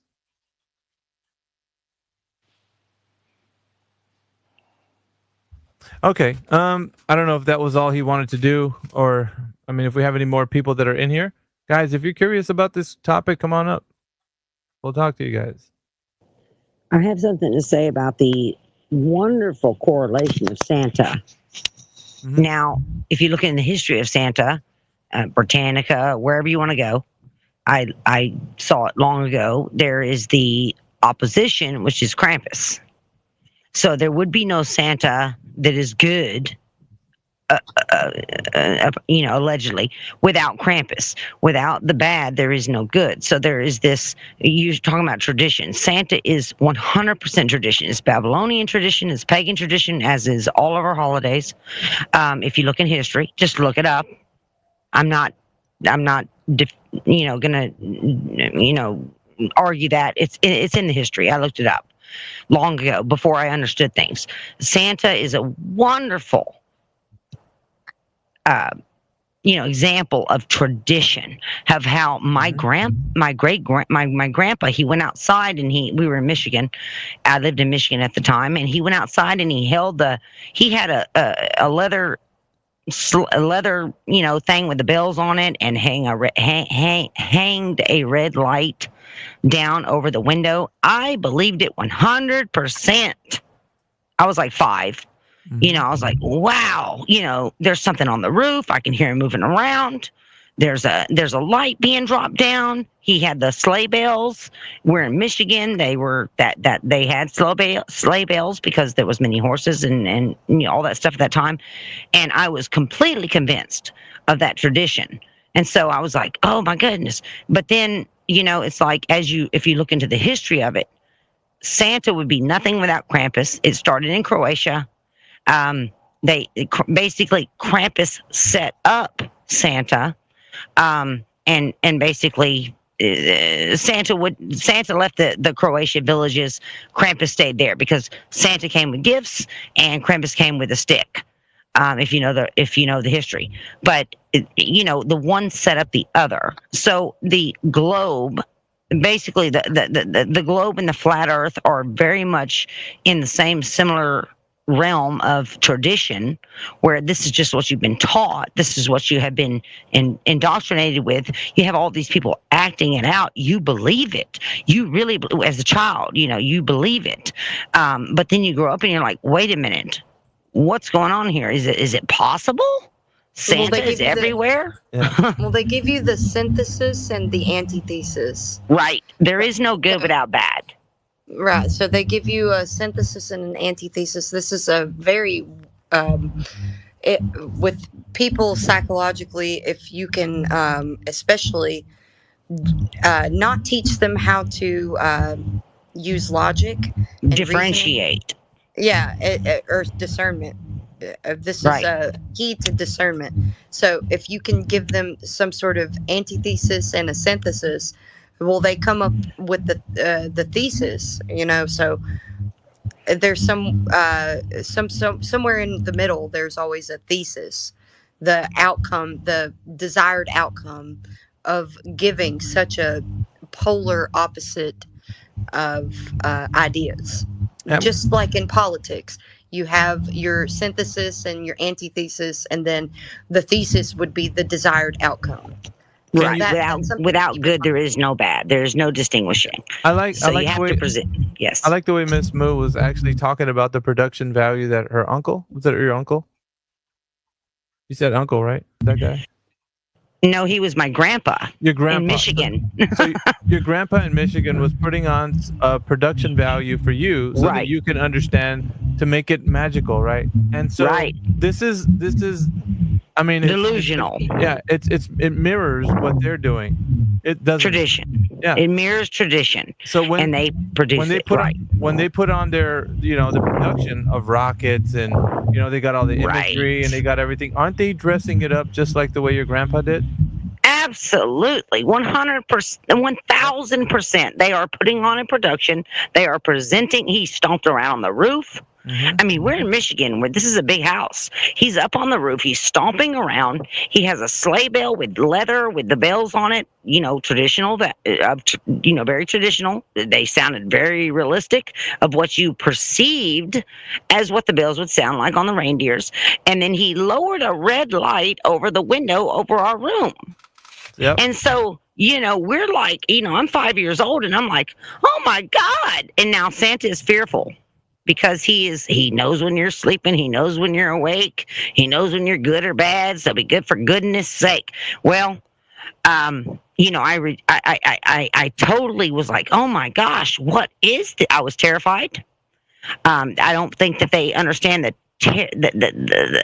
how much they terrorized and traumatized me as a child with their production and with their act and with their lies. And then at some point you grow up, you start to be, because you saw that, just because you saw the production, you question and you say, what is the reality?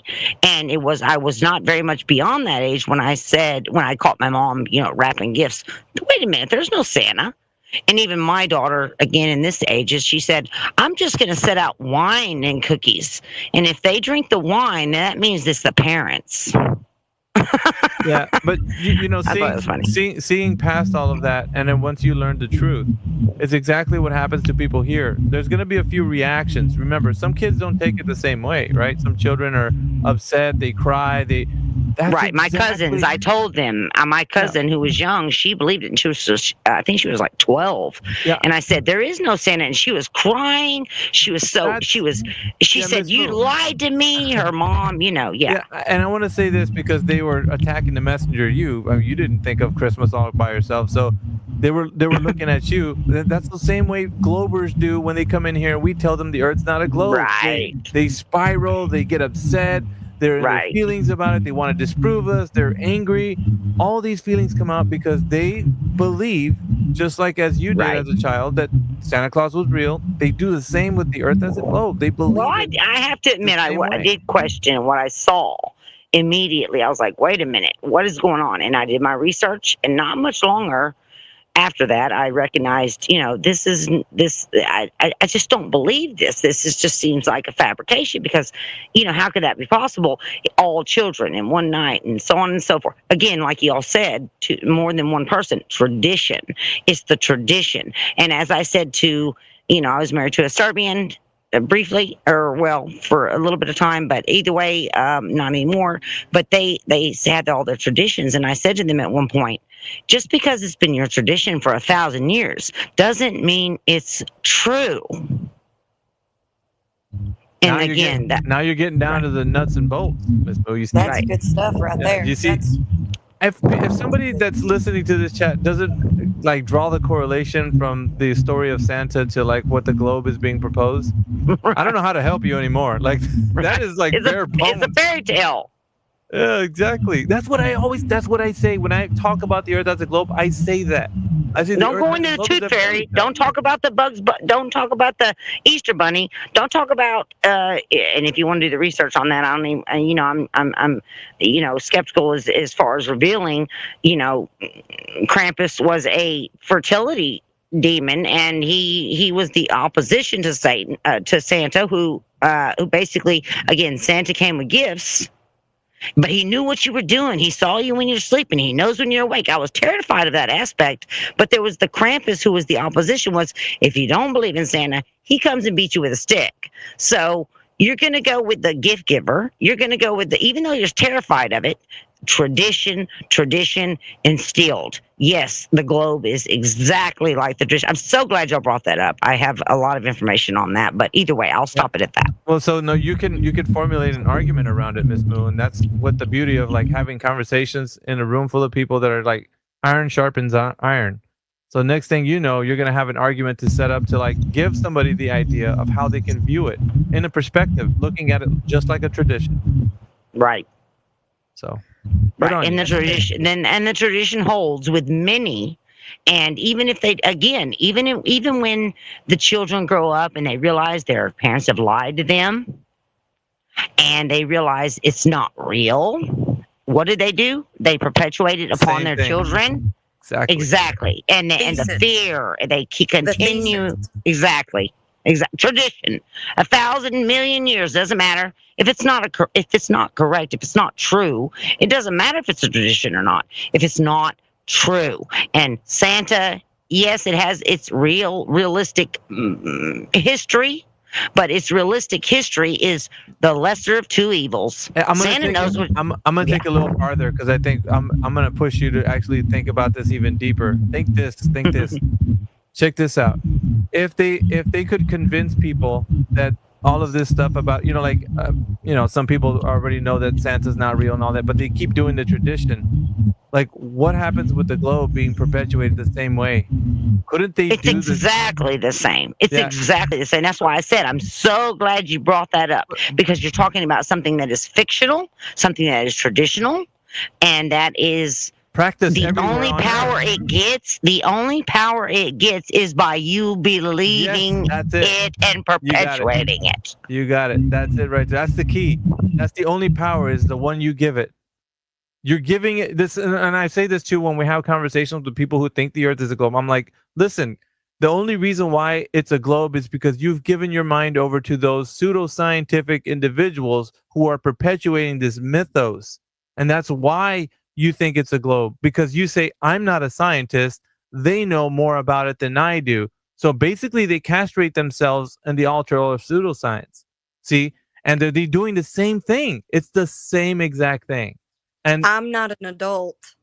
The adults know that Santa's real. And I just believe them.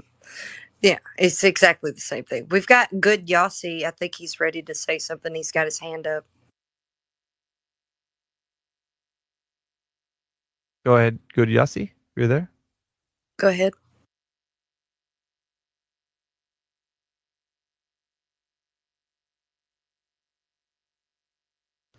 Petroleum. Yeah, troll. Emphasis on troll.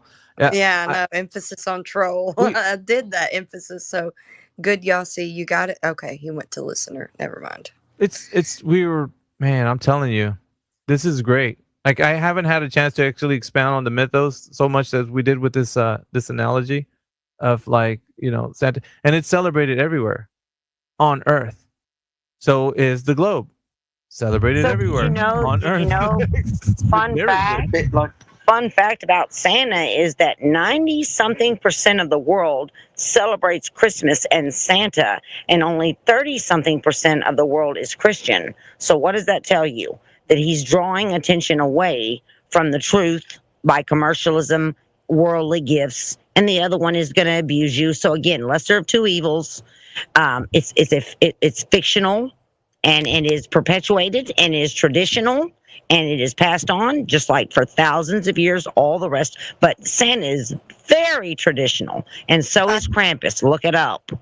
I would, yeah, I've already know about Krampus and all that. So, my Wonderful. main is that no matter what you believe, and if you believe it so hard that it's imposed on just your observation of the earth, you impose your belief on it, that doesn't make it true.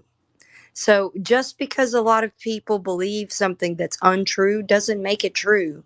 The truth is out there objectively, it's in front of your face, and you can prove it. Yeah. That's the main thing I that think what we need now, would be the crescendo to this analogy is somebody who believes that the earth is a globe to come onto the speaker panel and let's do a live demonstration of somebody actually full on believing that the earth is a globe. We want to show you guys what it looks like.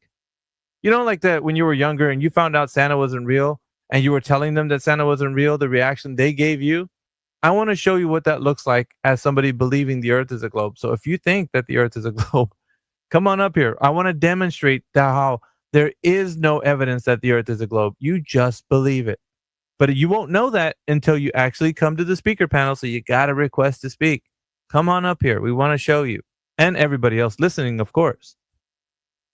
It's very important because I think now that we have the analogy already, cemented, we have to get the demonstration cemented just so that people can understand what we're talking about.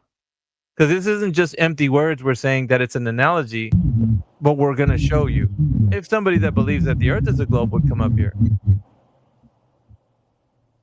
True. If you think you have what it takes, listen, I'm going to propose this to you.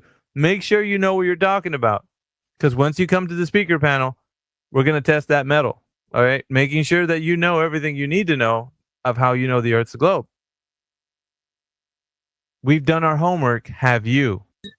I don't think Elon Musk will achieve his goals that go to bring the human being to Mars. Yeah, that's It's more easily to develop the Sahara desert than go to instead of going Mars. Yeah, that's right. That's right. You're right. I would say the way that you can refute anything that Elon Musk puts out there is he's in standing violation of the second law of thermodynamics. So if you know about the law of entropy, then you understand that you can't have gas pressure without a container, and you can't have a vacuum, especially something 10 to the negative 17 torr vacuum, adjacent to a high pressure system that we live in on the earth without the gas expanding into the available volume. So the anti-babble, if that's what you're looking for, that's the evidence that whatever they're propagating about the supposed outer space, the vacuum of space, that can't be real. So just saying. And good Yossi, you got your hand up. Go ahead. Yeah, so I looked up that source that I think it was Jedi said. So it seems to imply that the Earth is a flat square. Do you guys think it's square? No, it's. Go ahead. It wouldn't make a No, claim to the shape. That was the of Jedi. Earth. Sorry, I didn't mean to answer. Yeah. So, no, go ahead, Jedi. Sorry. So the simple answer is no. We have no first-hand knowledge. This is just a possible conception. Well, the Bible says it has four corners. Yeah. So potentially, according to the biblical narrative, yes, that's what it's suggesting. Do I understand this to be 100% fact? No, because I haven't experienced it. Potentially, yes. Well, a plate, if you set it down on the counter, you can put a compass on it, and it has a north, south, east, and west on a plate, on any plane. It has a north, south, east, and west. Good, Yossi. Did you have any more questions? We're bringing some other people up. That's why I was asking. If you honestly, good Yossi, if you think that the Earth is a globe, why don't you give us your best evidence for it being a globe? I mean, I've been on an aeroplane and flown from Australia to all over the world. And it's very clear the shape of it. Sorry, how is it clear from flying in an aircraft that is flying horizontally and maintaining horizontal using the gyroscope and other references? How is that telling you the Earth's a ball? Because you can see the Earth is round. But you can when you look in the see. distance. So when you look out the window, you see the horizon, and you say that that's the curvature of the Earth. Yeah, correct. Okay. That would mean that that horizon has got to be a mathematical distance away from your observer's eye height in feet, 32,000 feet, for example. That means that the horizon, if it's geometric, if you draw a tangent from your eyes to where it intersects the curvature of the Earth, should be at 129 miles away. Sorry, 229 miles away, I believe, using that calculation. Now, I know that when I use an infrared camera from the same altitude, I can see a horizon much in excess of that mathematical equation distance. So no, that's not the curvature of the Earth. The horizon's an apparent location depending on, one, your eye height in feet, and the optics that you use, your eyes or a high-powered zoom camera, the wavelength of light that you use, like visible spectrum or the infrared spectrum, and the atmospheric conditions of the day. It's not curvature of the Earth, my friend. So how do satellites work? So how do we jump from one subject to another? Do you acknowledge what I just said, or are you just going to just start talking about random things we've not addressed? To be honest, I didn't really follow what you said. Right, so why don't you ask a question about that instead of running onto a subject and being ignorant on what I just said?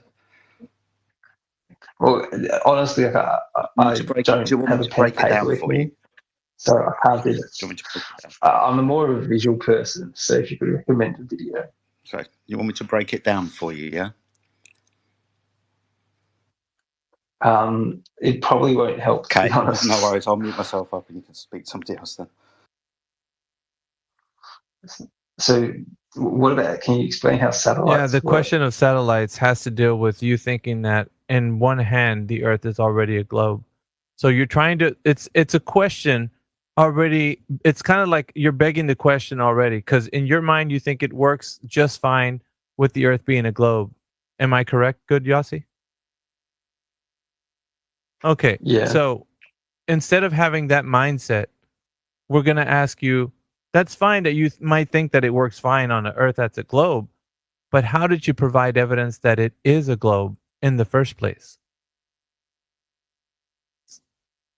So the evidence that it's a globe is the fact that they worked out how to launch satellites because of the fact that they use like maths and physics to send satellites into space. That's so great. that they can That's orbit. great. It sounds like a lot of things that you've been told, good Yossi. And it's no slight to you. You just believe this information.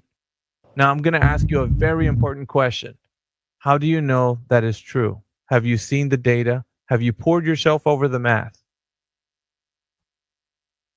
Well, I know No, that sir. the people Answer my who, question, please. well, I Did am you pour answering your yourself question. over the data and the math? Thank you. No, but what I'm That trying is to that is explain what to I. you No, you that don't have to, sir. the You don't have people- to explain to me. I'm using this as an example. The example is people make these claims of how things are, but when asked the question how they know, they don't actually know. That was your answer right now. I don't know. But see, you just made a statement like as if it was a fact. But when I asked how you know, No, so yeah, my so statement. when I asked, sir, when I asked how you know the data was true, you weren't able to give me the answer of how you know it was true. You didn't give me any information of a method. So I don't need to know the reason why I don't need to know is because the people who launched the satellites believed that the Earth was Really? round, and that's what they based their Sir, maths did you hear your statement? Based on maths on. Let me see if anybody could steel man what just happened, what you just said. Can anybody steal man what he just said? I don't need to know because they know was your answer. Yeah? It's not that I don't Yes, need it to know is. It because is the they fact, know. sir. Good And Yossi, the fact of the matter is, you stated right now, I don't need to know because they know. No, because I said that they based So their kno's the answer. maths. Okay, so we're back to the asking you, how do you know what method they took? Did you pour yourself over the data? We're back to you again. I know what they No, believe. no, you don't. What do they believe, good Yossi? Like, they believe that the Earth How is is it round. round based on their belief? You're telling me what they know now. You're divining their thoughts. No, I'm just. So this is my you're jumping logical all over progression. you're a hot I'm mess, saying, sir. You need to stick to one thing and not. Yes, no, you I'm are. not. So what do they know? What? If you give me a No, chance, sir. I'll You're not explain going my to logical explain some progression. other thing. There's like 3 things on the table. We're hopping from one thing to the next. We can't do that. And I'll show you how they're No, connected you're if not. you want. You're going to stick to how you know what they know. Tell me what they know. So I'm not claiming that I know what they know. Yes, you did. I'm 5 claiming seconds ago, you just said you knew what they know. Now you're saying you don't know what they know. I'm telling you, I know what they believe. What do they believe? They believe that the Earth How is did you round. find that out? How do you know that's what they believe? Because if you ask Elon Musk, Did you ask Elon Musk? who Did you launched the ask him? satellite, do you question that Did he you thinks? Do you ask think that he Elon, thinks that sir? all Did this you, Earth good is Yossi? flat? Did you ask Elon Musk? Are you I'm suggesting that asking he you a thinks it's flat? question. Answer my question, sir. Did you ask Elon Musk? Has he Did ever you said ask that it's Elon flat? Musk? I'm not going to change my question until you answer it. Did Don't you you think ask that he would Elon come Musk, out with sir? that Good statement? Yossi. Are we trying You to hear what find I'm? He's a pretty vocal You hear what I'm guy. saying? He loves Do you hear free what I'm speech. saying? Answer. I feel like it's a pretty convincing. Okay. So you're not going to answer. You're Argument not going to to answer say my that question. the fact This is that what. Listen, you're the example that we needed, guys. Listen, this guy right here is the example that me, Miss Moo, and Flatsy were talking about. That they just believe. This is an example that we needed. Good Yossi is the example. He just believes. He doesn't know. happy to be your example. I'm glad that you're happy. But see, the point is, unless you can Is that prove what to you do? me You just that keep we're going not after people who disagree with you? we're not going to do that. We're going to speak to B1B. He just came up with a speaker panel. So you can just put yourself on mute for now, good Yossi. We're going to speak to B1B. He sounds like he knows what he's talking about. Okay. Did he speak to Elon Musk? I don't know. Did you? That wasn't my claim. That was his. He claimed he spoke to Elon Musk. I didn't hear that. He says he knows what Elon Musk thinks. Okay. All right. So let's go to you, sir, because it sounds like we have some other person who might give us some factual information of the Earth being a globe. And so that's interesting to me and to everybody here on the panel. So let's start off on a good foot, right? If you can tell us how the Earth is a globe, sir, we'll take it from the top. Well, let's go by an observation. Okay. Okay. When I go outside during the winter and look up in the sky, I see the constellation Orion. Okay. If I go outside in the summer and look up, Orion's not there. Why? Okay. Why? Well, you've got a choice. It's either the Earth is moving underneath the stars and the stars are stationary, the Earth is stationary and the stars are in motion, or all 3 are in motion. Einstein, right? Relativity. You're not really going to be able to tell either way, but you've got those choices. Right. Cool. So prove to me the Earth is stationary, but see, that's every flat Earth model I've seen can't explain that. What? But brother, I would like Sorry. to go ahead and let you know that you're the one coming into a flat Earth server. So can you please provide the evidence for the globe before you ask us questions about flat Earth? Oh, no, I'm asking you to provide the evidence for flat Earth. No, that's a burden of proof reversal. So you don't have any. Hold on. Sorry. Nobody said that. Well, let's have it. Let's see it. Sorry. Let's hear your evidence for flat Earth. Okay. Let's see it. Present it. Okay. Keep talking. So if You want to talk about the stars. I'll tell you one way that we can look at the stars and know that the Earth is flat by measuring elevation angles to them. You know what an angle is, right? No, I have no idea what an angle Okay, is. so an angle is the intersection of two straight lines and the measurement of their deviation. Can I speak for a second? No, because this guy's being an obtuse prick. You don't have to be that B1B. You don't have to be an absolute cheese dick. Just listen to what he's saying and entertain him at least a little. Okay, all right, that's fine. Go ahead. I'm trying to point out to you is that when we talk about the stars and how they move across the sky and Right. that angle above the Earth, how we navigate and how we chart, we're going to be using a horizontal frame of reference. That horizontal frame of reference is mean sea level, a horizontal datum that all horizontals are parallel to. Now we measure angles from that horizontal datum to stars, for example, to navigate, celestial navigation.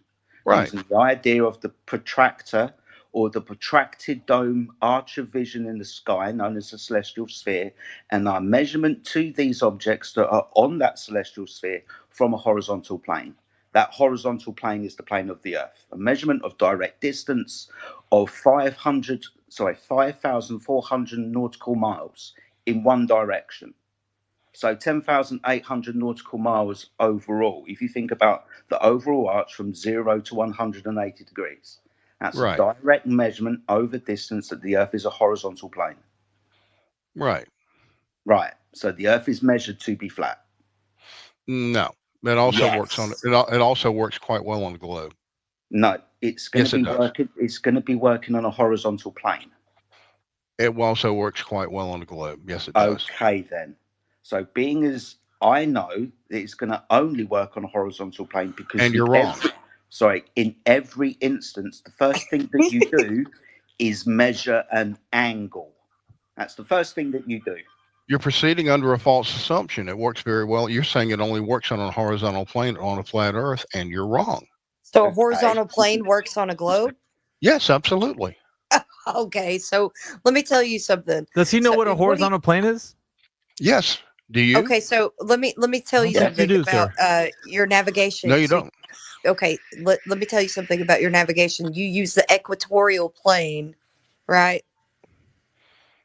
You No, use I an use no when I'm flying. equatorial plane, right? No, actually, when I'm flying, I use GPS. By the way, I'm a private pilot too. Yeah, we can Oh, tell. We sorry. understand by your picture. It's fine. Either You're way. a pilot.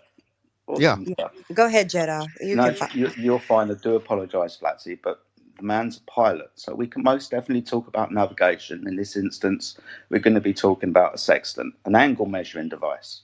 Now, Right. you say that you can measure an angle off of a curved surface. Yes. You can't, because an angle is defined as the intersection of two straight lines. Are you going to draw a tangent? Am I going to draw a tangent? Why would I need to do that? Because you're going to need to measure an angle. How are you going to measure an angle off of a curved surface? Very simply. How do you measure an angle off of a curved surface? Tell me Oh, how. you're in trouble, sir. Same way you measure it off a flat surface. Exactly the same way. Nothing changes. What the hell did he just say? Oh my gosh. Jedi. He just said he's measuring it off a conceded. flat surface, not a curved one. He just said a I moment said ago. exactly. Hold on. Now, see, B1B. Yeah, just wait. That's Dude. no, because wait a minute. Wait, just wait. Just because wait. that's not what I said. That's not what I said. That is That's what not you what I said. said. That's not what I said. No, that's not what I said. Yes, it I is. said you measure it exactly the same way as off of a curved surface. Okay. Quit lying. Quit taking people's words and twisting them around. I didn't twist Quit it. lying. You said that. Quit lying. You said Stop that a moment lying. ago. Stop lying. Stop lying. So, why are you lying? Hold on. So you can measure an angle off of a Maybe you curved can push line. other. Maybe you can Excuse push me. other people around. I assure you, you're not going to push Hush, me buddy. around. Listen, hush. I'm not going to put up with it. I'm not going to put up My with friend. it. This is Stop recorded. lying. My friend. That's fine. Stop lying. Can you stop talking, do you think? No, not until you You've stop made a lying. claim. You've made a claim. I want to address you on your claim that you can measure an elevation upwards from a curved line. Yes, How'd you you do that? absolutely from a curved surface. Yes. How'd you do that? Same way you measure it from a flat surface. How'd you do that? Same way you measure it from a flat. You can measure it from a curved surface. Same way you measure it from a flat surface. where's No, I clipboard? did not say the Earth was Clipboard. flat. Stop lying. Why are you doing this? So, Why am I for doing example, what? I'm hold telling the on, I'm truth. going to give you an example. I've got a vertical straight line, and I've got a curved line. Define vertical. Define vertical. Perpendicular to horizontal. No, 90 wrong degrees. definition. Sorry? Horizontal is measured in reference to gravity. Vertical No, is it's not. measured in reference to gravity. No, it's not, dude. You're so wrong. Horizontal No, within I'm not. celestial navigation. Prove it. Prove Sorry, it. horizontal. Prove it. Sorry, horizontal in reference to celestial navigation. The usage of a sextant is in reference to the plane of the horizon. Mean sea level. What does mean sea level? Mean sea level is a horizontal reference date. What is it? What's the definition? I'm telling you. Why do you keep interrupting? Because you won't answer my question. I'm Tell me the trying definition to, of mean sea but you level. keep interrupting. What? Tell me Oh, the well, I'm sure definition of mean sea level. my friend, you're doing it Tell me again. the definition Alpha, of mean sea level. seriously? Tell me the definition of mean sea level. Oh my gosh. Do you think Tell how me the many times definition. Jedi, you broke him. listen, buddy? You broke do you him, think that Jedi. asking it a bunch Typical of times flat earth space, you won't address anything that disagrees with is you. addressing You're all it, the but you're addressing same. not you. letting Goodbye. Don't Oh leave. my Don't What a leave. baby. It's got a slope of He 0 left. mean sea level. He just won't let him answer. He just keeps chanting the Where's question Clipcourt at, over his dude? Clipcourt needs to clip this whole little segment out. He said that it's the same. You can measure an angle from a curved line, ladies and gentlemen. Just like on a No. flat surface. No, you can't. The reason why you can't is because it's an ever expanding curve, a deviation from horizontal, deviation from straight. The only way that you could ever imagine doing this is picking a point along that curve and drawing a tangent to it. The tangent's a straight line because you need a straight line to measure the deviation between that now created straight line to the elevation. So no, you can't measure an angle with a curve. You know what's scary, Jedi? Is that he's a pilot. Dude, can you imagine if you listen? I ain't getting in the I was plane gonna with say, that. look at his image. Imagine going into a plane and you're like, all right, guys, let's just get to where we're getting to. And he's like, hey, buckle your seatbelts. He's just like, hell no, I'm out of here. I don't usually like to say this, but I might actually doubt that he's a pilot. I mean, he might well be, and I don't like to poison the well in this type of instance, but he's going to have to prove it to me. That's for sure. He'll take you on a plane ride. I could tell by his picture that he was, but honestly, that's just me taking him at surface value. I always give people the benefit of the doubt. Dude, he must have been like. I think that he can be. I am under the impression that this guy is a pilot, and he's such a globe head that he's just completely delusional. Dude, he must have been like 60 years old and coming in here like acting like a freaking 10-year-old dude. He was just spiraling. Wow. Good example of a globe head. Yeah, no, this is great. We can keep the analogy going as somebody that believes that the Earth is a globe, just like kids believe that Santa Claus is real. We can keep it going. It's great. We got 2 so far. See if we can get 3. That guy, you broke him, Jedi. He was like, you tell me. Like, dude. You had him at celestial navigation, honestly, but I love it. Even with a pilot, he wouldn't be using celestial navigation. He would, be having an artificial horizon, but he still has to pitch his plane. Guess what? He has to pitch his plane in relation to what? Horizontal. Yes. But he said a curved surface works the same as a horizontal one, dudes. Yeah, that's what he said. It's a paradox. Why can't you just draw a tangent? He didn't do that. Sorry, Alpha. I don't think he knew what a tangent was. That's going to be understanding that you can't measure an angle from a curved line because you've had to draw a straight one. The curved line wasn't good. The curved line wasn't good enough, right? So you had to pick a point on it. The point that they use within celestial horizons just is the horizon at 1.2 times the square root of the observer's height in feet, the presumed curvature of the Earth that you can see. So that's the tangent that they draw. They then subtract the angle that they've gained from measuring to the horizon to take them down to a mean sea level reading.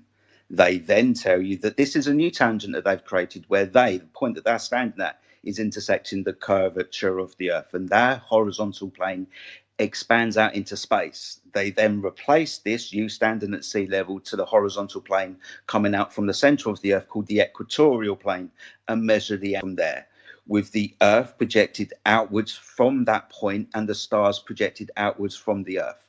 So two spheres surrounding a horizontal plane. Every single time you make a measurement in celestial navigation, you're measuring from a horizontal plane. That horizontal plane is mean sea level. They just tell you it's not.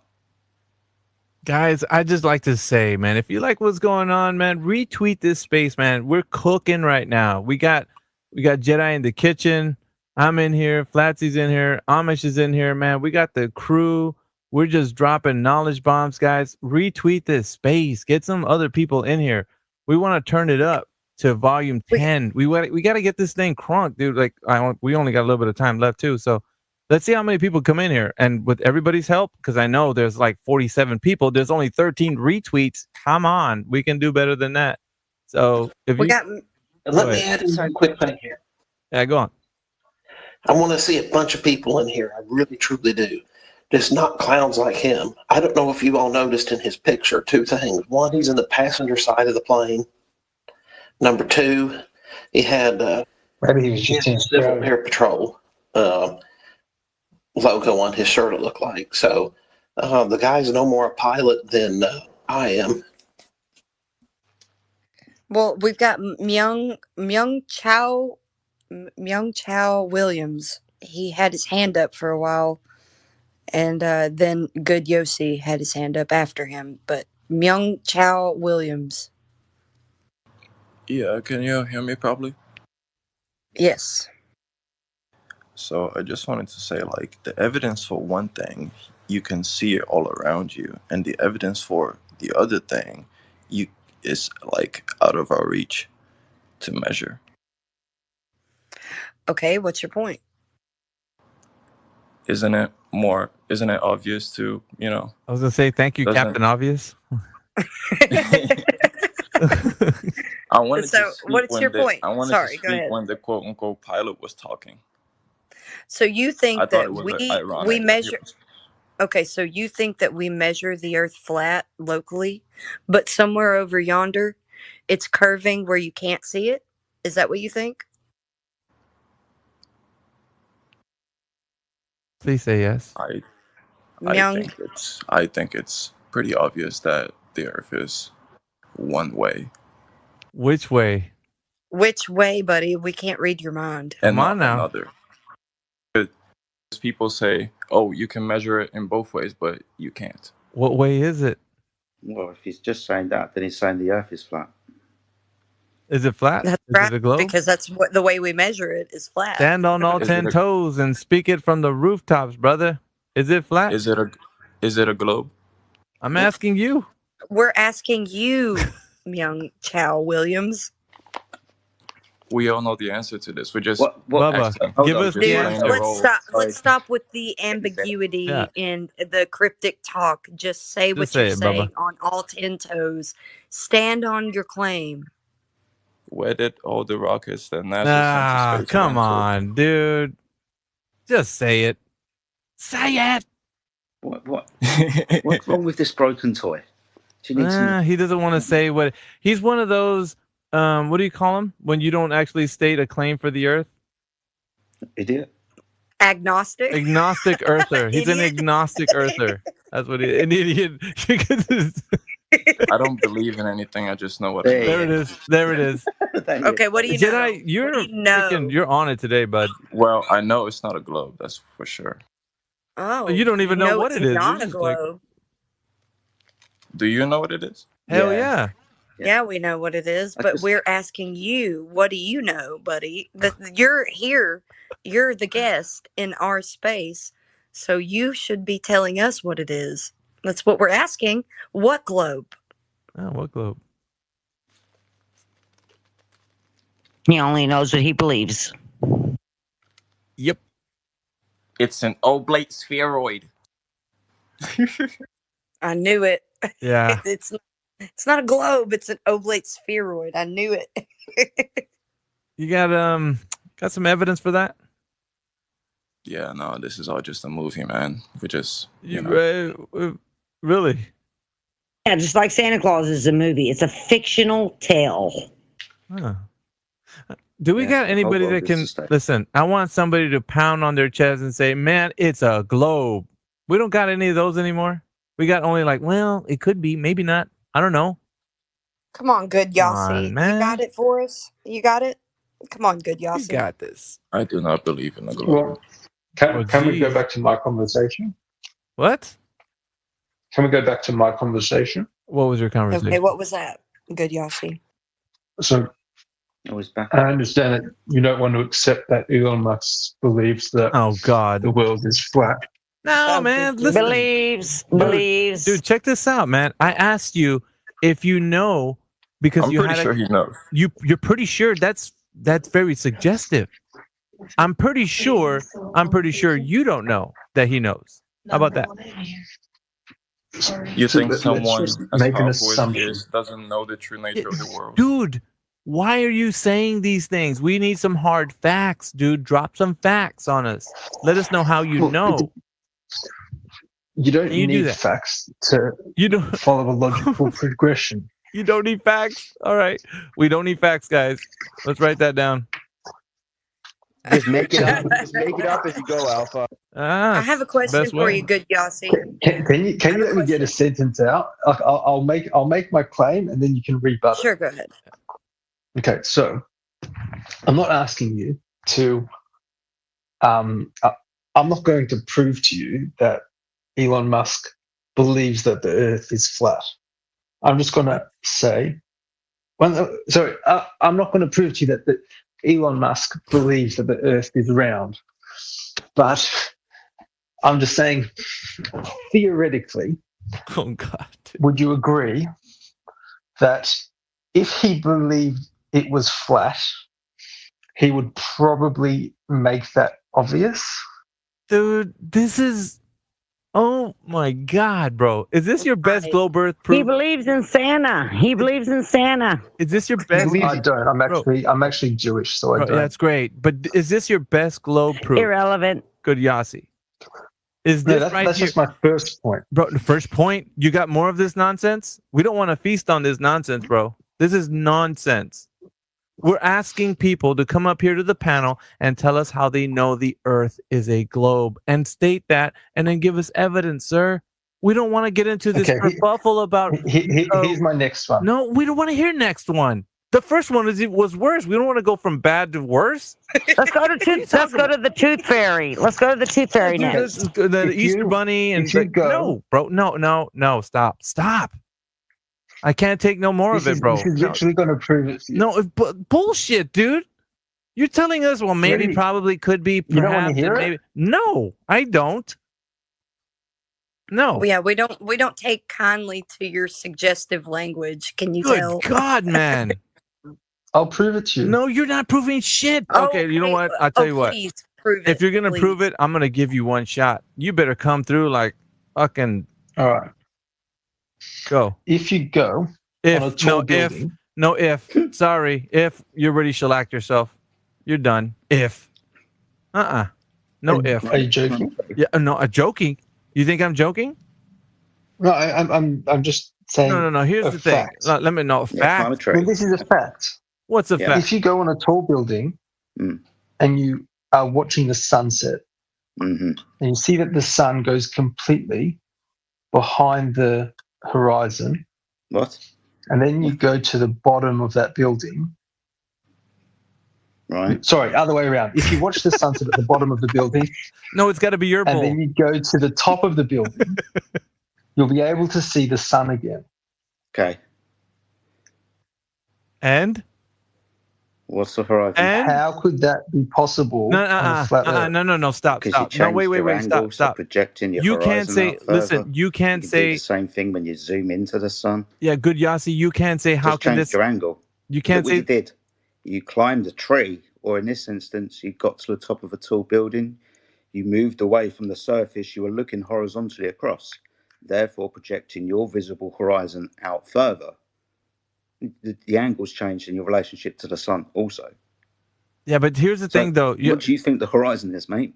Good Yossi, you said, how could this happen on a flat earth? You're asking a question for your proof. It's a question proof. That's what you just done right now. We're asking for absolute affirmation that you know you live on an earth that's a globe with a curved surface. And you gave us So a I'm giving question. you an No, experiment that stop. No, it's not. you can Listen, this, practice. first of all, it's not an experiment. Definitely not an experiment. And It's a question proof. it's a question proof. That's what you've given us. No, it's not. It's like I'm just like I'm Bullshit, saying. it's You can not. do it. Anyone can do it. He just laid He it just out. anyone can believe in Santa. Yeah, no, Anyone No, can believe in listen, Santa. listen, No, dude. no. It's a repeatable. Alpha just laid it out That's for how you science as a works. You have to question. just No, you don't have know to science. prove No. something by showing something's repeatable. Oh, What my is So that's what I'm saying. science? Good Yossi, give us the scientific method. Go ahead. This isn't Well, science. you have to be able to. A scientific fact is something that you can actually Give us a prove by scientific repeating method. it. Good Yossi, don't talk more. Just give us a scientific I method. just did. I said something that you can Hold on. Sorry. repeat repeatedly and get the same results over and over again. Oh, No. Take us through the hold on. method. That's not the scientific method. Yeah, hold on. Jedi wants to come in. Hold on, Good Yossi. Go ahead, Jedi. Do apologise.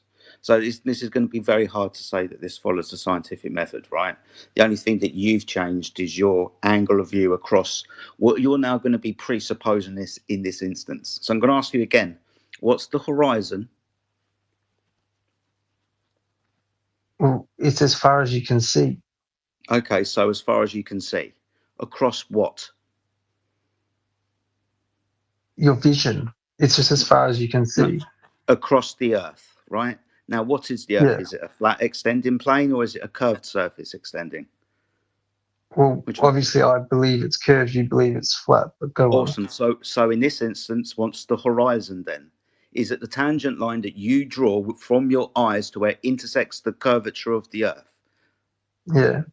Okay, then. So this will be at 1.225 times the square root of that observer's height in feet. Noticed in your observation, you changed your angle, the eye height in feet, from the bottom of the building to the top of the building. This is going to change where the horizon appears to you. So for a 6-foot observer, using that calculation, the horizon is 2.8 miles away. We call it 3 miles to keep it simple. If your eye height is 1 foot above the surface of the Earth, using the calculation of 1.225 multiplied by the square root of that observer's eye height in feet. Square root of 1 is 1, times that by 1.225. That comes to 1.225 miles from the observer. So if you're claiming that that is the reason why you can't see the sun anymore, then you must provide a direct measurement to the physical geometric horizon. Now, I can demonstrate to you very, very easily that the horizon is an optical phenomena based on the observer's eye height in feet. Second of all, the technology that they use, their eyes, binoculars, telescopes or high-powered zoom camera, and the atmospheric conditions of the day.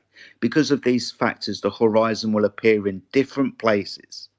So if you're claiming that the horizon is the curvature of the Earth, then you must provide a measurement of the curvature of the Earth. And we just demonstrated ipso facto that it is purely optical. Did I jump in, folks? Not yet. We're waiting for Good Yossi's response. I don't have a response. You don't have a response. No response? No. All right. Okay, good. Good stuff. That's your concession that Good you stuff. don't know what you're talking about. All right. So we can move on. Jedi, appreciate you, brother. Another great job by Jedi. Appreciate you. Who else is next on the docket, Letsy? Kent Reynolds, I think is his name. Yeah. Excellent. Yes, ma'am. That's my name, Kent. I'm an Australian. Good day. We've got plenty of Australians that are flat earthers. Good on you, mate. Okay. Well, I wanted to challenge the theory. Do you guys want to have a bit of a discussion about challenging the theory or not? No, it's not a theory, but we do love ourselves a good challenge. I tell you what. Yep. Check this out. Go. Okay, well, hold on. Wait. Stop. Hold on. Before you start, your mic is trash. Please, can you fix that before you start? It's really bad, staticky, and it's hard to hear. Is this any better? Little bit. Whatever you're doing there is getting better. How's this? Is this any better? Sort of. Or is this any better? It's doable. I'll tell We'll you what let I'll you do, know folks. when it's unintelligible. Yeah, we're gonna muddle through with. I can try and recycle and come back if you wish. I mean, we'll just muddle, I guess. Yeah, we'll try it out. If it doesn't work, Okay. we'll tell you. Okay, so the Egyptians had two needles, two columns that were exactly the same height above the earth. And what they did in order to prove the curvature of the earth, this was the Egyptians, not the current ones, the old ones, was they said, okay, if they're exactly the same height and if the earth is flat, then at 3 o'clock in the afternoon, the shadow should be exactly the same length because they're both on the flat earth. The sun's passing overhead, so they should both be the same. Right. The problem was that when they measured it, the one that was a lot longer was further away from the sun and further around the curvature of the earth, and so therefore they used that as well. Okay, it might sound funny, but I've seen the work done on it, so I'm just wondering what you think of that theory. Good on you. So, Hey, and I do Jedi, do you want to take this? Yeah, and I do apologise for laughing in the background. It's not you. One is we hear this argument all the time, and when you hear the response to it, you might slap your head. Yeah. So we're just measuring angles to a light source in the sky, right? In this instance, you've brought up the Egyptians. You've got two poles, two columns, obelisks, whatever you want to call them. One is closer to the sun than the other one. Now you can demonstrate just in your kitchen that if you stand underneath a light, then you're not going to cast any shadow. If you walk away and not directly underneath that light, you can watch your shadow increase in front of you because it's dependent on the relationship of the thing causing the shadow and the light. In this instance, you just brought up two sticks, right? Two poles, obelisks. It's the same thing measured on a flat surface. Just don't be underneath the light source and move away from it, and you're going to create shadow. Thing Aristophanes did, right? The Greek who was in Egypt, who measured that at midday when the sun was directly overhead and he looked down a well, he could see the reflection of the sun, knowing that the sun was directly above him. 500 miles or 500 stades away in another city called Cyrene, there was an obelisk. And because this obelisk wasn't directly underneath the sun, it cast a shadow. You could do the same thing in your kitchen. You could do the same thing when you're walking down the street at night. Stand underneath a light, walk away from it, watch your shadow increase. Same thing. Doesn't need to be a curved surface. I see your point. I see your point. What do you make of the postulation though that you see I'm 60, so I'm fairly old, and when the Flat Earth Society first started, it was pardon my French, but it was like a fight to the establishment that we can even say that the Earth is flat, even though we know it's a sphere and we know it's spinning around a solar system. Can I say something really quick, Kent? Yeah, of course, ma'am. Yeah, I would say that this isn't the Flat Earth Society. We realize that the Flat Earth Society is a straw man of our position. We don't actually hold those positions of the Flat Earth Society. So you believe there's an ice wall and that all the water's No, buddy. No. I'm saying that is a straw man of our position. So I'm telling you. May I ask, ma'am, what is your position then, ma'am? How would you abbreviate or give me a brief appraisal of your system of flat Earth? Right. Okay. So I would say that the Earth measures flat locally for everyone. So level is level everywhere. There's no reason to think that level is curved because level is level for you, just the same as it's level for me. And then we've got sea level that we reference for everything, building and navigation and aviation. We don't deal with a curved surface ever. So you would have the burden of proof if you say that it is curving somewhere, because we're not experiencing curve anywhere or measuring it. Yeah, We're measuring it flat. Go ahead. Yeah, I see your point. I mean, look, I'm an engineer, so I mean, I deal with this stuff all the time. I've built subsea pipelines and stuff that look, ma'am. One thing that's always fascinated me about gravity is that, and I've said this in spaces, people who What's know that? me know, that gravity is not what they say it is. It's not a magical force in the center of the earth sucking everything towards the center. To me, gravity is an all-pervasive force around the universe that's holding everything in place in different ways. Oh, buddy, that's a wild claim that you just made. We're like, you can't demonstrate. Yeah, we're like a few degrees away from the premise, and that is for you to. But, I mean, it presents as that, man. If okay, here's a question. It presents itself as it presents itself in a you always have to reference a horizontal plane when it comes to what you would say the effect is of gravity. So I'm putting this in quotations. So the effect of gravity in quotations, you would reference that to a flat plane.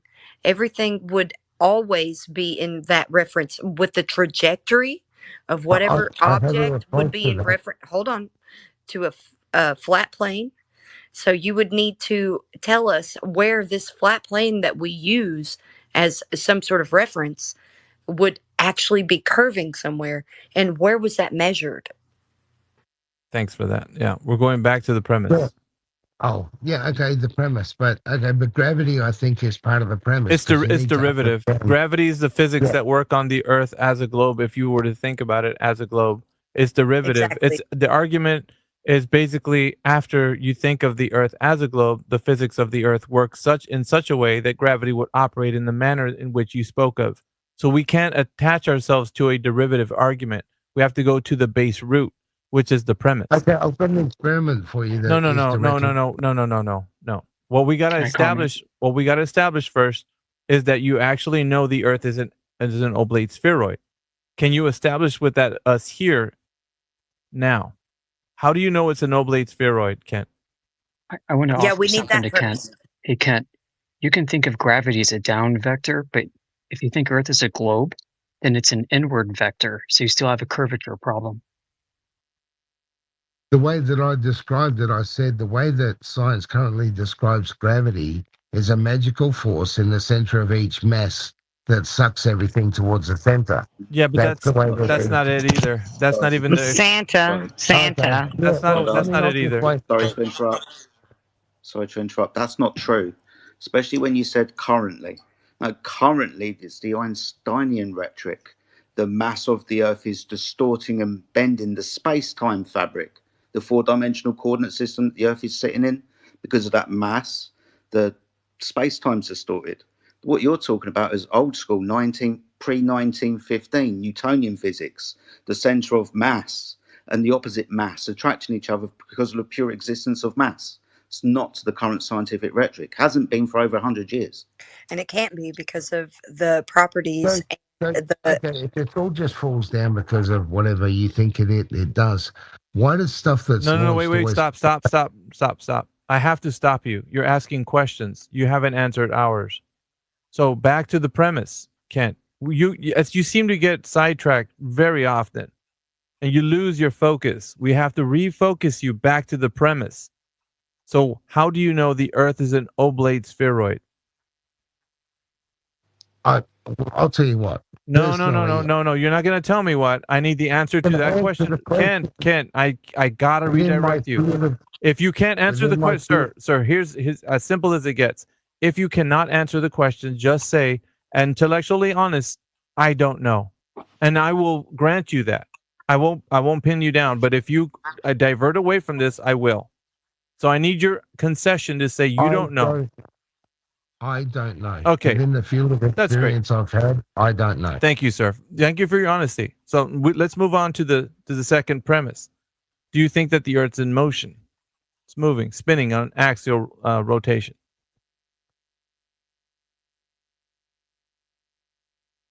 Kent?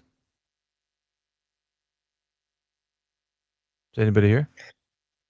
Yeah, I'm here. Okay. I'm just wondering if he. Yeah, go ahead, Kent. Did he drop out? No, he's here. No, I'm trying to speak. Is there a problem, or can people? No, we didn't hear you. We didn't hear you. Yeah, we couldn't hear you. It's fine. Go ahead. Basically, what I said was if there's a few models that have been done where you can see the sun itself and the Earth and all of the 9 planets that we talk about traveling in like a spiral through the galaxy. I do believe, my personal opinion is, with what I used to have a Celestron 4 telescope, so I've actually physically watched the moon through my telescope. The moon appeared to be spherical. It appeared to me, but I'll tell you this much. Appearances and everything. So you have to go beyond that. Yeah, we're diverting. We're diverting away from the question that I asked you, Ken. Is he talking about the moon? Yeah, dude, we're talking about the Earth spinning on an axis. The Earth's Where's the rotation. evidence and measurement of the Earth's The axial Earth rotation? appears to be on some type of a wobble spin. Right. That seems to be the claim, Kent. It doesn't appear that way. What is the evidence of the claim? Grandpa hang the lights down from the ceiling. The fact that when satellites are launched into the atmosphere, they're not doing 27,000 miles an hour to keep up with the Earth to stay in place. They're staying in place because they're not spinning it at the same rate as the Earth. That's why we see them go by. Yeah, that's a claim, Kent. That's a claim. I'm asking for the evidence. Sir, just relax. Take a breath. I'm asking for something very specific. I want you to tell me how you know the Earth is spinning on its axis, not how things are already up there and how they react to the Earth's spin. I'm talking about the spin in the first instance. Yep. The spin in the first instance, according to the science I know, is caused by the poles being much heavier than the land masses. Therefore, the Earth has an axis because it's spinning. The heavy parts are at the top and bottom of the spin, and the heavy outside from the land mass is maintaining the parabolic axis that it's on. Okay, so that's a claim. How was that verified? Well, see, if I say it was verified by satellites, you'll say that's bullshit. No. That's circular. Appealing to satellites is already circular because you're starting to talk about how the Earth is spinning and the satellites are reacting to the spin. We're not talking about that. You're appealing to something that's circular. Now, I want to know how they understand that the Earth was spinning in the first instance before they sent anything up there. Because they could see that the stars were going past, the same stars were going past every night.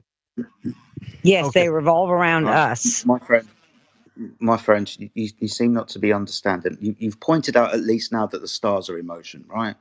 So this is what I pointed out to a gentleman earlier. We're going to be speaking about relativity. So you've got a couple of choices here.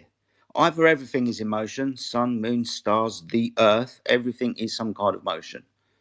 The Earth is stationary. The stars are in motion. That's your second choice. You are stationary and it's the stars that are moving.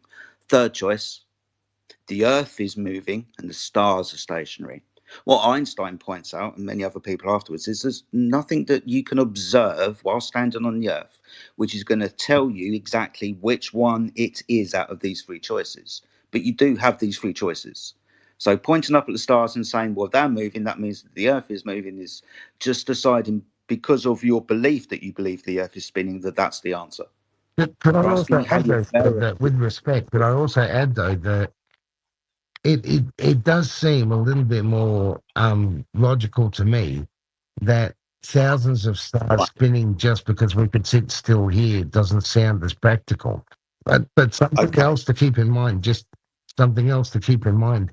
One of the reasons we can't detect them spinning and moving is because we don't really have the capability to be able to detect that amount of movement at that distance. We're talking hundreds, if not thousands, of light years away. Okay, we're talking about the Earth, not what Dad's doing. And second of all, you said logically. So when you stand outside and you look at the world around you, just the Earth, not the things that are in the sky, just the Earth, do you feel, sense, or detect any motion? No, the answer to that unless you're on something that's moving. So, hold on. So the answer to that is no. So how do you logically jump from no to yes? It is moving. How do you logically jump? Does a spider know it's doing 80 miles an hour? No. Dude, you don't need to give me an excuse of I wouldn't expect to feel it or something like this. I'm asking you how you make the logical jump. Prove that it is outside of your senses and that it is actually moving. How do you determine that? How do you prove that? How do you measure that? Okay. Well, I know that when I spent 6 weeks on a cruise ship, when I got off, it felt like it was moving for at least another month. Okay. What? What? That's your equilibrium. You know, the vestibular system Well, in what I'm saying the is inner ear. the You're possibility not. That's not the Earth spin.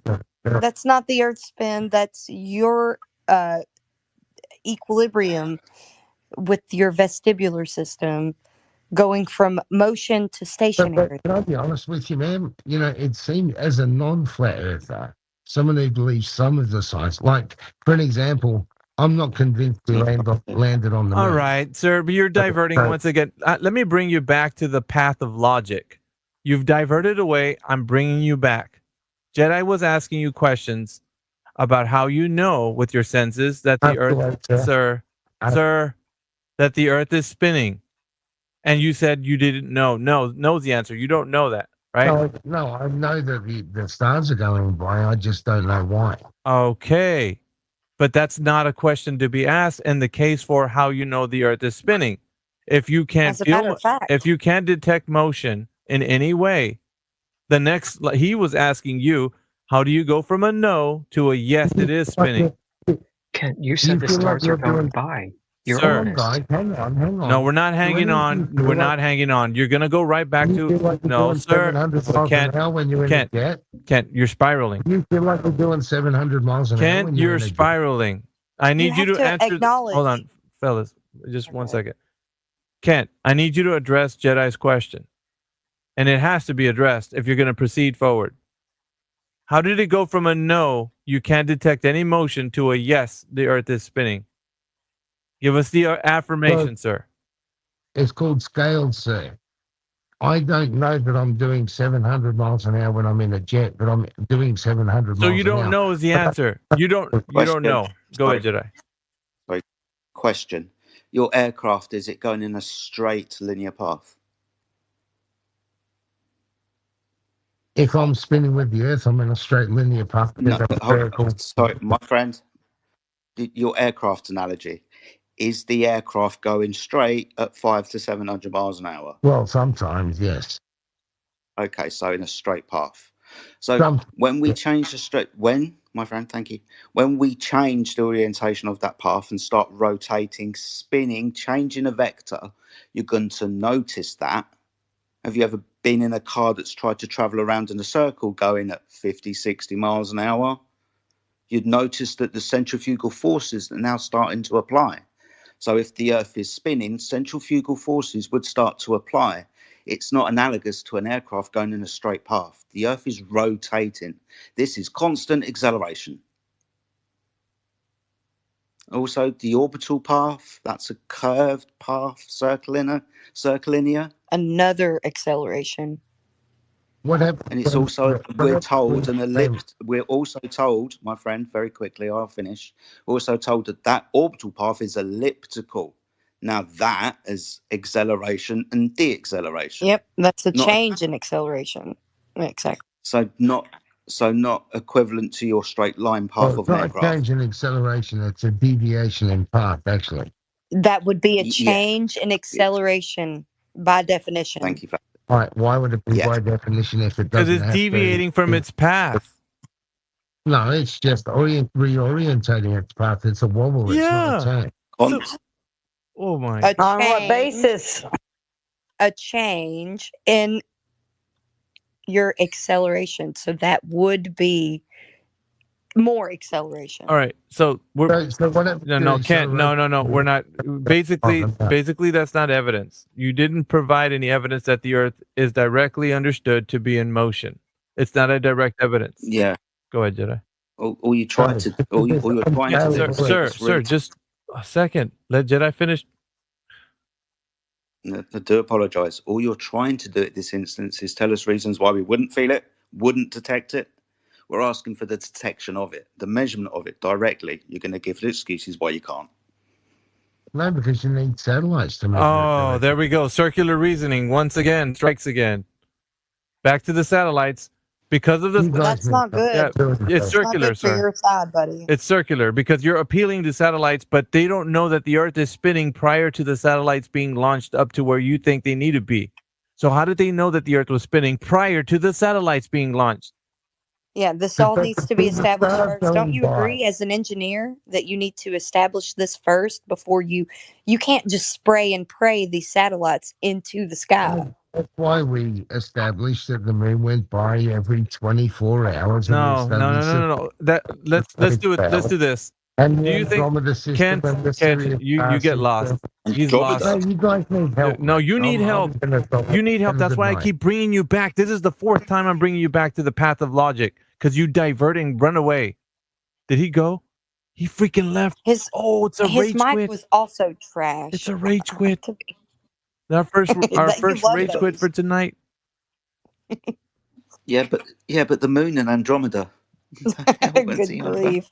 See, and the green and the red light hanging over the window. It is what it is. It's what I see. We got a rage. It's what I've been told. That's right, Missy. That's right, Missy.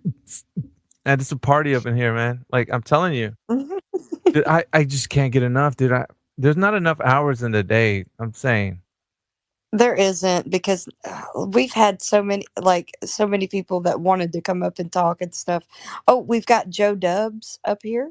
Joe Dubs, if you want to speak, now is your chance. If I not, wanted to ask Joe you guys go ahead. what if you have any favorite flat Earth books from like 100 years ago. I know there's a lot of them. I have a lot of them on PDF. I haven't read any yet. So we have what's his name? Flat Smacker's playlist. It was a guy who gave us like a wealth of information. It's on our server, by the way.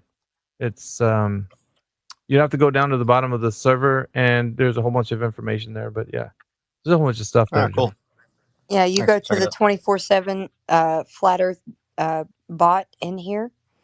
It's labeled 24/7 Flat Earth Discord. You can go to that link that it links you to the discord.gg/flatearth. That's our home server where all of the information that we've accumulated over the years. It was already accumulated when I got there, and it's even more so accumulated since I've been there. That's only 2 years, so I'd give you that.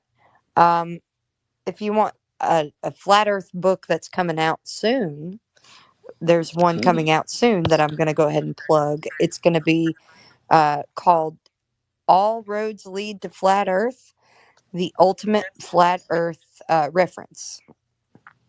Cool. Who's writing that one? The Ballbusters. They're doing all of the work. I'm just doing the editing. So I have started reading 200 proofs, or was it 100 proofs? Earth is not a globe. There's a lot of good information on there. I mean, we agree on a lot of stuff, right? I'd say this, Joe. You really want to hang out with the 24/7. We're at the cutting edge of flat Earth arguments. We are the tip of the spear, sir.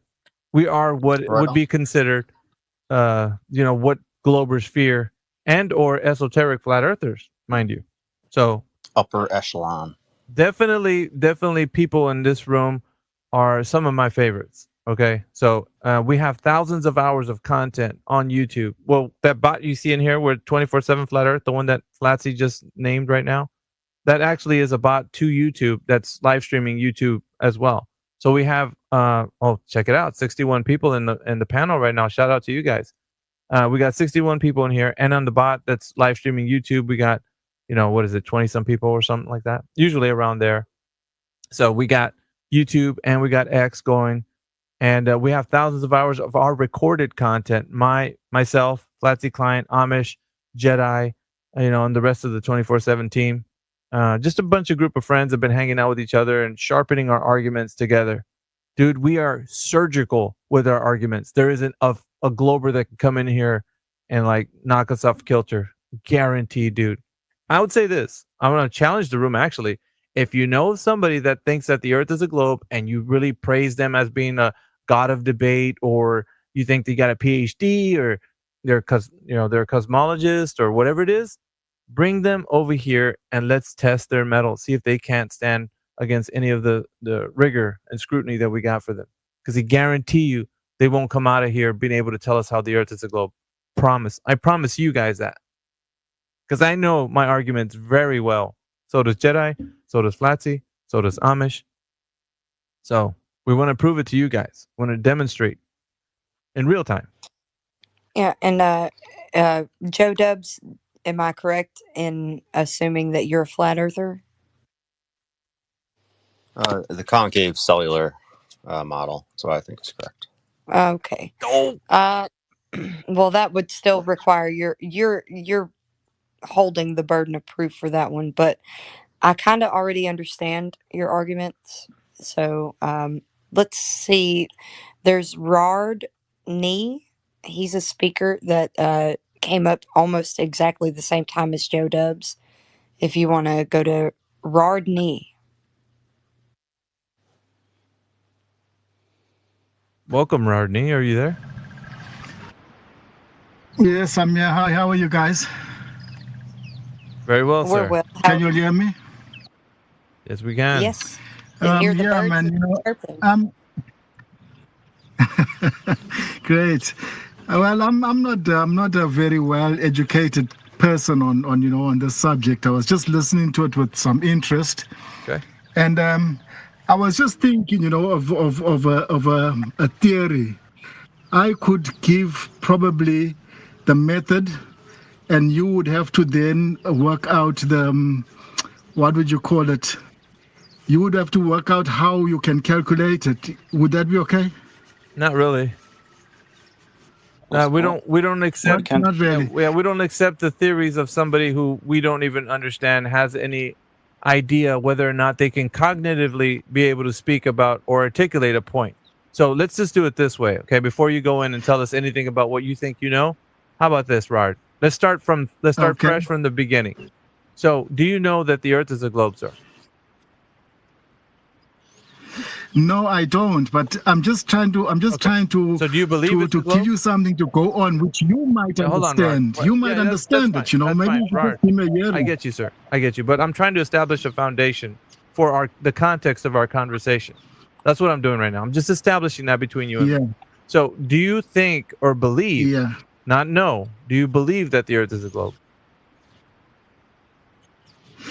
Well, I do believe it. I believe it simply because, and this is not foundational, but what we learned in school. We learned in school that the Earth is a globe, and that was what the scientists of then told us, and I think that still runs today even. Okay, so in what way can you tell me that would be true in any way? Like in any way. What do you think that's true about the Earth being a globe? Okay.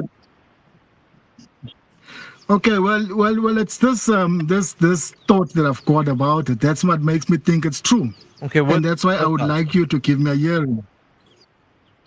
Okay, I just imagine that if you would erect a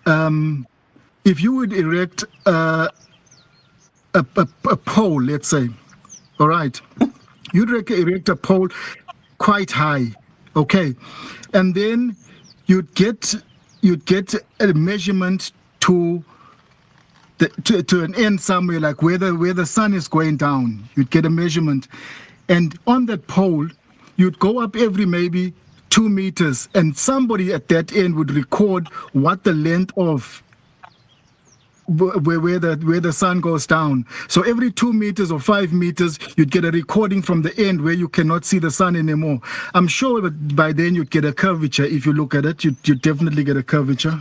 No, you wouldn't, because Why not? Your measurements are, because you're measuring an angle to the sun. It's going to be called a solar elevation angle. How the sun appears to you in the sky from an observer's position. Do you know what a protractor is? Yeah, I know what a protractor is. Awesome stuff. So this is the concept of measuring the solar elevation angle in the sky. You, the person taking the measurement, are at the dot in the middle underneath the 90-degree vertical line in the middle of the horizontal in the center of the protractor. Now you're going to be Yeah. measuring the elevation above that horizontal. 90 degrees at your zenith, 45 degrees in the afternoon, let's say, and 0 degrees on the horizon. This is going to be a flat Earth measurement because you're measuring angles. Yeah, but when you look at it, let's just take it that you've got a circle, okay? On a paper, you've got a circle drawn on a paper, and you take from your center, you just 1 second. Rard. you just measure to the end. Rard. I hear you. I didn't hear a confirmation from you addressing the fact that you understood what Jedi was saying. So what I'm thinking right now is that you didn't hear what he said and you bypassed it just so that you can say what you wanted to. So I need some confirmation that you heard what he said to at least advance the question or at least the point. Do you know what he said, sir? Yeah, I heard what he said, but the problem is believing it. You see. Well, I mean, all scientifically, he said exactly what I'm saying. No. What did he say? Well, he'll have to give it to me again because I didn't hear it, basically. That's it. See, I know when somebody's not listening. That's what I do. I'm very good at when I pay attention to how people. You're waiting to speak, sir. You're not listening to him. I can hear, yes.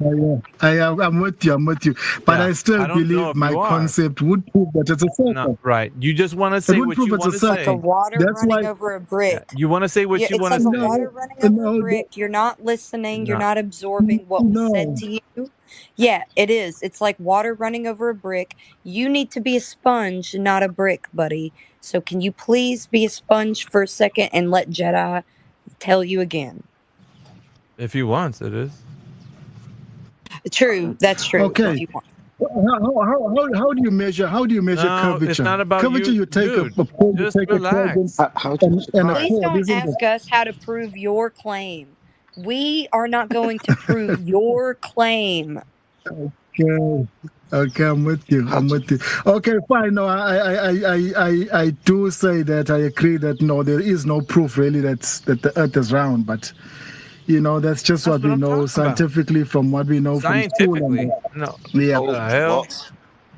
From school. I'm talking about from school. From school. Okay. So you said we've been taught scientifically at school. What scientific evidence did they give you that the Earth was a shape? No, don't ask me that, man. Where school is school, and we were just sitting there and listening. Just be honest. In the science can you class, answer him? Answer him. Be honest. Answer him. Just say you don't know. No, there's nothing, man. There's nothing that I know. Yeah, there's nothing that I know of. Yep. I agree with you. There's nothing that I know of. Okay. There wouldn't be any scientific evidence for the shape of an object. Science doesn't deal with shapes. That's mathematics and geometry. Science deals with cause and effect relationships in the physical and natural world. It's hypothesis and experimental based. It's not a question of geometry. It's a category error. It's interesting, right? You're explaining how we all felt in school. Can you hear me out on one thing? Just one thing. Can you hear me out? And then that's it. We call it quits if there's no understanding between us. Can you just hear me out on one thing? Is that okay? Yes, go on. If you draw a circle on a paper, as I was saying, and you take your center point, you scribe a line from your center point on anywhere on that circle, and then from the top of that line, you start measuring out. You measure out maybe at a centimeter at a time, The outside line is going to give you a curvature, won't it? It will give you a curvature because there's a circle on the circle that you've drawn. Yes, this will be dependent on the height of I, or where you're drawing the line from to draw a tangent to where it intersects the curvature of the Earth and the distance between the two. Yes, this is an Earth curve calculation. So, if we're given the radius of the Earth, if we know the size of the actual circle and give it a radius of 3,959 miles, then the tangent that you're going to draw from the height of I to the curvature of the Earth is 1.225 times the square root of the observer's height in feet. Carry on. Yep. No, I'm with you. Then I've got to agree with you that we got no scientific proof that the Earth is round. We just know it because it's there out there, and that's what we know. Try to measure it Is that instead of okay? prove it Hold on, scientifically. buddy. Sorry, go ahead. Didn't address what I said. Probably wasn't listening once again, did I? Listen, buddy. Probably wasn't Yeah, listening. No. Again. People are talking over each other, and I didn't get you there. What No, you're he saying? wasn't. Nobody was talking over each other. You're It was just- just Jedi talking to you. What did he say? Let's see if you got it this time. What did he say? Yeah, there's somebody that was disturbing the conversation. Nobody was that I disturbing picked it, up on dude. my You phone. weren't paying attention once again. Once again. Yeah, because Jedi got everything out that he Funny, you said know that. before You anyone funny. jumped in. You're a good host. Yeah. You're a good host. Because Thanks for that. you've got the jokes in between there. I don't know That's if it's a great. joke, man. I don't think No, Jedi's thanks, man. laughing at it. He's the one that you're not listening Fucking to. chop liver over here or something. Yeah, He's before the- you he's the one continue, you're why not don't you listening repeat back what Jedi said for the audience? He wasn't listening. No, man. You know what? I do believe that there is no scientific proof that the Earth is round. I do believe, There but can't we're just be. making conversation. But do you know where I'm coming in from, guys? But I would say, is it No, India? just You're coming in from a logical failure here because you're in a category error. Yeah. But I'm talking on terms of a country. Is it India? I'm coming from Eswatini, next to South Africa. Do you know that country? Oh, okay. Yeah, okay. I got you. Yeah, that's what I'm I would coming say this. Yeah, the Earth is I would flat say over there this, too, buddy. bud. Yeah, it's flat everywhere. Yeah, I guess so. But the thing is that you also can't prove that the Earth is flat. We can't prove that it's can. curved. Oh, sorry. You can't Yes, prove we that can. it's flat. Sorry. No, there's We no way can, you can prove it's Yes. flat. Sorry. Yes, we can. And I can give you a direct measurement of the horizontal plane of 10,800 nautical miles. The Earth is measured as a horizontal reference frame. Yep, I can. No, okay, fine. I understand that you've got all the scientific measurements and all that there, No, but it's not I scientific really don't measurements. think that's no ways. I don't think the Earth is flat. There's just no ways it can be flat. Do you understand? Do you understand the difference between measurement and science? Hell no. Do you Hell no. not understand that? No, I don't. I That's don't. all right. To be honest, There's I a don't. difference. That's all right. I'm gonna go ahead and tell you right now, buddy. There is a difference. Okay, between explain to me. and Yeah, explain science. to me why you all believe the Earth is flat. It's very interesting. I would like to know why you all believe No, it's flat. hold on a second. No, wait, we fell for this. We fell for this 2 times already. I don't know. Do you want to go for the 3rd time? It's like Charlie Brown going to kick the football and Lucy keeps taking it away. Do we really want you to explain this whole thing? Why don't you explain what science is for the audience? We can sit back and let you educate us on the definition of science. No, forget about Charlie Brown because you all are actually proving me wrong. But you're not proving yourselves right in any way according to what I have listened to so dude, far. you're not listening. Jedi spoke twice. You didn't hear him. If Flatsy speaks again, you're not going to hear her. You're like, I didn't hear. Somebody was interrupting her. And you're not listening. Rar, there's a problem here, sir. Okay, fine. So I'm just going to accept it without anything because I really didn't hear why you say the Earth is flat. It was Okay, I'll tell you. Please, just tell me in normal English, not in all that scientific jargon. Normal which English, we don't understand. No scientific jargon. I'm going to tell you how the Earth is flat right now. Okay, Sea level, and level is flat for you, just like level is flat for me. Over here in America, you've got level, I've got level. We're not detecting any curvature with your level. You have to use level to level the ground to build upon. You have to use sea level to get an elevation profile. You don't actually measure the Earth as a globe. You measure it flat with sea level and rise over run, and with your navigation tools, aviation, everything references a horizontal plane of reference. Everything. Yes, I heard that. I heard that when you explained earlier on. I did get that. But then when you're talking about level, okay, fine. When you're talking about level, you're talking about we use level in America, you use level, and what? That's a smaller level. That's not like talking about thousands of kilometers in level. is level curve. Have you been to the beach, Rard? Let me just get a quick one in here. See if Yes, I have, yeah. And I've seen the curvature at the beach. What? No, you have There's a not. curvature at the You beach. liar. You have not seen the curvature at the beach, you liar.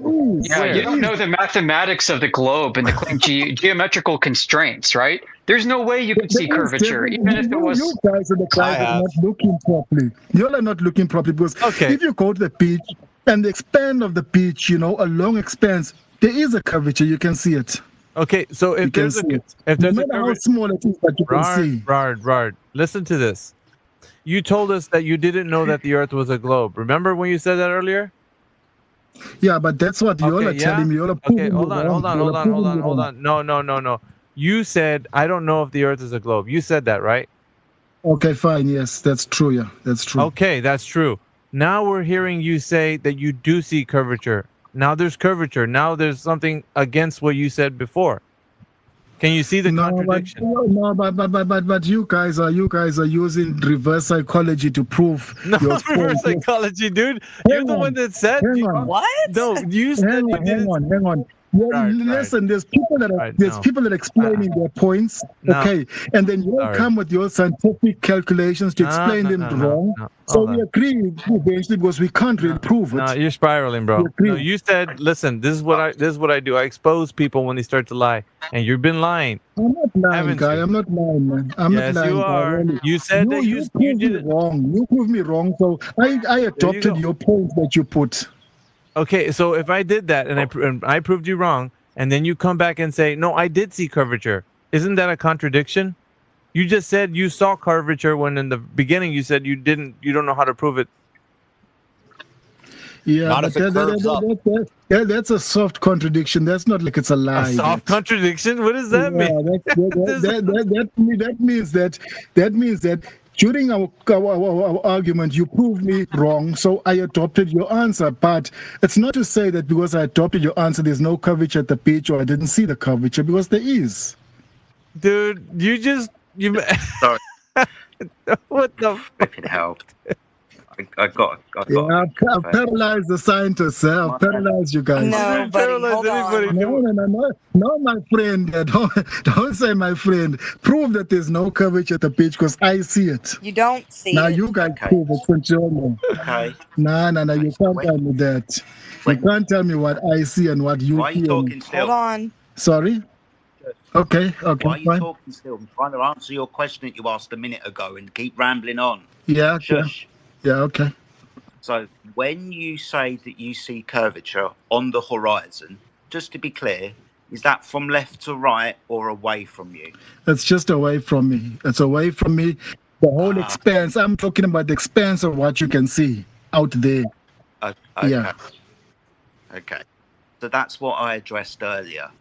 Depending on the size of the ball, the horizon is going to be the line from your eyes to where that line intersects the curvature of the Earth. That can only be at 1.225 times the square root of the observer's height in feet. Okay. If you're 6 foot and standing at the beach, that means the horizon is 6.8 miles away. Okay. 3 miles if you want to keep the numbers simple. Hold on. Now, I understand. He accidentally said miles when he said meant to say kilometers. Kilometers. Yeah, well, I understand miles as well. I understand miles. Miles are that's fine. A bit more than kilometers. So for a 6 foot observer, 3 miles away. Now I know, and I can prove to you, if I had the ability to post images in the side chat, which I will do, that the horizon is much, much further than that mathematical calculation. You can see a horizon much further away if you use a high-powered zoom camera, for example. If you change the optic, you can see a horizon much, much further away if you use an infrared camera. Okay. And understand you. The horizon, good. So the horizon isn't the curvature of the Earth. If you're going to say that things go over the curvature of the Earth and I can't see that object because the curve is in the way, then you just need to get a camera and zoom in on the objects and you will see that object again and the horizon beyond that object. So it's not the curvature of the Earth, my friend. For the audience, I posted some infrared, long-distance infrared photography has been posted above the chat in the nest, in the pill, whatever you call it. Just scroll to the right. Yeah. Okay, but hang on. I don't agree with the camera theory that you've got, because cameras have got lenses, concave and convex lenses, and all that kind of thing, which could actually impact on your vision. But it's or whatever modeled after. It's modeled after your optics of the eye, so you can change the focal length of a camera and be able to zoom in and see things much different than you would with your eyeballs. So it's still optics, and those are modeled after the optics of your eyes, anyways. And I mean, I don't understand what you're. So hey, check this out, Rard. You said you saw curvature, yeah? Yes. Right? Okay. Have you to know that there's curvature there? Did you measure the curvature? No. I'm just talking about visual. Yeah. Visual. I could see a flying spaghetti monster, but if I can't prove it to you, that doesn't mean it's real. So if you said if you said you saw something and you did not measure it, does that mean it's still true? Well, it is true, because you can go back again and see it again. I know, but what I'm saying, like an optical illusion. Yeah. You could see something that's not actually what you think it is, right? Like, you know how people used to see mirages in the desert? Yes. Okay, I know that's not really water on the ground. It was just a mirage, right? Yes, correct. Yeah. So how do you know that what you're seeing is not something like that? Wow, how do you answer that? Well, easy. You could tell me that you measured it and then you found out that it's actually curving, or that you can't tell because it's just something you see, like a mirage. No, but you see, that's the reason why that I'm saying that you guys are using reverse psychology. Reverse psychology? A mirage in the desert. Listen. That's on plain sand. That's on plain sand. That looks like water in the distance. Yeah, you're standing where the water, you know that's water. You can actually enter that water, so you know that you're standing where at the beach. Yeah, but what I'm asking you is, you're seeing curvature when there is no curvature. So you're seeing something that's not. Hold on, Bart. You're seeing something that's not there. Now, in order for you to provide evidence that it does exist, where you say you saw it, you would have to measure it to make it real. Right now, it's just your eyeballs. They could be playing tricks on you, but we wouldn't know that because you did not measure. The way to make it real is to measure, and then you make it real because now I can go measure it, and somebody else can. Yeah, I'm saying that I don't see that curvature. All I see is the water resting horizontal on the surface at rest. Does our friend think the horizon is in the same spot every time he goes out to look? Yeah, so measuring, Rard, listen to me. So measuring would be the way that you would know and I would know. The looking at something and saying that it's actually something you think it is not the standard of evidence. You have to have a way to know whether or not what you're seeing is true. Just like the mirage. When you see something that's a mirage, you can go all the way to where the mirage is and find out it's not actually water on the ground. It's something that's happening in your vision that's making it look like that. Yeah, correct, but as you go forward until you get to the end of the desert, that mirage is going to disappear, and you're going to know but you understand my point, right? You understand my point. I'm with you. I'm totally with you. Yeah. So what I'm saying is, if your eyes are telling you something, your measurements have to make it real. When you measure that surface to be curving, then you could tell me absolutely I see it curving and it's measured curving. But you can't tell me it's measured curving. You can only say that you see it. But none of us here can say we see the curve. I don't see a curve. Yeah. Do you think the horizon is curvature? Horizon. Yeah. Is that curvature? Yes or no? Yes. I do think. Yeah. So, do you see it in the same spot all the time? Is it always a fixed distance from you as you walk around? Well, to prove that there is curvature, you don't need to be in the same spot all the time. You can go to America. Answer the question. For this to be a globe and for that to be the curvature of the Earth, it would have to be in a fixed spot, always from your same height of eye above the ground. You can take undulating terrain out of the equation. We can say we're looking over a surface of water. that's conformal to the gravity vector of your presumed globe. But no, the answer is no. The horizon changes from day to day and even throughout the day. Open your weather app and look at visibility. Visibility tells you how far away you can see that day due to atmospheric phenomena, humidity, fog, temperature inversions. I mean, this all plays a role in altering the distance to the horizon, which we don't think has anything to do with Earth curvature. It's an optical and atmospheric phenomenon.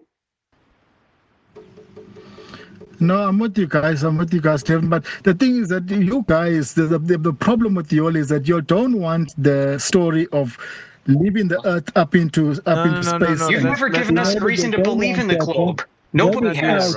You don't want that story. That story is out according to you. Yeah, because listen to me, dude. If I was to listen, Rard, if I tell you a story about going through, like my wardrobe, and inside my wardrobe, I go inside and I go to another world and I meet a lion that talks. That's a story that I can tell you. Yeah. I don't want a story. I want something that I can know is true. And you haven't given me something that I can know is true from the Earth's curvature by you seeing it. You give me no measurements, so I don't know it's true like you think it is. I have to measure it, and I know it's true. That makes sense, right? No, I agree that you guys have got us there, because you're coming with all the scientific facts and whatever, or you're being able to prove that, because we don't have science, so you're able to prove that, we are not right, we're wrong. Yet how does science prove the globe? Let's end this right now. Show us. How does science prove the globe? No, I'm saying that we can't prove. You can't prove the globe. We know. We know. That's why we are who we are.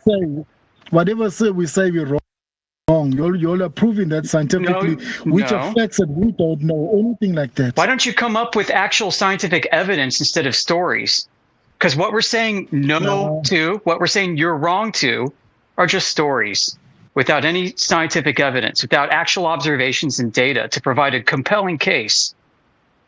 You just have appeals to authority, right? Appeals to consensus, appeals to somebody else who's proven it to you, delivered you something that's reasonable to you. You don't have any actual evidence. If you did, you'd be presenting it right now and you'd be shutting us down. We can all go home. Yeah, definitely true. No, I accept what you guys are saying. Nothing I can do. I accept it because, you're not alone. You're like the 10,000th person I've talked to said this. So, we don't have the answers. But I'm telling you that one day, because science always changes, scientists prove this and prove that, and then later on they change, and it's not like this. One day you will accept it, definitely. One day, yeah. You know what? I tell you what, Rard. One day, faking. Well, that's called the appeal to the future. One day. Fallacy. One day. So let's see if there's. Listen, you didn't bring the facts or the evidence, so let's see if anybody else in the panel that's listening right now can bring the facts and the evidence. So if you think that the Earth is a globe, guys, we got a little bit more time left. I'm actually running on E right now because I got to get going. No. So I wanted to give the conspiracy guys, man. Thanks a lot. Thanks for the opportunity. Great talking to you guys. Sorry. All right, Rard. Go ahead, D. Okay, ciao then. Man. Ciao. All I was gonna say is like a camera, you can't zoom a camera through Earth. So like if curvature was what he was saying the horizon was, and then we started telling him, well, we can extend the horizon with cameras, and he's like, oh well, cameras this, cameras that. Like cameras can't zoom through the Earth. So that was the only point I wanted to make. A good point. Oh. Well, let's see if does anybody else want to come up? We're about out of time. We're in that magical. You know what? And I was telling QE this too. I was like, dude. In the mornings, it's like 60 people in here. We're rolling deep. But I would like to hand it off to Nathan Oakley one of these days, like when it's like this. So Nathan Oakley is wait, hold on. Nathan Oakley is delightful, guys. It's delightful. How funny is that somebody said that? That just tickles my fancy. He's not delightful at all. So if you're dishonest, is anybody out there right now on the listening panel wanting to come up and tell us how the Earth is a globe? I mean, we're batting 1,000 over here. Come on. Come on. Yeah, it's like T-ball. We're batting 1,000 at T-ball with these globers. Yeah. Man, it's so easy just to bat them all away. It's not even a thing. They can't prove the globe. So we're just going off of what we experience. And our experience of the Earth is flat and stationary. And it's a crazy amount of distance that it's flat and stationary, guys. This isn't just a belief, it's our experience. The belief would be that it's a globe and spinning and in the vacuum of space. Those are all beliefs. Real quick, and don't forget, go ahead and give us a follow. I'm trying to get as many people to follow my account as possible so that when I open up this space, all these lovely people can have wonderful conversations in here. So drop me a follow, guys. We're trying to get as many retweets as we can on the space as well. We're trying to get the conversations jumping every single time I'm on. So I go usually about from 11:30 or 11 o'clock p.m. Central Time to about right about now 6 o'clock a.m. because I work the night shift, so I'm usually up at this time.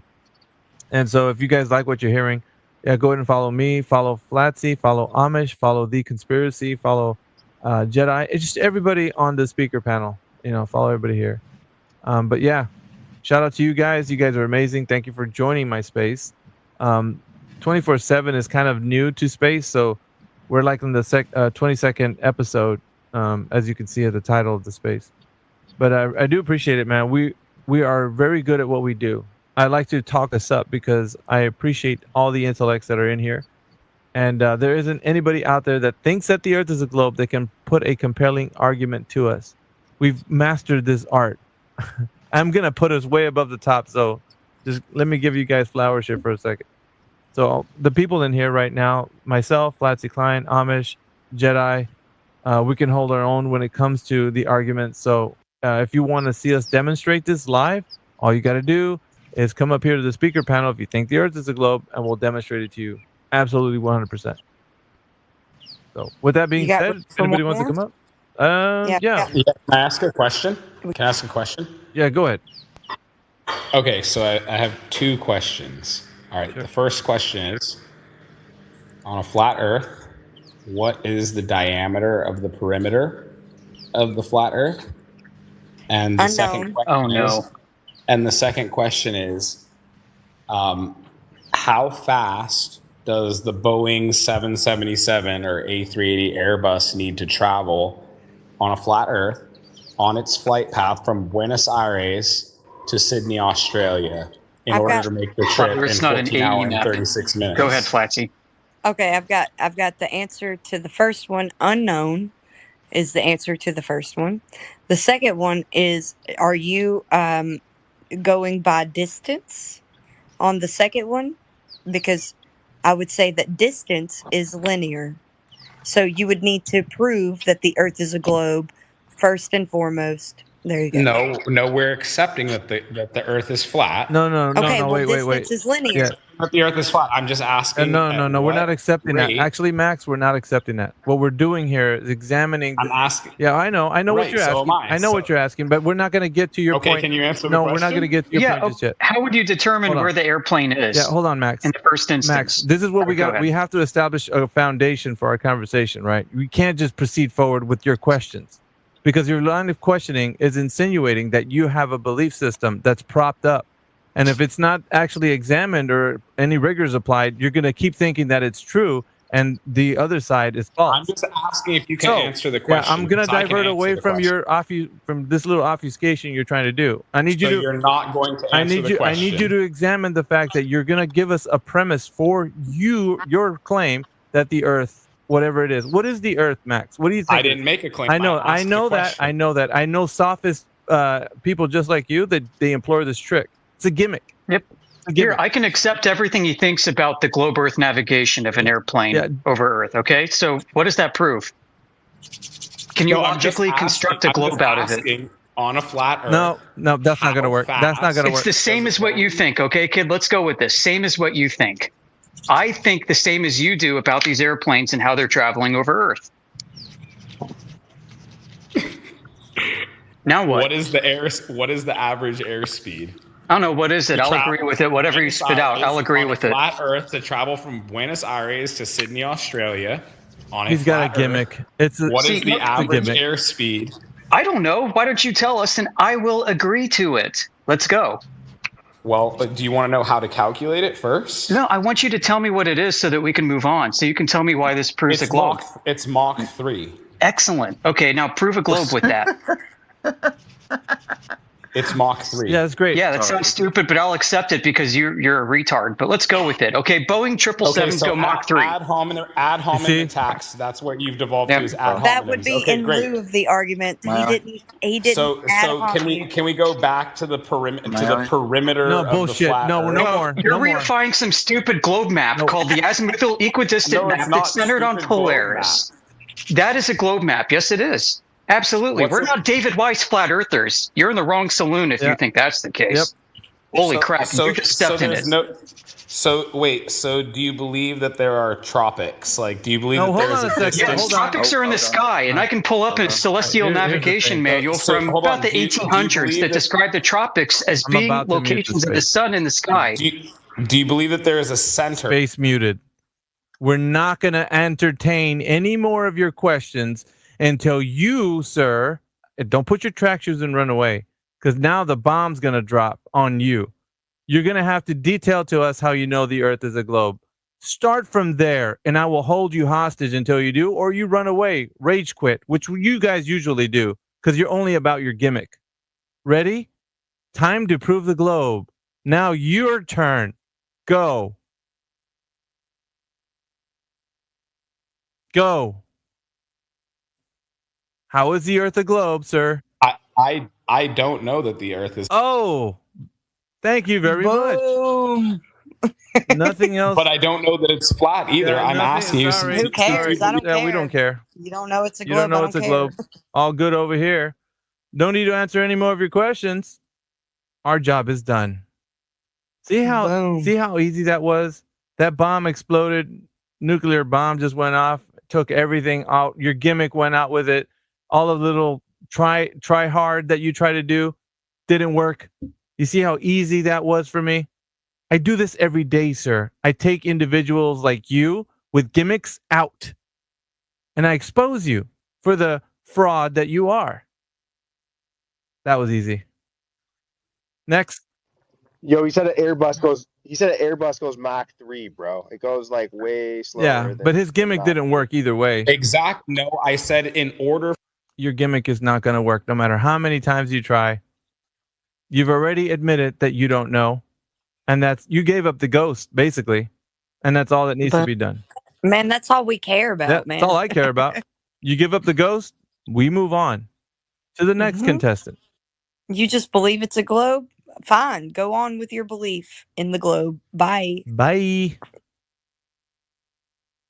So do you know what a logical fallacy is? Bye. Yeah, we do. Thank you. We appreciate your logic. You don't have a position, sir. Your position was undermined by you saying you don't know. You basically kiboshed yourself. Thanks for that. You did that yourself. You basically flat smacked yourself. What else? You won't even let me speak. I don't let you speak because you're going to turn back to your gimmick and thinking that your gimmick is going to work. It's not going to work. You're up against the best. And when you're up against the best, you're going to lose, just like you've done it. Oh, you think you can come in here and act like you can bring your own cosmology, or you don't have to claim the globe that's already established? Yeah, we're not going to play that game. We already know that the globe dimensions have been given and established, and we've falsified them. Yep. And if you wanted to know that, you would have asked something like that, but you didn't. You guys can't win, Max. You guys cannot win. This is the reason why we always win with you guys coming into these arguments, because you don't have a premise. You don't have a position. You don't have anything. You said, I don't know. Good. We like it that way. So therefore, we don't need to reason with you about anything. About anything. We don't need to reason because you don't have a position. You gave it up. Next. You literally won't have a dialogue. The only way that you can win it. No, the only way we'll have a dialogue is if you have a position. Your position is nothing. I don't have a position. So therefore, reasoning with you, we don't need to do it. That makes you look scared. 100. Yeah, because you don't know that these guys right here are frauds. You literally might be a won't fraud stop like him. muting me, and then you use ad I'll hominem. give you here. I'll tell you what. You and the real, you go play together in another space where you guys can have all the fun you want, and he can entertain your gimmicks all day long. I, for one, will not entertain your gimmicks. The real, who's a softie for this, he's a bleeding heart, by the way, because he thinks he can entertain people's thoughts about gimmicks, and then they're going to get somewhere. But I identify fraudsters like you and expose them for what they are.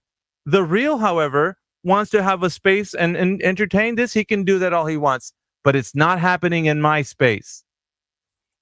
He thinks we're scared. That's silly.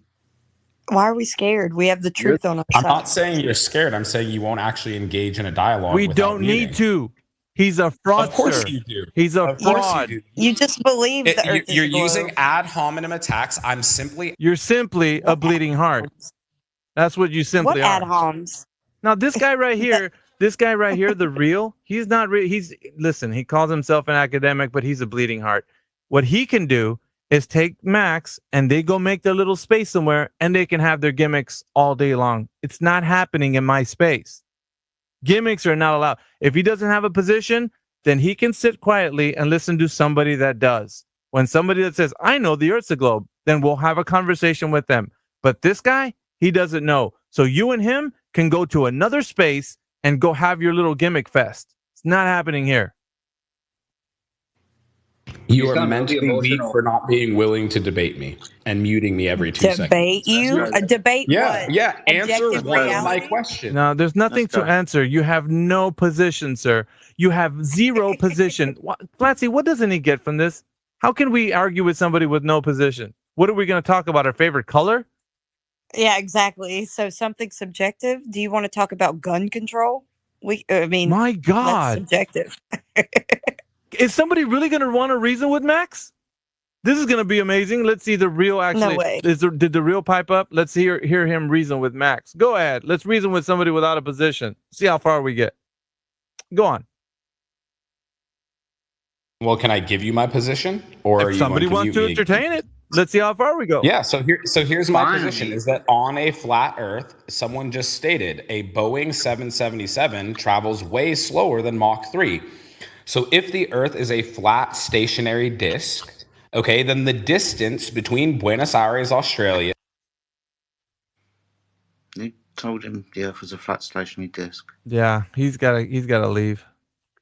Yeah, he's trying to reify the AE map. He thinks that we think flat Earth is an azimuthal equidistant map. You had it right, Amish. He did. He thought it was the AE map. Yeah, it's a straw man attack, and he wants us to believe it. We have to believe it for his shtick to work. His dialogue tree breaks down. Exactly. And just to let anyone know, the AE map, the azimuthal equidistant projection map, is a projection of the globe. Right, which was created off of flat Earth elevation angles to the celestial objects. Exactly. Indeed. And it's a non-uniform scale, something most flat earthers out there, the esoteric ones especially, seem to negate. They don't understand this. They don't even know that there's a non-uniform scale, like sitting in one of the lower left or lower right corners. It tells you how to actually use it for plotting distances. Yeah, like the Mercator map is actually the better one to use for navigation. Right. Hey, the real, go chase him down in another space, man. You guys can go have it out over there. We'll get some people that think the Earth's a globe to come up here. So if you guys are requesting, let's see who's requesting to speak. Max wants to come up. Nah. Let's see if Dill Scout wants to come up. Dill Scout, yeah. All right. Let's see Dill Scout. Max can have a seat. Or the real can chase him down and go have another space with him and talk about gimmicks. Why do you resort to insults? Like, I don't get it. Like, I thought we're supposed to be having an educated and intelligent conversation. There was no insults. Well, the second you said that a Boeing 777 goes Mach 3, I knew you were trolling, so you deserved an insult for that. Well, no. There's a demonstration of someone's character and that being pointed out, and versus someone, what he was claiming that we were ad homing him. We weren't, because that would mean that we didn't address his argument.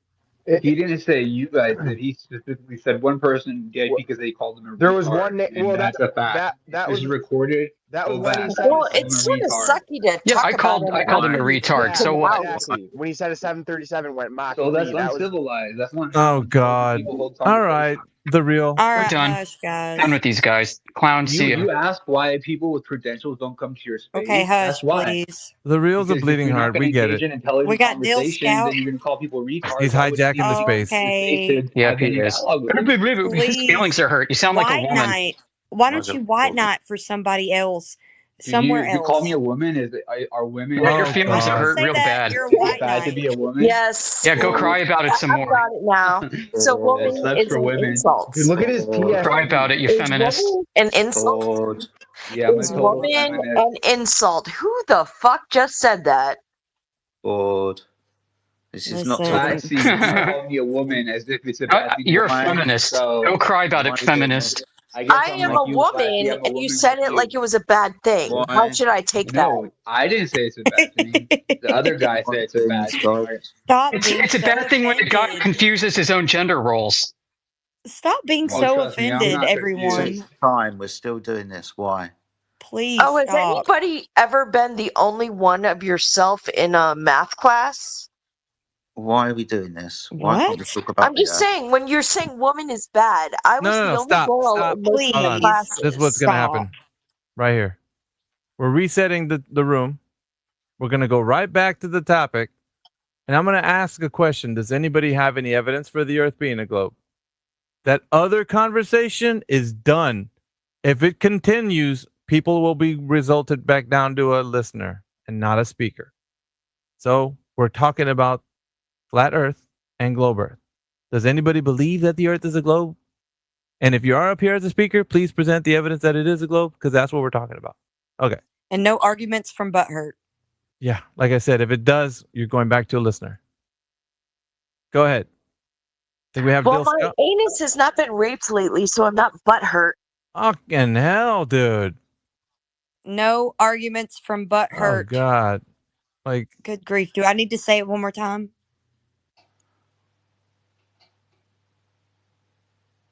literally everybody's shaking their heads. Just give us the evidence for the globe. Nothing Okay, more, nothing so I don't know what might convince you other than like I'd put all of y'all with me on your a best sailboat evidence. and we'll just go around the earth and come from one spot on the earth and then go Okay. Is around that your and touch it Okay. again. Let Jedi is take that your this. best Let evidence? Jedi take this. Go ahead, No, Jedi. Go I'm ahead. When we serious. Like sorry. that's Hello? how. Hello? Do you remember Oh, Christopher oh, Columbus? Did anybody excuse study me, young history? lady, ma'am. So Right. when So let you're me finish my thought. hold Thank on, you. asking you a Don't question. shut up. Why Do are you you know still why the talking? Indians are You called You're finished, please? Indians? hysterical. You're hysterical. You My need an word. operation for that. My God. This is weird. You've I'm asked pretty your funny. question. So do you know why the Indians are called Indians? Why are you still talking? You've asked your question and now you're still rattling on about why Indians are called Indians. I want to talk to you about Because circumnavigation. Christopher Hello? Columbus was trying. Why are you talking? So I'm going to ask you a Because question. you I've been keep trying to shutting do down for the my. last 30 seconds. When you're circumnavigating, which cardinal direction are you going? It depends on which you want to go around northwise, westwise. Northwise? Well, when Christopher Columbus, for example, Don't let that her was drive, folks. Don't let her behind the wheel. excuse me, you brought up Christopher Columbus, so let's use that argument. Which cardinal direction did he go? He was trying to go west to go to India. Awesome stuff. So west or east is a circular path around north, isn't it? If you're using north as the Yeah. why, If we're using yeah, north as the then yes. central, if yes, because that's what we're doing when we're navigating using cardinal directions. You said he's going west. West is a circle around north. That's a circle. I can do this on my kitchen table. Draw a circle around a central point. How is this proving the Earth is a globe when you've just travelled in a circle? Oh, so you think it's like flat and oh my gosh, that's hilarious. Has anybody read the book Flatland? Sorry, this is how we navigate. East, west, north and south, they're horizontal bearings. East and west is just a circle around north.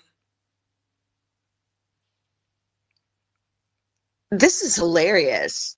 Has anybody actually worked in the real world with like actual physical things? Hold on. This is how we start navigation. This is part of the process of celestial navigation. Celestial navigation is measurement. Yeah, and your people, which colonialized most of the globe, did it by learning how the stars worked. Are you just waiting to speak? Or are you listening? No, this asshole is trying to tell me that physics is not real. He's not telling you anything like that. Actually, he's telling you the way that celestial navigation works. If you would stop talking and listen, you might learn something. Maybe. Meanwhile, the globe was created by an oppressive male patriarchy in the church. You'd think she'd be against that. The point is, Dill Scott, you do realize Galileo and Copernicus for this exact idea. All right, let's not derail because Jedi's on a logical path. So if we can just let him. It was a total derail. We didn't let Jedi kind of continue his path. We got to. I'm sorry, I'm being a comic. No, you're fine. I don't even think this woman is understanding what I'm saying in the first instance. She's bringing up navigation, which is traversing the Earth. When we do navigation, we treat the Earth as a horizontal plane of reference. This is where we get our longitude and latitude. We don't. Yes. Idiot. Yes, we do. Sorry. No, we don't. Excuse me. Do you know what an angle is? 45 degrees, 90 degrees, 180 degrees. Do you know what an angle is? Yes, I do. Thank you for mansplaining. Good. It's not. I'm trying to set the premise for geometry, for the measurement of angles. I have a degree in civil engineering. You could just jump forward. Why do you have to talk? I'm trying to explain something to you, and you keep talking through me. Why? Now, that's a rhetorical question. I don't want you to answer that. What I do want you to understand is what an angle is, the intersection of two straight lines. When we perform celestial navigation, that's the measurement of angles of stars above the horizontal plane of the Earth. 45 degrees, 90 degrees, 180 degrees. This is where we get our longitude and latitude system, for example. The equator, 0 degrees, minimum elevation angle to Polaris. The North Pole, 90 degrees, maximum elevation angle to Polaris. 45 degrees, the midway point between the North Pole and the line of the equator at 45 degrees. This is an angle measurement, an elevation above the horizontal plane of the Earth. This is a direct measurement of the surface of the Earth of 10,800 nautical miles. You just spoke complete gibberish. No, I spoke about an angle and the premise of celestial navigation. It's not my fault that you don't understand very simple geometry. Yes, I don't understand simple geometry. Okay, so let me ask you this question. Can you measure an elevation angle from a curved line?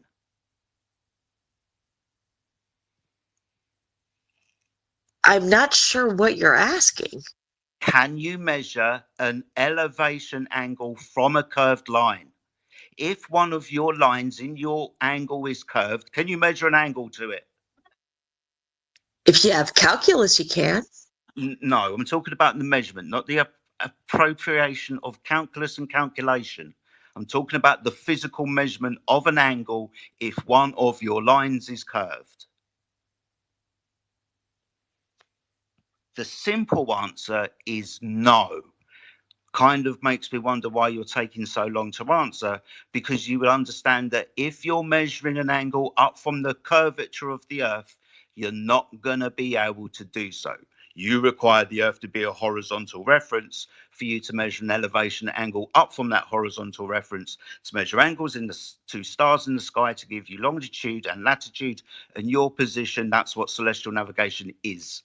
It's a direct measurement of the surface of the Earth of up to and including 10,800 nautical miles. So, like, what do you think all of the people, like hundreds and thousands, that have been studying care all of about this? motivation. I care about you understanding the No, direct. I'm serious. I'm Sorry. not trying to be jerk. She didn't listen. I'm not interested in people's motivation. I'm interested in you understanding what I just put down. Well, I know that humans are motivated mostly by money and She power. didn't hear it all. She didn't listen. She can't hear anything you're saying, man.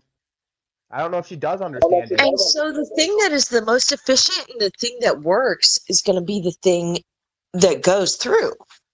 And Okay. if you don't want buddy. to talk about math, Okay. the planet is a circle. It's a globe. Okay, so you would need to prove that. Do you have any evidence for proof of curvature? Direct measurement of drop over distance. Go ahead. You all know it's been proved 90 million times. So I'm Ma'am, just you sort of did- Okay, wondering well, what why this don't is you give about. us one of those times? Just give us the Just evidence. one. That's all we're asking for. Simple. Just the evidence. Mainly the first. Actually, she just said it. What did No, I didn't. she asked you for the evidence of drop over distance? I don't think she said. Give us some Drop over firsthand. distance. Exactly. Yeah, firsthand evidence of some direct measurement of drop over distance. That's what we need. Well, we'd have to be together in a space, and then I could show you. But we can't do it like Okay, now. I'll tell you what. What's the method that you would use to measure a deviation? Shadows. Shadows. Yeah. Why? Sundial. Has Sorry. anybody heard of a sundial? Yes, Yes, we've a heard of shadow. sundial. Oh my gosh. No. Oh, okay. You think Aristotle is funny? No, I not know that Aristotle, sundials. Aristophanes. Sorry, go ahead. Sorry, I do apologise. This lady seems to have infuriated me, so I just want her to understand that when you measure a shadow, that doesn't mean the surface is curving. You can measure angles of shadows on a flat surface. Have you ever stood underneath a light and then walked away from it and watched your shadow increase in front of you?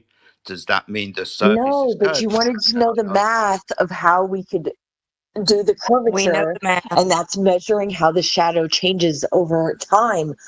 Oh my lord! Has anybody taken a physics class at all? Yeah, I've just pointed it out to you. The measurement of an angle at distance, that distance being away from the ground position of the sun. So Aristophanes, when observing the sun at solar noon, looked down a well and could see the reflection of the sun in that well. It was casting no shadow and at 90 degrees above their heads. 500 stades away in Alexandria, there's a great big stick. And because that stick isn't directly underneath the light source, it's casting a shadow. You can do the same thing by walking away from being underneath a light source and watching your shadow increase in front of you. It does not mean the surface is curved, but if you're going to measure an angle to that shadow, you will require the horizontal plane of the Earth to measure that angle from. It's flat. Angles of shadows require a flat surface. Isn't this so rudimentary? Like you should be able to understand this. It's telling when. So It's when telling. you all get out of thinking that the Earth is flat? No. Okay. Wait. Why is that fun for you? Yeah, hold on a second. I think we're gonna divert away. Did you understand that Jedi just laid it out for you that it's not possible that you have that curved surface that you think about, right? So you're trying to look for a reason why we're saying what we're saying, and you can't come up with any evidence that you have that the Earth is a globe. Just some type of idea of I cannot teach you 14 years of math. Oh, thank you. Thank you for thinking that we don't know What'd she say? what you know. What did she say? Thank you. She said She can't teach us 14 years of math as if We don't already know what you know Yeah, but for the globe. the important thing here. Yeah, I'm pretty sure you don't know what I know. Yeah, Dill. I'm pretty You thought sure. it was. You thought it I'm was pretty sure Aristotle. we know we know more than you do about your All right, so religion. check this out. Check this out, Dill. If you had any information that the Earth was established as a globe, you would be able to provide the direct evidence of it being one. And I don't think that with the way you were trying to propose this Aristotle with sundials, it didn't help your case because there's no direct evidence of the Earth being measured with drop over distance. You're just looking at shadows and light, and Jedi was pointing out that that doesn't help you determine the drop over distance, which is important, right? We want to know how much curvature there is from point A to point B over any distance. And that's what we're trying to get at. You don't have direct evidence of that. You know that scientists are not trying to like screw y'all. No, Dill, it's not about. It's hold on, Fletzy. Provide hold on, Fletzy. drop over distance measurement. It's not about the scientists screwing us over. It's about the information, right? So if somebody ever gave you information, Dill, and you found out that the information wasn't true because you applied some type of rigor to it, then you could then say, you know what, I looked into this and this just isn't true. You could say that with assurance because you looked into the rigor that you've done. You've been very insulting to me. No, it's not insulting. What is the rigor that you have done? This is you addressing the fact that you didn't know any of the things that we told you. The rigor that I've done. Would you like to know the rigor that I've done? For the globe? For the Earth being a globe? Oh, yeah. For the Earth being a globe. Dill. No, the rigor of science. No, see, that's what I'm. No. Rigor for the Earth Yeah, we're asking for the Earth being a globe. Have you applied any rigor to that? Yes, because I wanted to be an astronaut when I was a little kid. Oh, interesting. Okay, then give us the rigor that you applied to the globe. What did you do? What did you do to prove that the Earth was a globe when they taught you that it was? Will you please give us that information? They told you it was. Sorry, specifically, she said scientific evidence. Oh, brother, that's a problem. That's even worse. I was just wondering how many of you have studied how things move, how physical things move, and then recorded it down, and then did it over and over and over again. We're asking you the Shut up! I'm speaking. We're asking you the question. Has anyone done an experiment? Okay. Stop asking us a question and give us the proof, Dill Scout. No, that is how it works. No. If you try something, you record it, see if it happens again. I won't give you the. That's how I won't give you the evidence. No is the answer. Dill, come on. So did you do the science? You're not. Hold on. Yes, I did. We're asking her this. Sorry. Hold on, guys. Whoa. She said she did the science. Relax. Hold on, conspiracy. So Jedi, did you want to ask a question? Because I know you're clearly trying to come through. Yeah, I do apologise for trying to interrupt, but she keeps making the claim of science. Just to be clear, so we can move on this conversation, what is the scientific method? Can you lay out the steps for me, please? Okay, let me try. All right, I'm a little drunk. It's a little late for me.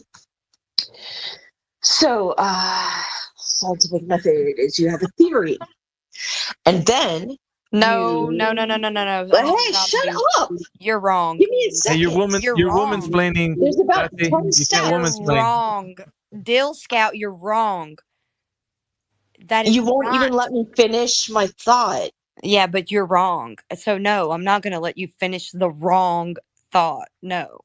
The scientific method is you have a theory. No, that's wrong. You write the theory down. No, that's wrong. And then you make an experiment. Jedi will tell No, you. that's wrong. Jedi will tell you. then- Hold on, Dill. Jedi will tell you the correct way, and it is wrong. But Okay, Jedi, mansplain, please. The Jedi mansplain.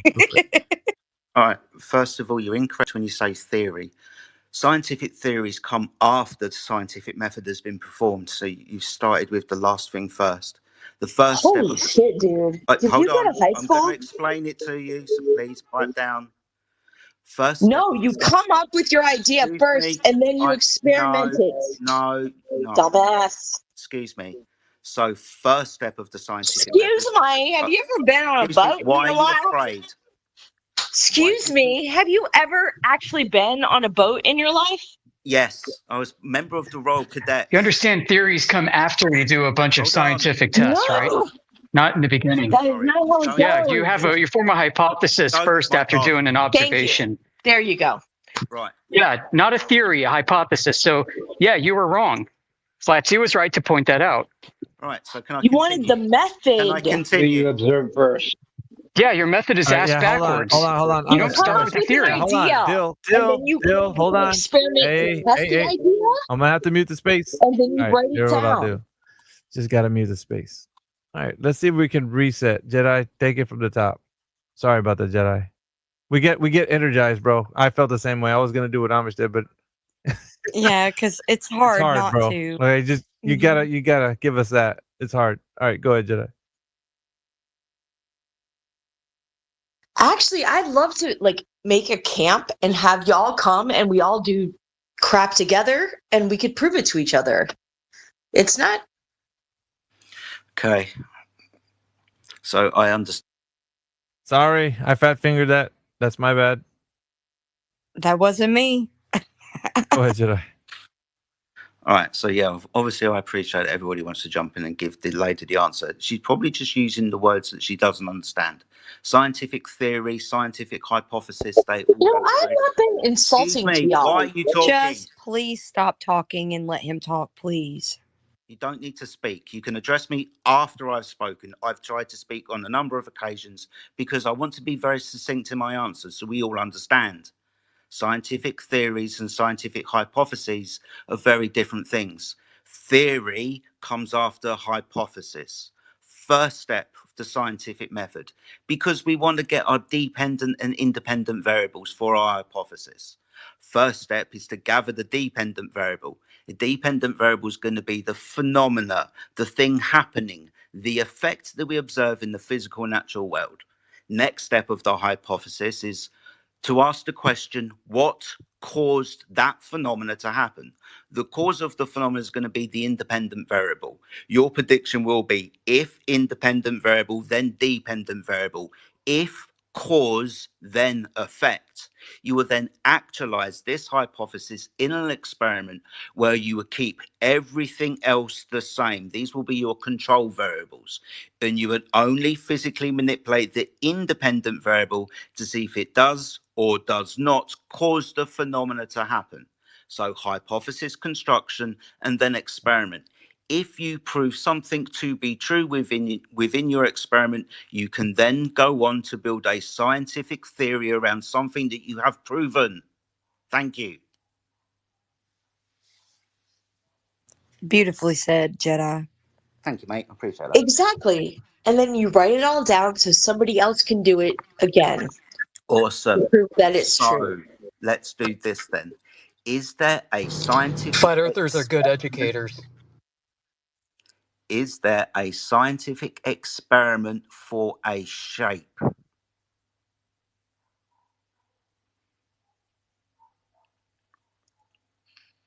I would say landing on the moon would be one. Sorry, that's not a scientific experiment. That's not hypothesis construction. Oh, that was an experiment. No. Those guys had no idea if that was going to work out. No. Oh, so they sprayed and prayed. My God. That's not an experiment. You haven't even given me a hypothesis. You've just said that men have gone to the moon. I'm trying to point out to you that science is not the tool that you would use to figure out the shape of an object. But the paradigm they used was that Why the solar system are we talking about this? Could I finish my thought? No, you're using confirmation bias. This is real. No, Dill Scout. No. You're using a confirmation bias. They already thought that, didn't they? You already thought that beforehand? It was a confirmation bias. We need the actual the whole hypothesis construction and the hypothesis test. If you're going to claim science, this is what we need. You're completely out of category right now. I would say somebody mute Rard's mic because there's some bad feedback. That's fine. I took the time to explain to you the scientific method and you went straight to the moon. That's not a scientific hypothesis or experiment. I'm trying to point out to you that the usage of science is a category error when you're trying to figure out the shape of an object. To figure out the shape of an object, you look at it and you measure it. It's geometry, not science. So there could be no scientific experiment that proves a concrete noun, a what is question. Science deals with how and why. but money makes the world go round. Right, you need And to if go it back to the doesn't work, listening. You need to go back. then it doesn't Go back work. to listening. So the theory that makes it work every time has been that the Earth is a globe. You need to go back And onto the listening. theory that got rockets off the Earth to You go need to the to be moon. institutionalized. That's invincible ignorance, Jedi. I'm sorry, brother. Yeah, there's nothing we can do for That's this invincible person. ignorance. She's just This she person. whistled past the graveyard and just continue to keep going forward. So you did your best, and I applaud you So for that, y'all sir. don't think we went to the moon? No, No. Dill, listen, like, you don't realize how bad you're in this, like, thought process of the Earth being a globe. No, I don't. So you don't think we went Just to the say it. moon? Like, It's a religion. You're a religious zealot, Dill definitely is a Scout, religion. and go ahead and keep chanting your globe and your moon landing and all that. Okay, you can. I'm not mad at you. Like y'all really don't I don't think we care if went you're to the mad moon? or not. I'm telling No, you, but you're you're a getting religious mad. zealot. You're a religious zealot, and you're chanting your religion at us. We don't care. We want the proof, and you're not giving it. I've met astronauts That's great. that went Oh, to the so moon. great. Dill, Wonderful. check I this don't out. The care. only thing you're telling us right now is that you trust and believe people telling you a story.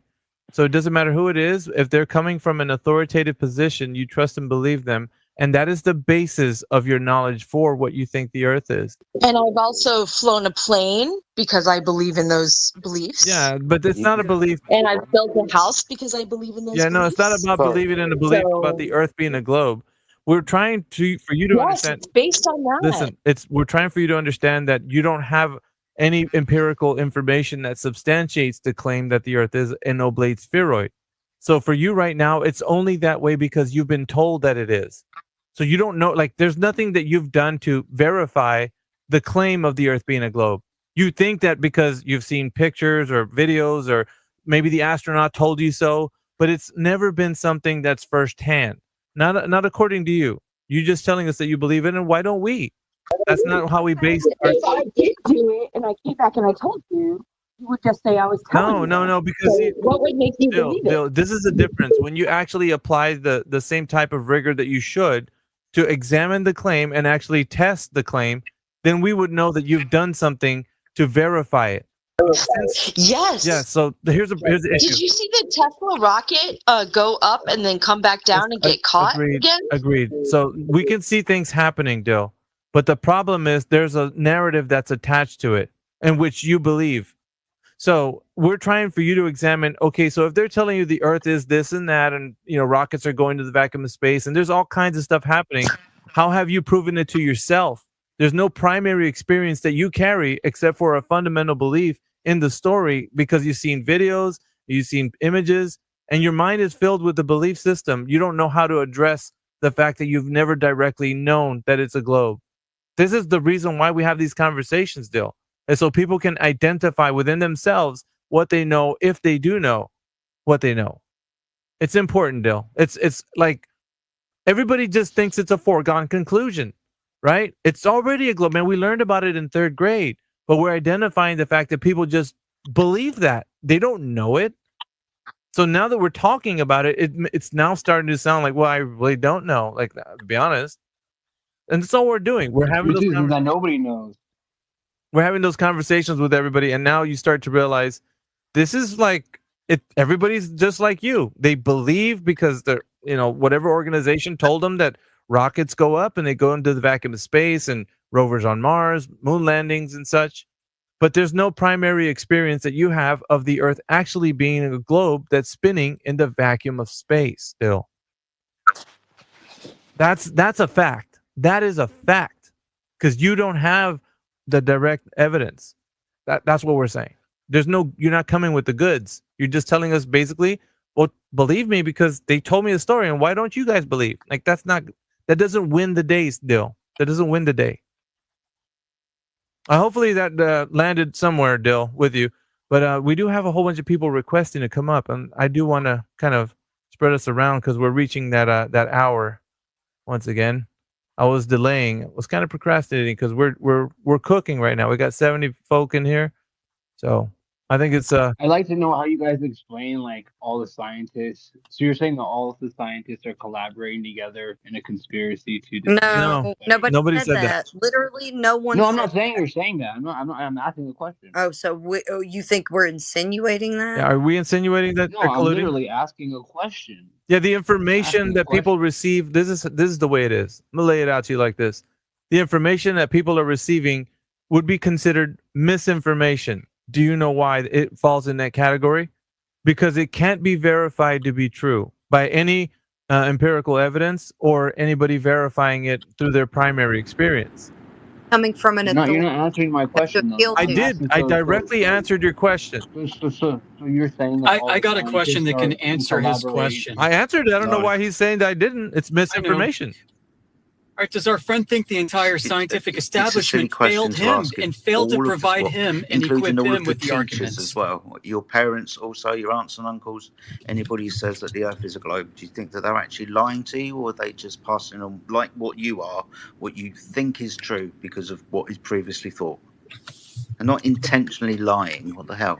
Yeah, we all know that. No, but there are like people like at NASA right now, and like we're paying NASA like $60 million a day. Do we have So to like know that there's a lot of people invested in this. And so, Yeah, and NASA failed to equip you with the tools you need to defend the globe. I don't even have an opinion on this. I'm not saying that. Yeah, you do. NASA failed you. No, NASA failed you, friend. I'm an I don't knower because you know what? I don't know. That's the Oh, that's fact, fine. you know? That's fine. But why would you play devil's advocate in this position? So we don't need real. We don't need you to play devil's advocate. We need the people who act like Dill. Okay, Dill was honest. Listen, check this out. Hold on. Wait. Real, just relax, dude. Is that what you want? No, here, relax, dude. I'm gonna tell you something, dude. Just relax. What I appreciate from Dill is that she came up here and was honest about it. And you, sir, you're ambiguous. You're like, I don't have a position. When in reality, that's not true. You do have a position. You might, in your mind, with the questions that you're asking, you might insinuate that you think about the Earth as a globe, but you're not saying that it is a globe, right? So that's kind of like no, that's not true at all. That's what you need to believe. No. What we need to address is the fact that people have a fundamental belief system in the Earth being a globe, such as Dill, which was being honest. I don't disagree with that. I completely agree with that. All right. So then, what we're addressing? But I'm also wondering. I'm sorry, real. We're addressing. I'm wondering how real. You don't have to wonder anymore. I'm telling you right now. Just relax.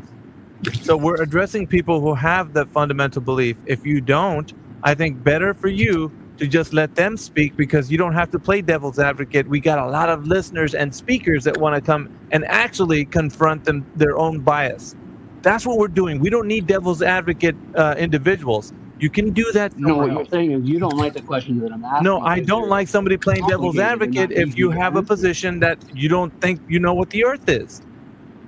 That's all. So I'm going to remove you from the speaker panel, because it's a waste of time to talk to somebody who's just not taking a position. Dill, on the other hand, has a position.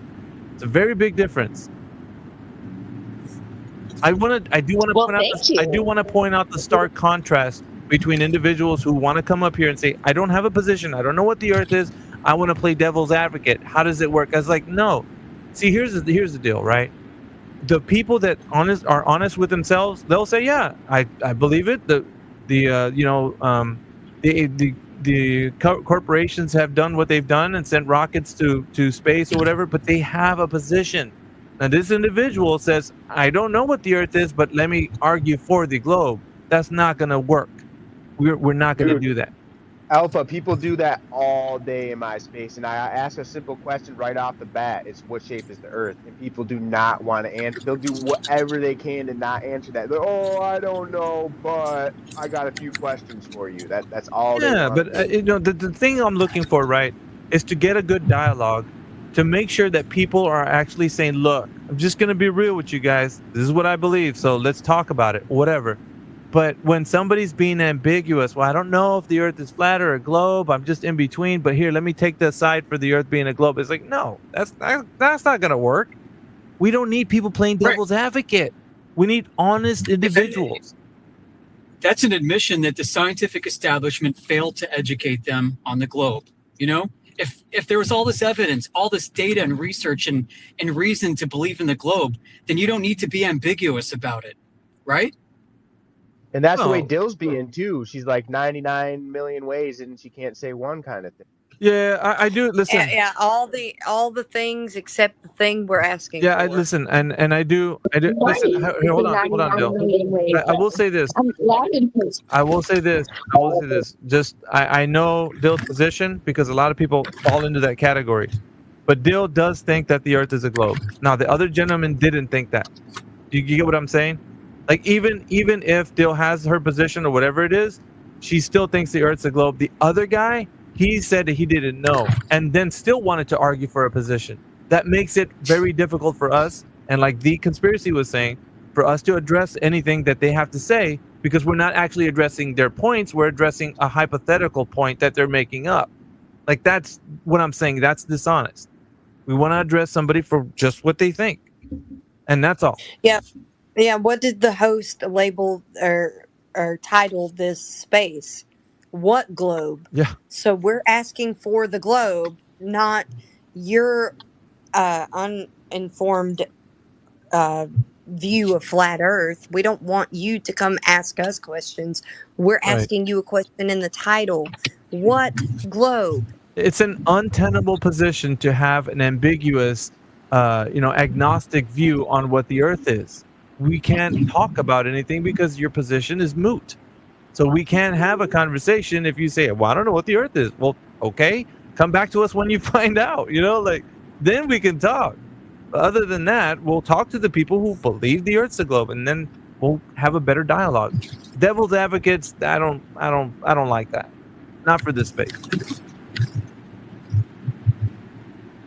I think it's worse than it being a devil's advocate because they are coming in with ambiguity, which means they can't even steelman one side of the argument or the other. So it's just more arguments from incredulity and ignorance. Exactly. Like, be able to steelman your opponent's position before you come at them, acting like you know their position. So it's better. Yeah. So if you're personally ambiguous on it, then tell us what you know about the globe claims, or tell us about how you have come to know that flat Earth is compelling. But taking this middle ground is not going to get you anywhere. Yeah, except for they want to escape accountability. And that right there is disingenuous. When you don't take a position, you escape accountability. And therefore, we can't ask them anything because I didn't say that. I didn't say the Earth was anything. I don't know what the Earth is. And that's not going to fly. So next. Yeah, exactly. So if like Elon came in here and said, I will take you all in a rocket and we'll go to Mars retweeted my and tweets. come back. Wow. Would you do that?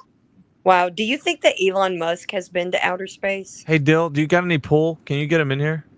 Yeah, let's go. No, I'm serious. We want him in here. I would love. No, listen, Elon man. to If come you in could put a here bug right in his now. ear and just say, "Hey, we'll man," just expose him in front of you and everyone else. No, listen. If you could put a bug in his ear and tell him that the flat earthers want to talk to him, I don't know how that's gonna work. He'd probably kibosh our space. He'd be like, "Dude, just get rid of those guys." He'd probably do He's that. already deleting. He's already in charge. Okay, but he's already deleting your spaces that you've had recorded. So he's censoring you in his uncensored X. Yeah, So I mean, you know what? Screw Elon. Get him in here. We would love to expose him in front of you and everyone else. yeah, I don't know. Put him in He's front of India or AI. Oh, that'd be so awesome. I mean, him as a person, I don't know. He's not that bad. I don't know if people have a real bad. Listen, I think he here, could buddy. become a flat He's earther, scam Elon artist. Musk. He's a sky grifter. He's a sky grifter, just like Whitsit. He's a sky grifter. Oh my god. I don't know. I mean, right, guys, it's been a pleasure, but I've got to jump out, so I'm going to say goodbye to you. All right, hope you have Jedi. a fantastic day. Have a good one, bro.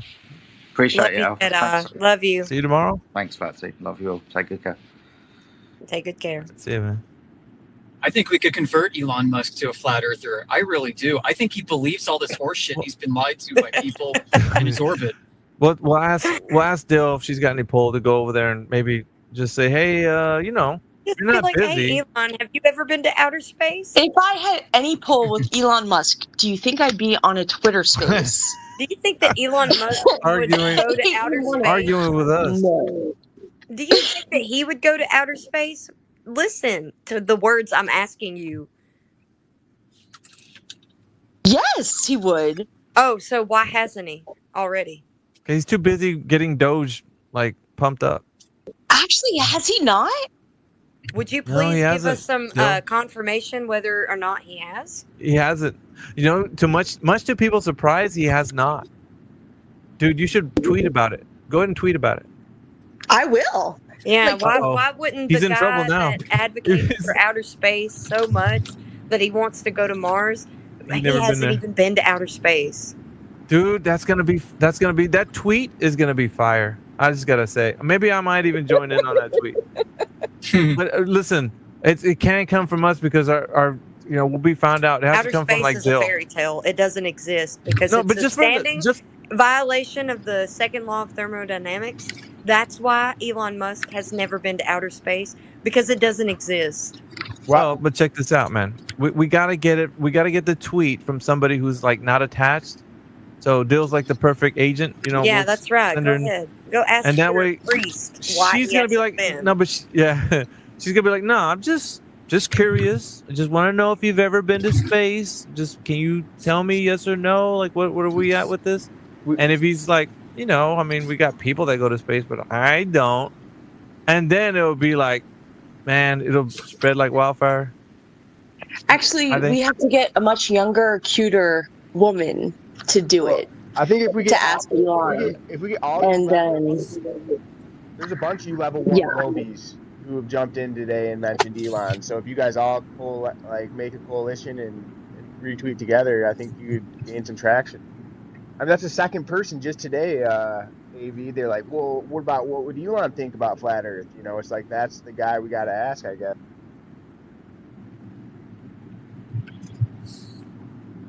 well, because y'all, from my perspective, right, how we are talking to each other is because the Earth is a globe and there's a geosynchronous orbit where all the satellites are shooting their voices to each other. Do you even know anything you want to talk about satellites with me?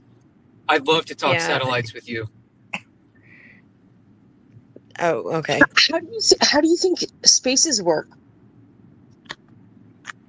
Definitely not through How do I think satellites. space works? Yeah, you think you know what satellites are. I mean, a lot of people do, but they don't. Yeah, I would honestly, I would ask you that if you don't think that this is ground based, then how would you verify satellites? Because satellites would need to have some sort of, trajectory, right? And just as a matter of fact, they are using a flat Earth. So I do want to 100%. I know this is gonna suck what I'm gonna say though, but I do want to leave on a high note because we did such a great job today, and I do have to unplug because it's 7:00 in the morning. So I've been going on for what is this? Let me see the space. Oh gosh, 8 hours. It looks like. Jeez. Yeah, Man, I've been at it for a while. 8 hours. Yeah, dude. We need a way to hand this off to someone. Dude, this would have been We great really for Nathan to come in Oakley. here. Yeah. Yeah. I'm We're gonna be in start talks. a space. Yeah. Well, any of you guys start a space. It's pretty easy, Oh no. Yeah, Been here everybody- like I 8 got to be in the hours. office and start calling people in 30 minutes. Yeah, he's going to so work. It's kind of tough for me to do. Everybody's gonna part their ways feel or ya. whatever. But The check this out, man. you go ahead. Well, hold on. Before we end the space, I do want to remind people that we're going to be doing a continuing series. This is episode number 22. Please check back to all the episodes that we have prior to that on my profile page, and you guys will get acclimated with all the people that are in here. And then you'll start to be like, hey, there's AV, there's Flatsy, there's Amish, and you'll start to know all of us. But on top of that, don't forget to shoot us a follow, each and every one of us. Of course, 24/7. It's brand new to X, so we're kind of carving space out for us here. Yeah, and then we'll catch you the next time because I'm maybe might wanting to do one tonight, which will be hopefully you guys can join us back again because we always get it crunk in here. You know the way we do things. We're not boring. We keep it active. live, fresh, in your face. It's what we do, right? So appreciate everybody that's joined us. And if you think that the Earth is a globe still, that doesn't bother us. Keep thinking it. But we do, however, want to talk to people that think that the Earth is a globe and bring some evidence. So tomorrow or later on today, we might do a space, and then you guys can join us again. But appreciate everybody's time. Flatsy, thank you so much for co-hosting. Amish, thank you so much for joining us. Indio The just got Conspiracy. here. Yep. Did he just get Oh here? yeah, I can throw up. You Freaking did? hell, dude. Man, I said his name a minute ago and he shows up. Indio, I can throw too up a late. space if somebody can co-host. Are you gonna do it now, or? I can throw up a space right now. If somebody else can co-host, I have to be an AFK host. Unfortunately, I can't always be in to moderate. All right, let me get Indio. But I can set up a space and leave it Hold up. on, let me get Unless Indio in here. He can. might want to say something. Yeah, my ears are ringing because Amish was talking about me. Dude, this space was fire, bro. It was I'm good. telling you, it was really good. You missed another banger, bro. That's I'll listen to it. Yeah, it was awesome. So yeah, man, you guys are freaking killing it. Obviously. Yeah, I'm going to sleep, so I can't help anybody. I'm sorry. Yeah, bummer. Okay. We're trying to do like a handoff, Indio. So I don't know if. Oh no, I got stuff to do, Liv. All right. So it seems like maybe the Conspiracy is probably the only one available. Yeah, if you wanted to, you got a bunch of people in here that might want to transfer over. Yeah, I mean, I'm available. I can't necessarily cook like you guys. Yeah, but go ahead and set it up. Go ahead and set it up, man. I'll come in as a speaker and I'll pop in and out throughout the day. Word, yeah, I'm down to start one off. All right, man. Okay. Hey, appreciate everybody that's been following us, guys. We're gonna keep doing what we do. We do our thing, man. But appreciate everybody joining us. All right, I'm gonna go. Thank you, Alpha. Thank you guys for putting up with my shit earlier. We have that energy, bro. You know how it goes. Yeah. I shot my mouth. Let me just say thank you to all the Sorry. people who joined us, like The Conspiracy and Dill. I know that you believe the Earth's a globe, but it's okay. We're gonna go ahead and keep the panel live and fresh. So next time we're on here, you know what to do. Keep looking for me tonight. I might pop on tonight, so mark your calendar for tonight. We'll get it crunk again. 11 o'clock. Yeah. 11 o'clock p.m. Central Time. That's the time usually I get on. So be looking for me around there. All right, that'll be it. Alpha Veritas signing off. Talk to you guys later. See ya. All right, see ya.